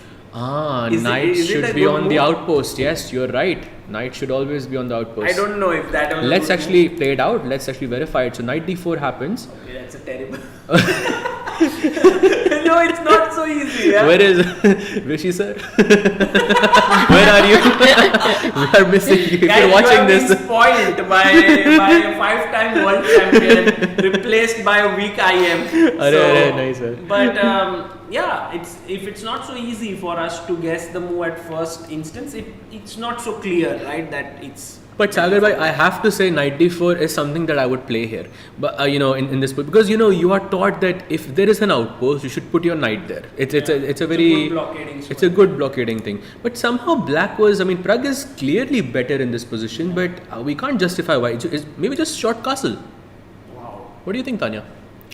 I kind of like what he played. I think queen e6 is a very natural move in this position, even if it's not the best move by the engine. It's, you want to just stop e6, you want to put pressure on e5, knight on c6 is eyeing that, and then you keep it a bit flexible, right? You could either go short castle, or there might even be a reality one day when you can go long castle. I know it's hard to imagine, but you're not showing your cards yet. So queen e6, I wouldn't fault it that much, Sahaj. Okay, I think that's fair. But somehow the bar does not like that That's so much. fine. That's Yes. what makes chess amazing, that, humans are playing it. They'll play moves which are practically more difficult to handle. Right. And Vidit pulls his bishop back, and it's a nice imbalance between a bishop. What do you think, long castle happening or And not? if he plays long castle, literally, I'm going to follow your regiment from now on. He's not going to play long castle. Nobody will play long castle in No, this. he can, no? It's not so bad, right? I don't think it is. I don't think it is. But I you think called it. It would be pretty crazy if it happens.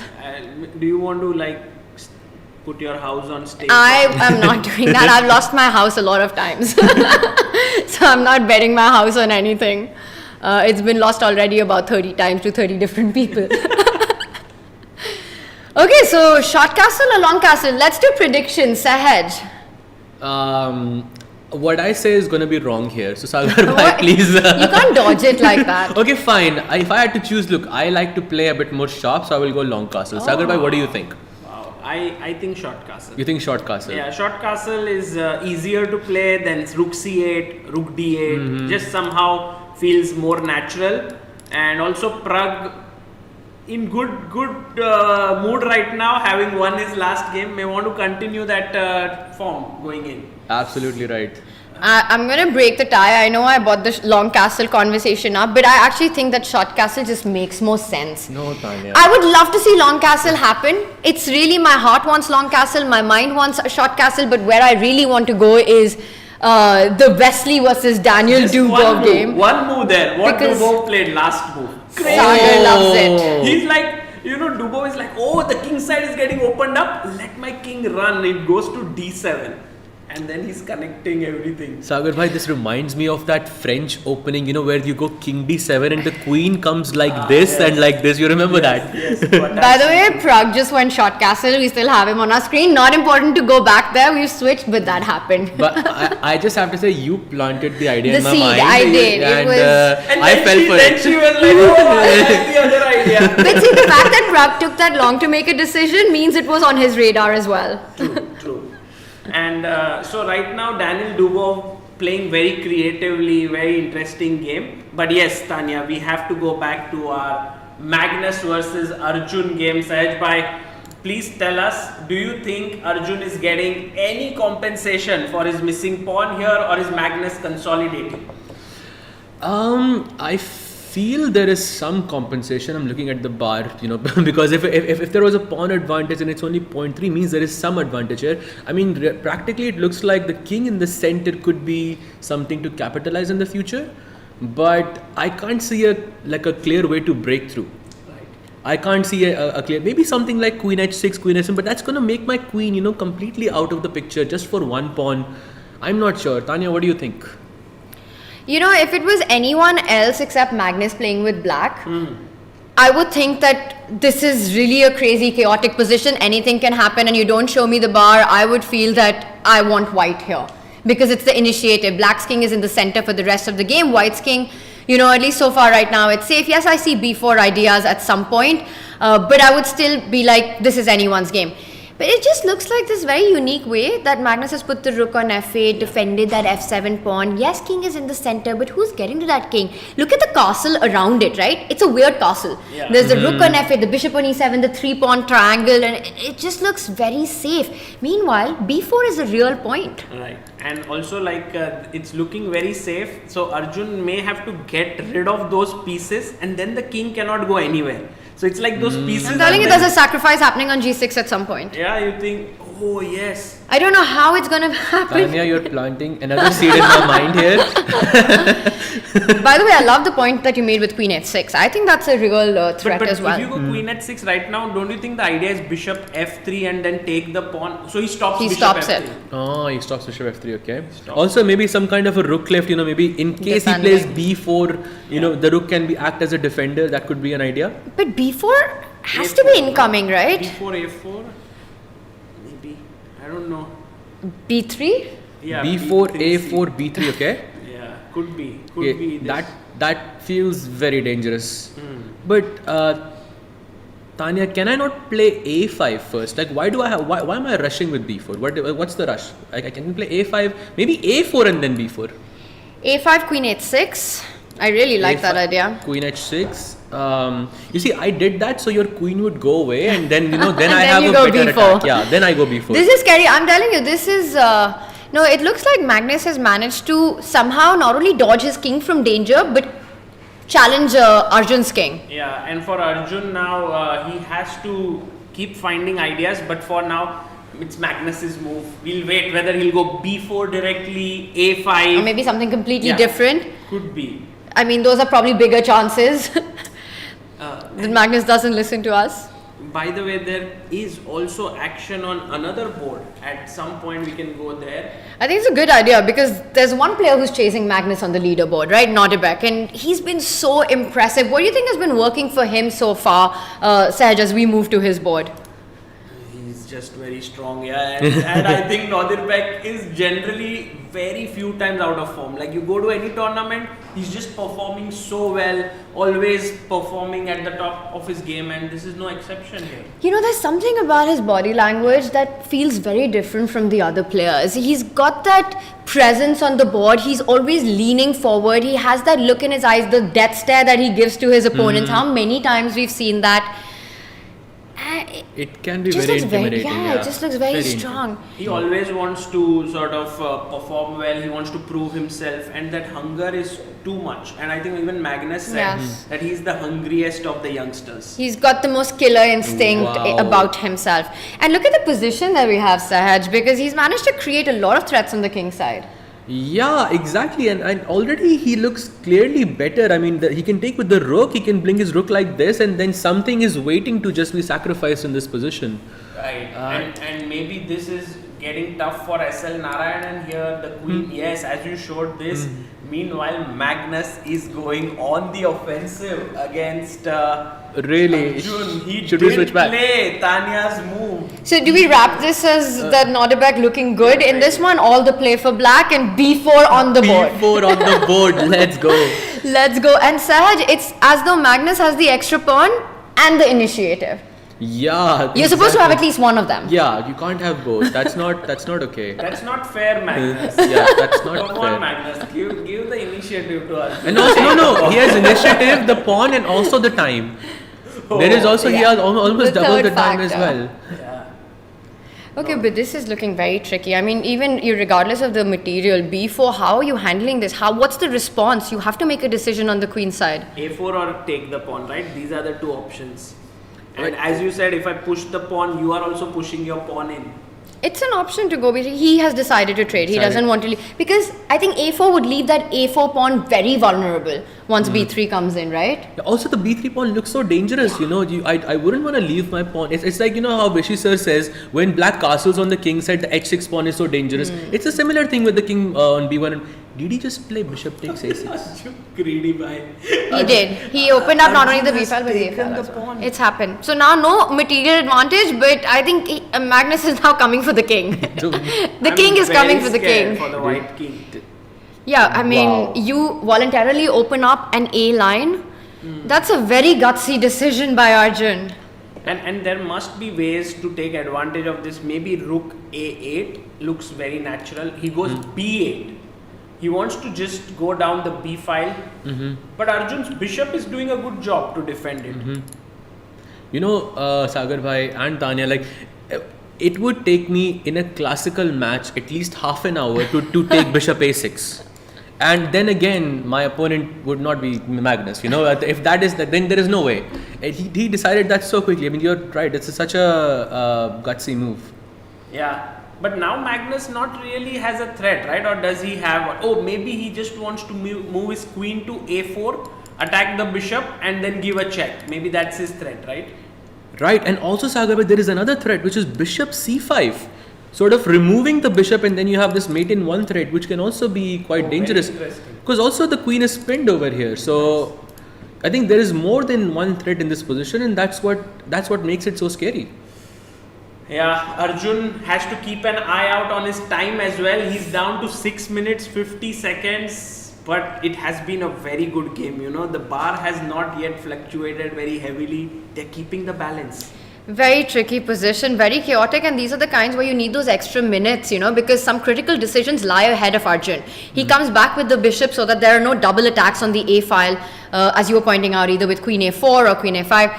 And now I think the point is that bishop to C5 at least doesn't threaten anything immediately, because after bishop takes bishop, there's queen takes bishop. That's a good point, yes. I wonder if Magnus has anything else in mind, because it feels, you know, that those spidey senses, as we call them in chess, that कुछ तो होना चाहिए यहाँ पे. Right. That makes perfect sense. And also, you know, just pointing it out that a few, like 2 moves ago, the bar actually said that Arjun's position was slightly worse. He played bishop a6, and now he played bishop e2. Both of them, by the way, I believe are the top moves of the computer. That is amazing you point that out. And you know? now he is equal. Yes. So it actually paid off to play bishop a6. And how many of us would actually play bishop takes pawn? But Arjun, he just plays these absolutely unnatural moves and then finds a way forward. It's amazing how he does it. Yes, 2800 For a reason. 2800. I actually spoke with Arjun Sagar bhai yesterday, and I said congratulations. He's like, no, thank you so much. And he was so polite. He was so He's humble. the sweetest. And I was thinking that, come on. No, It's I so- think Arjun has gone beyond a point in his life where he can no longer be not humble. You know, I've been waiting like, okay, 2700, maybe now he will use his humility. 2750, okay, now 2800, still humble. So maybe it's just the way he is, you know. He's not going to change. It's a good point. That's a good point. By the way, guys, in the women's section, if there's one player who's dominating totally in this tournament, it's Goryachkina. Yes. She's leading the pack by 1 point and she's winning again. If we can bring up our bird's eye view, let's do a quick overview and then we'll jump back to this, because I think Magnus might be on his way to win his 3rd round in a row if Arjun's not careful. Not sure. He needs to be really careful in this position. I mean, I don't care what the eval bar says. I would be petrified as white here. But obviously, this is Arjun we're talking about. Yes. He just sits and calculates. If we can bring up our women's bird's eye view, just zoom out of this one and get a quick update on all the boards as well. So we do see Alexandra Goryachkina on the left of the screen, bottom left, completely winning against Katrina Lagno. We also see Divya Deshmukh making a strong comeback there. She is doing well against Kosteniuk. And then we have Nana Zagnidze, who's slightly better against Koneru Humpy. So many imbalanced games. I guess there will be decisive results here. And really quickly, should we do a deep dive on the Goryachkina board, because she is at the top of the leaderboard, and Absolutely. I see the position on that bottom left. It looks like it's level material, but the bar gives a massive advantage, and we'll bring that right up. I think we need a change on our board. Yeah. And there we have it. So why is this so much better for white? I think first of all you're losing a pawn here, but somehow that doesn't feel good. Isn't bishop b7 trapping the... No, okay. So the rook C4. c4 is hanging. But I was thinking you have a choice between taking the pawn and pushing the pawn. And somehow I feel pushing is better, yeah? Push karo, kuch raho. You push and then the rook will be trapped, right? After bishop Yeah. Exactly. Because initiative is more important than material. I think that might be it. I mean, how do you even fight that threat? You have to go bishop c6. But then d5. Exactly, d5, and now it's, the bar also approves. This, and look at this knight on 8. I mean, this is not the best piece in the position. You can call it's the worst piece in the It's position. the worst piece in the position for sure. Side by being too nice.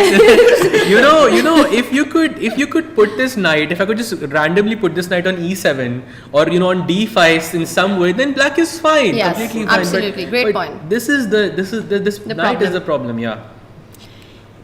It's the problem child in black's position here, and bishop c6 doesn't help. d5 would break everything open and things looking good. So Goryachkina playing some really good chess here. Yes, she's doing well. And against Lano, I mean, Lano's been also at the top, and Goryachkina at 4 out of 5. Lano, that'll just increase her lead even more if she gets this job done. Goryachkina is dominating the women's section just like how Magnus is doing in the open. And I think she'll win this. Oh, by the way, Sagar, by c5, bishop c6 already on the board, Ooh. Tanya. Do you think d5 is happening? Yes. 100%. 100%. There's no way she's not playing. Also, because if not d5, you don't want to trade off this bishop. You don't want to allow knight c7 after that, just keeping everything consolidated. This is the moment she will play it. d5, is there any argument to be made for bishop takes?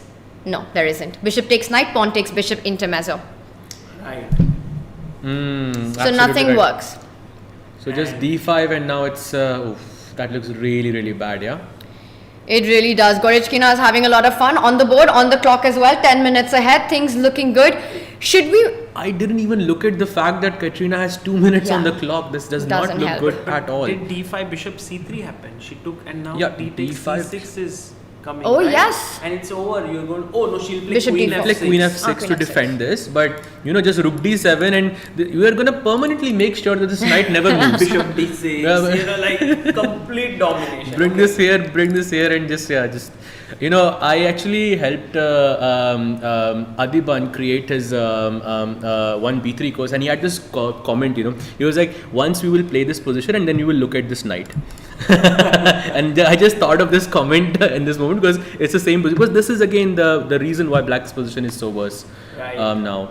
And this is looking bad, but in the open section, Magnus versus Arjun is heating up. We need to go back there, but also a result has come up. Nodirbek has just beaten SL Narayanan, so he is now got equalized with Magnus, half point ahead. Right now, half point ahead, but if Magnus wins, Magnus keeps his lead. Can we quickly see the final moments of the Nodirbek game? Just take us through how he won this. I don't think a lot... Oh, that is a beautiful what a final finish. position. What a finish! Okay, let's back up before we break this down. Rook takes f4 is where we left. The last move is so pretty here. Okay, fine. beautiful. We've got to show it, right? Yeah, We've yeah, got to do an let's- action replay. Okay, so I think we were not here. We were like somewhere here, and he plays rook f4, and then queen got away, and then he played queen g5. The best move, attacking mate in 1. He defends it, and then he goes queen to d5. Oh, he's setting up that idea, yeah? Maybe he already saw it from this moment already. Rook e2 and rook h4. Oh, he just missed this. Actually, there is no defense on this position. At least according to the bar, there isn't. Bishop on b2 is like not invited Look. to the party. That's Look a at stunner. this. Look at this move. That is beautiful. Okay, let's break this move down to everyone. We're saying it's beautiful, but what's really happening here? Well, if you take pawn takes rook, then somehow the queen is now not defending the h3 pawn, and so rook takes pawn is just Pawn checkmate. takes rook. And this is so beautiful because there's a pin by the queen. Pin. On the diagonal. Wow. So You know, I was trying to be fancy and was thinking bishop g3. Is it working or no? Could Do be. I have a think choice that or- also very- Actually, I think rook g3 is fancier. I just Actually, want to yeah. say that you know, putting it, forcing, attacking the queen. And what is the name of this tactic where you come in the middle of the defender? Interference. Interference. So you're interfering that Sagar queen bhai. from defending the pawn. Feeling Sagar left out. bhai. I'm feeling Wow. left out. Okay. Okay. Wow. It's 1 second. Yeah. So rook to g3, beautiful move by Nodirbek, beautiful tactical awareness by him. And let's move on to our board because Very exciting. it's madness on Magnus board. Magnus. When Okay, Magnus let's go. is There attacking, is on the attack, on the offensive, but Arjun is opening up his king. He's just completely fearless. At first, he takes the pawn on a6 and invites all of this attack, and then he opens with c4 as well. I mean, wow, this feels absolutely crazy to me. I mean, Is there a mate? Can we put bishop a3 as black here just to remove that defender, that final defender there on b2? Is it possible? maybe I will take and just king b1. So maybe let's just play it out. Bishop a3. Okay, you are right, and now we'll just see. Okay, I'm not so confident about my move. Okay, it is right. Queen a3 and now king to b1. I'm not sure if this is right. Oh, yeah. Oh, you remember when he played rook g3, Sagar bhai? Yes. This was the idea. That's the idea. Yes. This is looking very, very risky for white, but it is somehow everything is safe. Coming into place, right? Like moves that were made eons ago are now helping the white king. But it's so, I mean, I'm just thinking about c4. You know, these bold decisions, how Arjun has this ability to play these moves on the board, whether it was bishop takes pawn, whether it was giving up that g2 pawn to start with and then push the pawn in front of your own king, inviting all these dangers and believing you can keep it safe. Yeah. It's No, a he's very unique confident. Arjun ability. He's very confident about himself, and also look at the time. It's now coming closer. Like Arjun has 5 minutes, Magnus to 7 minutes. This game is not over by any means. Anything can happen. Absolutely right. I mean, he's completely fearless, and look at him. He's wow. What if I just go bishop c6 here? Like, what's the plan? I mean, can't I just look? My idea is that I want to have a long-term attack towards the king. Well, he made a move, he made a decision. What did he play? He The called pawn in on GH5. Magnus is like, okay, leave alone the attack. I want to win a pawn. And it is a pawn that you win because bishop can't recapture it. There are tactics on c4. Bishop takes pawn, Magnus will return the favor by going bishop takes pawn himself.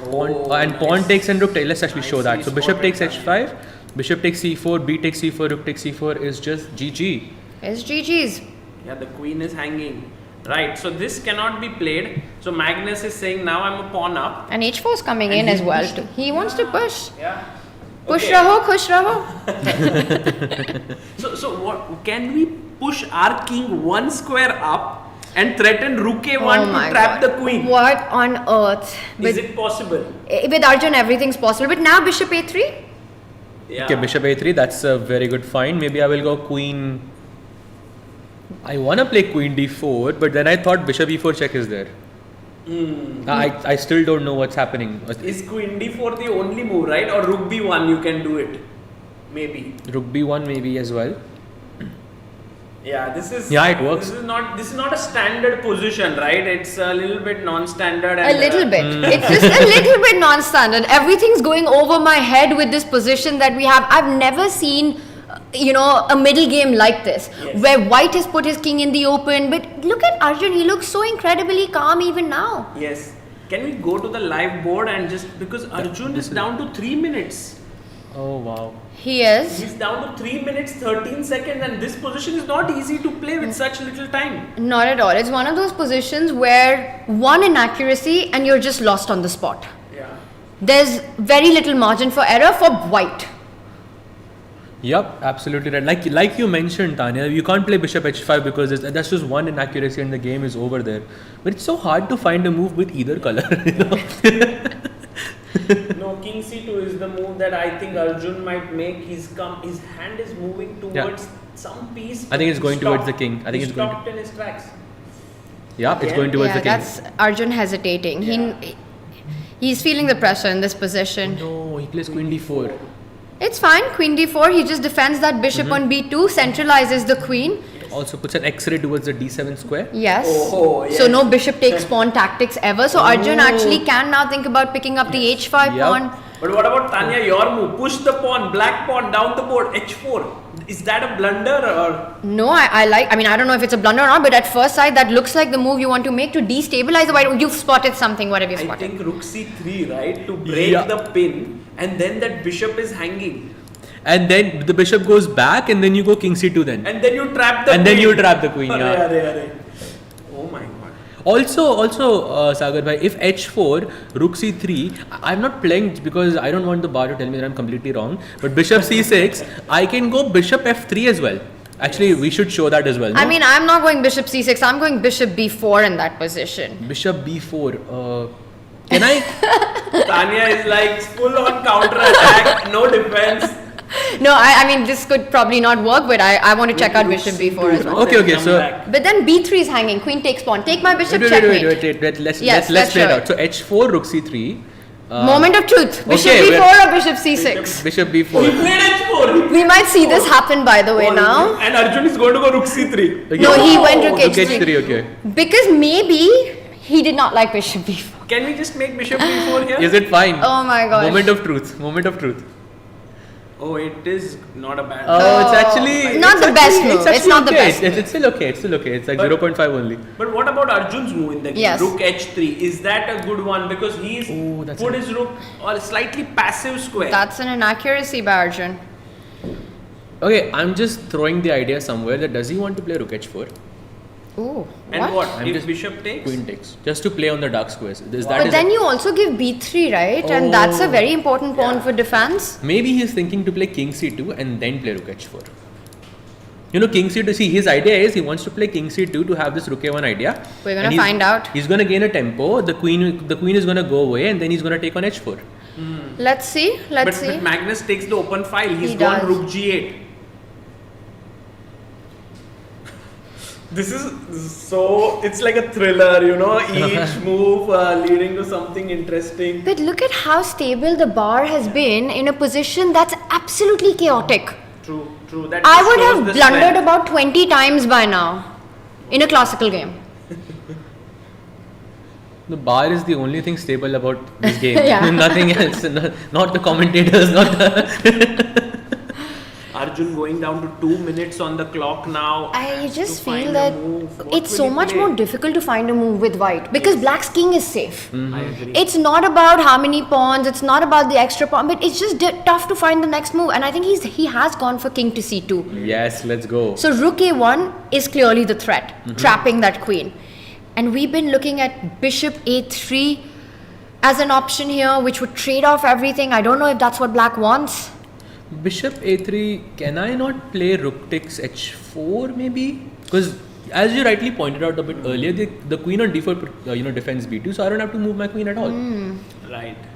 So what is Magnus going to play here now? Rook a1 is the threat. It feels sad to get your queen back. Yeah. No, You know, it's not a happy move. Oh, there's now, yeah, but you have to do something about rook a1, right? So if we go back to a8, is that a good move? Queen a8. He's reaching out for the queen and he does it! Queen What a great call. And you know Wow, what? I know Sagar what bhai. you want. You want bishop e4 check at some moment. Yes, that, and also some point bishop g2, get the rook out, play h3, make that pawn into a queen. Wow, Sagar, Somehow. you are on fire. You know what I'm thinking here? I'm thinking bishop f3. I don't know if this works. Why can't you just take Oh wait, I it? forgot the rook is not on f8 anymore. Sorry, That's not a I'm checkmate. getting too excited here. No, Although but could that work. works. It That could works. work. It could work. Yeah, because takes, I think. But there's rook d8 in those lines. No, I will play rook f3 first. Yeah. Clever, very clever. But the bar is gonna tell me that I'm completely wrong. Just watch. It's not completely wrong. actually, It's not actually, completely fine. wrong at all. Oh, Bishop- Zen by, come on. Take rook takes. Rook takes. Oh, it's fine actually. Wow. Queen f3 and now Nice. queen d7 was my plan. Yes. Okay, and this is c4, already c8 better. rook Yes. hangs. Oh, you are actually winning because after king f8, queen here, king g7, you have rook Rook g1 check. g1. Crazy So- position. So queen a8 is on the board, and this is where I will not be surprised if Arjun goes for bishop f3. It's again his kind of Yeah. move to solve problems, you know. Solve problems in an active way. He- But he no, goes he goes rook rook d3 or c3. One of the He two moved squares. the rook somewhere. He went rook Oh, he c3. went rook c3, and this one is a serious mistake.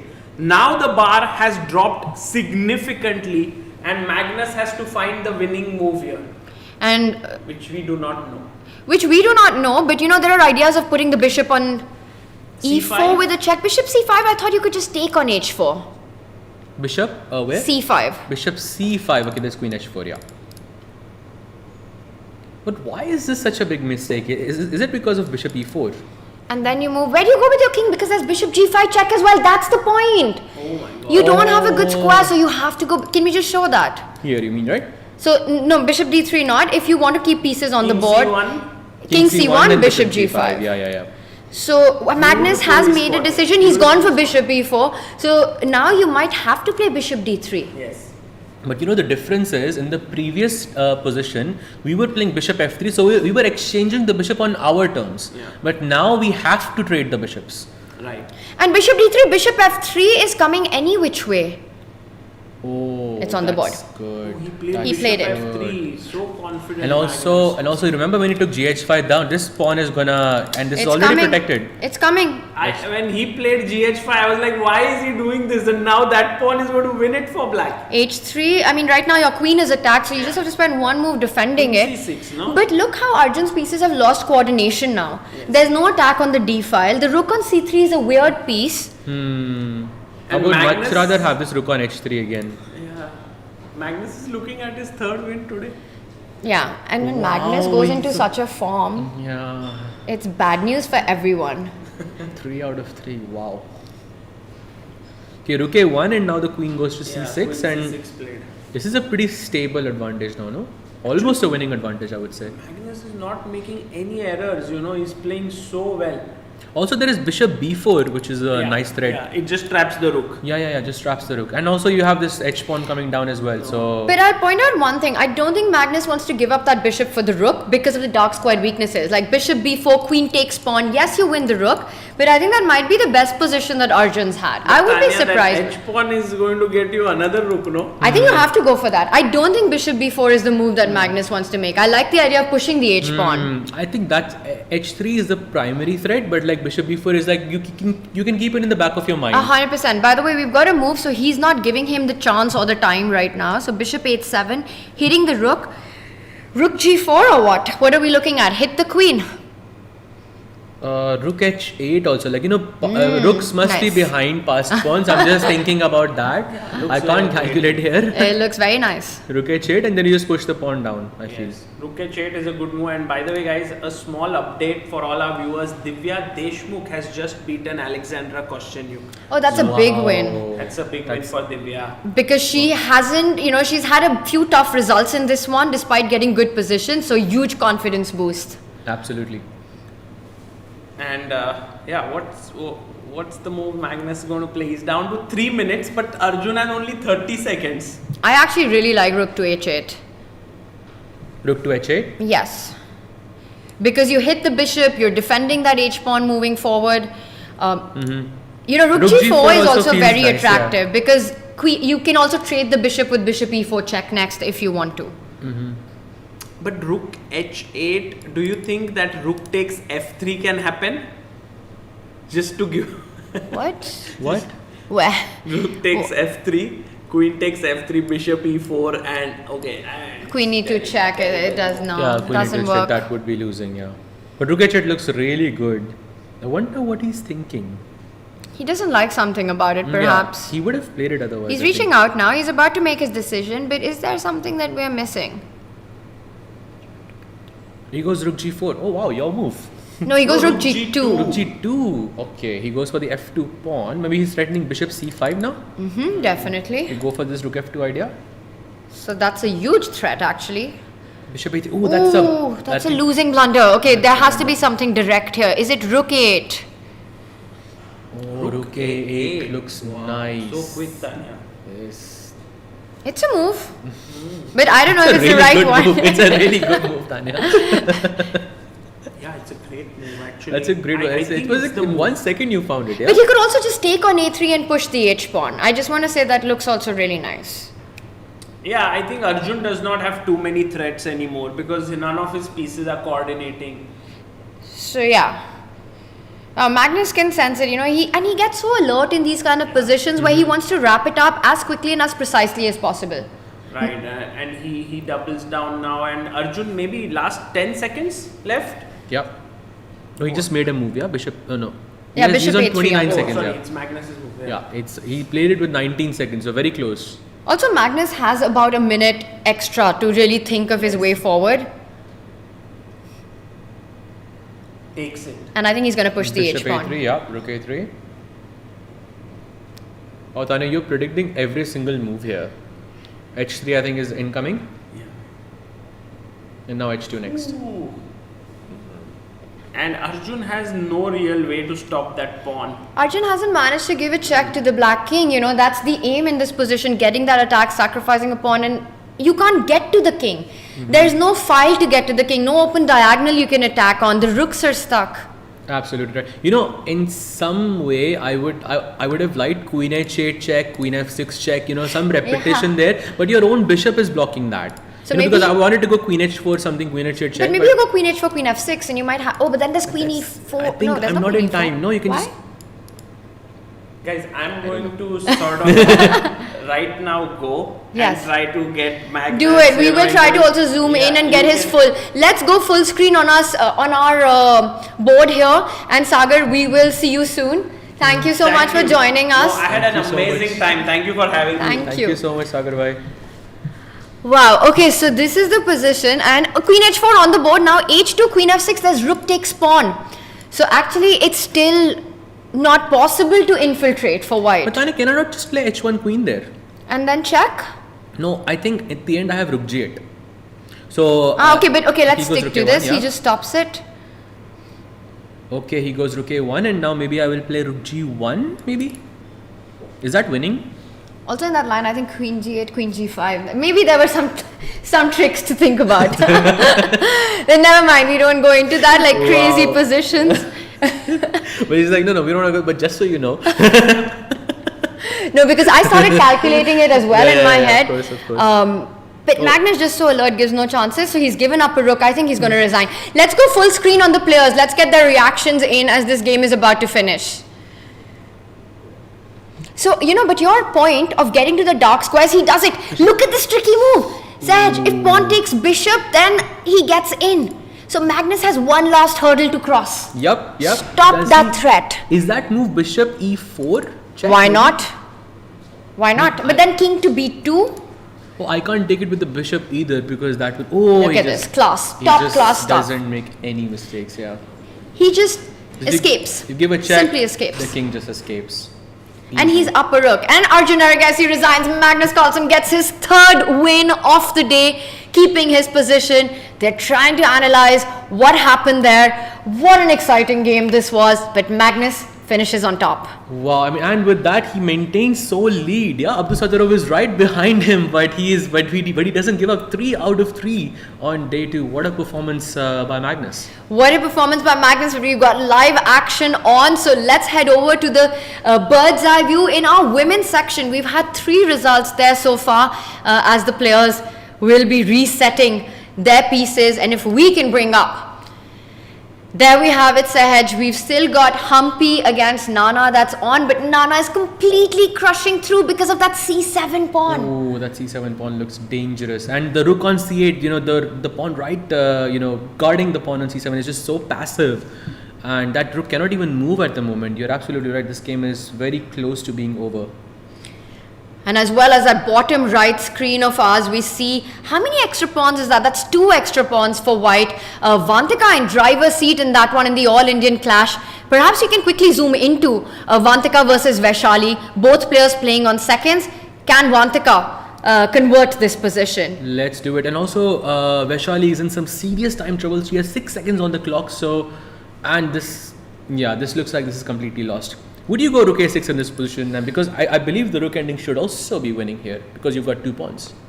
I know Vishy sir said that all Rook endings are drawn, but I feel but she doesn't do that. Yeah. But this is also tricky because you're attacking the G6 pawn as well. So I like this little move, forcing black to be careful. And now you could pick up this A6 pawn. A6 pawn, or you can also play rook C7, Tanya. And, she just plays nice. it, yeah. Just Very rook nice. F7 and game over. To take away the golden pawn. Queen F6, and now should we just go H5 and create some imbalances in Black's, king side? She's reaching out for it. I think she's about to make that move. Yeah, she's going for the H pawn. There we have it. Oh, she made that move with 4 seconds on the clock, yeah? So GH5 already played. Oh, but the problem, Tanya, here is that if I go queen takes pawn, I leave my pawn on B3 hanging. Maybe this is something she missed. Okay, rook C6 played on the board. Black goes queen to E7. Okay, now she just, I think, she can just go queen H5 now. And there is no way Black takes this pawn because you can also take on H. Okay, both moves are winning here. But really nice technique here by Vantika, not giving any counterplay to Vaishali. She's trying to break open with H4, but it's not going to be enough. I think the queen will join the party to put pressure on that H6 pawn. Your idea of queen H5 now looks... Queen H5, there is a nice little trick with queen B7 check. Oh, that was a tricky one by Vaishali there, yeah? And 100% something I would have fallen for. So we see a trade on G3. Okay, does she take with the pawn or the With king? the pawn, you allow some checks on E2. So is she okay with that? I would not be. Takes it with the king, and she still maintains a very good advantage. And queen H5 is coming next. No, I think queen H5, Rook B3, you've got to be careful. Some tricky things here. And by the way, on the background we can see Nana and I think it's Humpy who have just finished their game. Yes, and Nana managed to win that endgame. So for Humpy, a tough day today. She lost to Valentina at the start of the day in a position that she should not have. And then Nana finishes the day with a loss against Nana. Okay, rook d8 has been played. The intuition says, to play queen e5 check, but I don't like that because once you capture everything, there is this rook d3 and rook b3. So Vaishali is, still trying to defend this position really well. She still has some tricks up her sleeve. King h7. I like this. Rook g8 is a bit of a threat. Always watch out for that. Also, no checks possible. Very, very clever. Okay, queen h5. Finally, your move on the board, Tanya. Without blundering something, more importantly. So rook g8 check. Where do you go? Rook g8 check. I'll just tuck my king away. H2, yeah. H2, simple. No checks. Yeah. And then it's so hard to defend the h6 pawn without trading something. Or you have to go queen f8, which is not the ideal move in this situation. But what does she have in mind? Because she might have to go rook g6 next after king h2. Rook g. Oh, she was king f3. Wow. Wow, this is a nice move. Yeah, no checks possible in this position. Maybe she has to go rook g6 and then they'll go into a queen pawn endgame position. But because she has these 2 pawns on the side, it's going to be a easy win, I feel. You just take this and then you bring the queen like this to d5. Oh, queen b7 check. What? Okay, maybe I spoke a bit too soon. No, but she has to move now to e2 or to g4. But king e2 allows queen e4 check. So, and this is something Vantika missed as well. This queen b7. Vaishali is so tricky in these positions. But look at that. Vantika simply comes back, deflects the queen from picking up the b3 pawn. And now queen c3, there's queen f3. Your queen comes back safe to the king. You want your queen and king to be best friends. Yeah, I mean, if white's queen was on d5, if Vantika's queen is on d5, I think this position is winning. But Vaishali is not allowing it. Yeah. Because if it's on d5, it protects the 8 square and then you can just push the pawn down and there won't be any checks. No. So Your king is safe on g2. Yeah. And there's nothing to worry about. But Vaishali very cleverly does not allow that. But maybe now she can play queen f3 because this feels like a safe square. It protects b3 and still keeps control of the 8 square, which is going to be very important in a queen pawn ending. Maybe she goes queen g6 check. Yes, but the king is also safe on h2, for example, because you don't have any checks on the h file, and then your idea of just push the pawns. Right. Queen f3 also just defends this as well. Was that Pragg, by the way, watching Vaishali's game? It usually is. Okay, a5 and then you just push the pawn down. Yeah, I feel the tricks are more or less over now. Yes, especially with that rook trade, the white queen close to the king, the pawns on the other side deflecting the black queen, forcing it to stay defended. It's hard to imagine a position where Vaishali can get enough checks in. I mean, there's no threat as well. True. Okay, now she's putting up the last defense, I feel, with the b4 and the a6 square. So Vantika is not able to push the pawns, and if you move the queen from the f3 square, then you drop the f4 pawn. So I think this is the final hurdle for Vantika to solve. She gives a check. She's not going to give up the f4 pawn. I don't believe that. Even if in some reality a6 wins here, I don't think it does actually. I think queen takes pawn would be a perpetual in that case. True. But maybe what Vantika can do is she can gain some time by going king g3 and then going king h2 back. I don't know. Something. Okay. Or just give some checks. That's also a good idea because that gains some time for her. Can she just... Queen c3, queen e5. Right, but can't she just pick up the pawn? Or she does it. Yeah. And that's 3 extra pawns. 4 passes on the board if you count 2 doubled ones on f. Yeah, Vaishali knows that this is over. Yeah, true. I think this is no more checks anymore. You've got the queen in the center. That's very important in queen pawn endings. So whether it's d5 or e5, queen f5 check, also guarding the g4 square, so there's no more checks. And now she can probably safely push the pawn on a6. Yeah, this is her gaining some time, yeah? Yes, that's very professional. And then you can spend some time thinking about how you want to convert. Just give some checks. Black's king isn't hiding anywhere. The only check you need to be careful about is a g4 square. Yeah, queen g4 square. Oh, but she's going to put her queen on e6. It defends b3, it defends g4 check, and then she just pushes the pawn. Defends d5, defends a6, defends everything. Everything, yeah. And now a6, I really like that. Full control. Full control in this position. Yep, this is over. There we have it.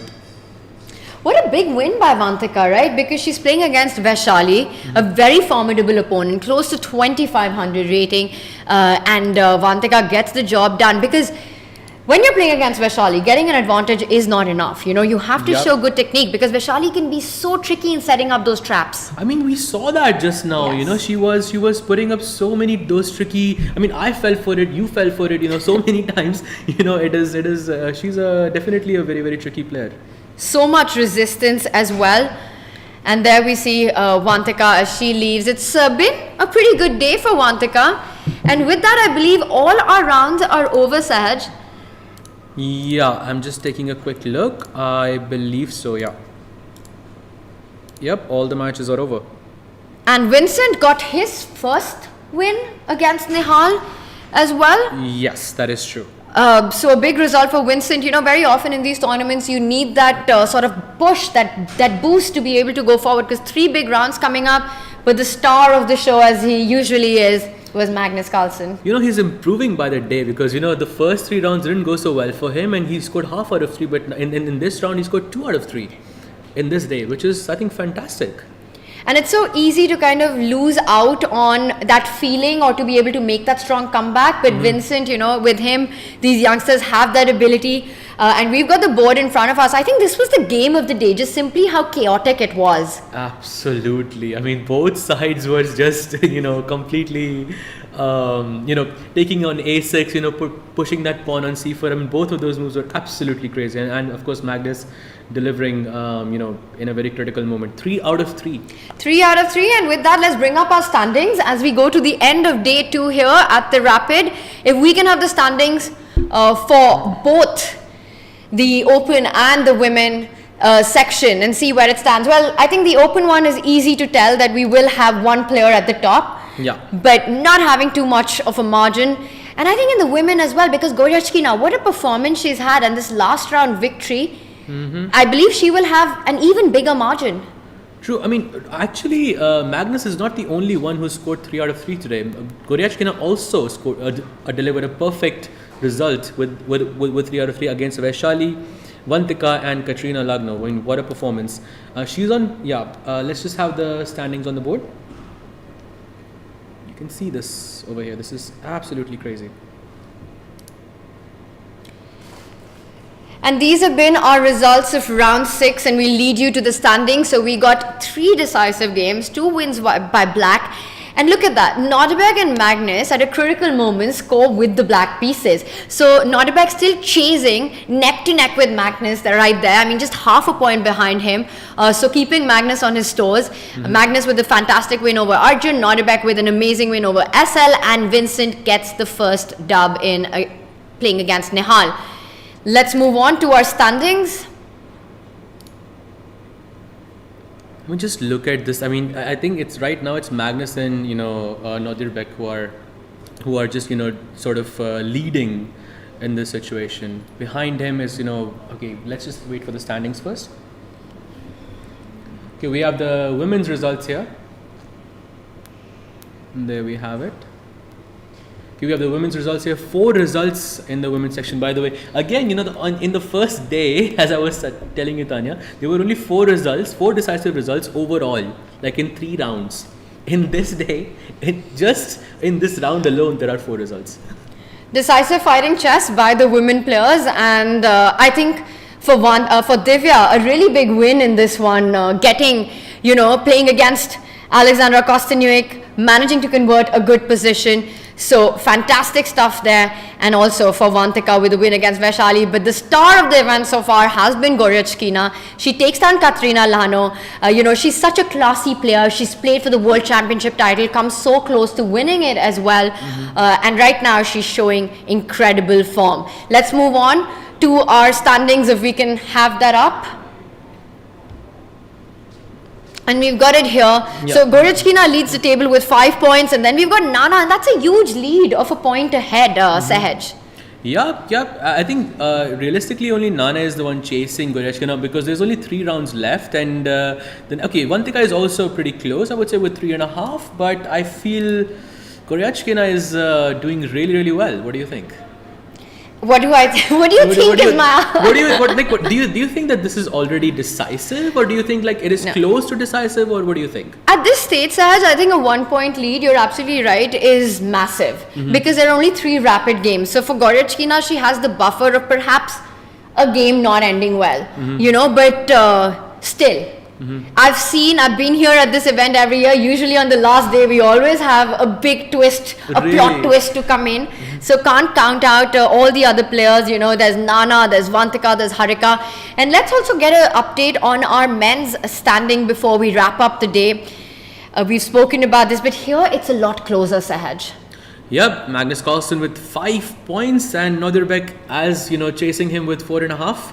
And after, I think Nodirbek is going to be a 1.5 point difference, because then it's Wesley. Actually, it's just Wesley on 3.5. And there we have it finally. Magnus Carlsen on top with 5. Nodirbek just half a point behind him. And Saj, who does Magnus start tomorrow's day with? Wesley So, as you said, at 3.5. So a point difference there between Wesley and Nodirbek, and that's quite big. This might, depending on what's happening tomorrow. Oh my goodness.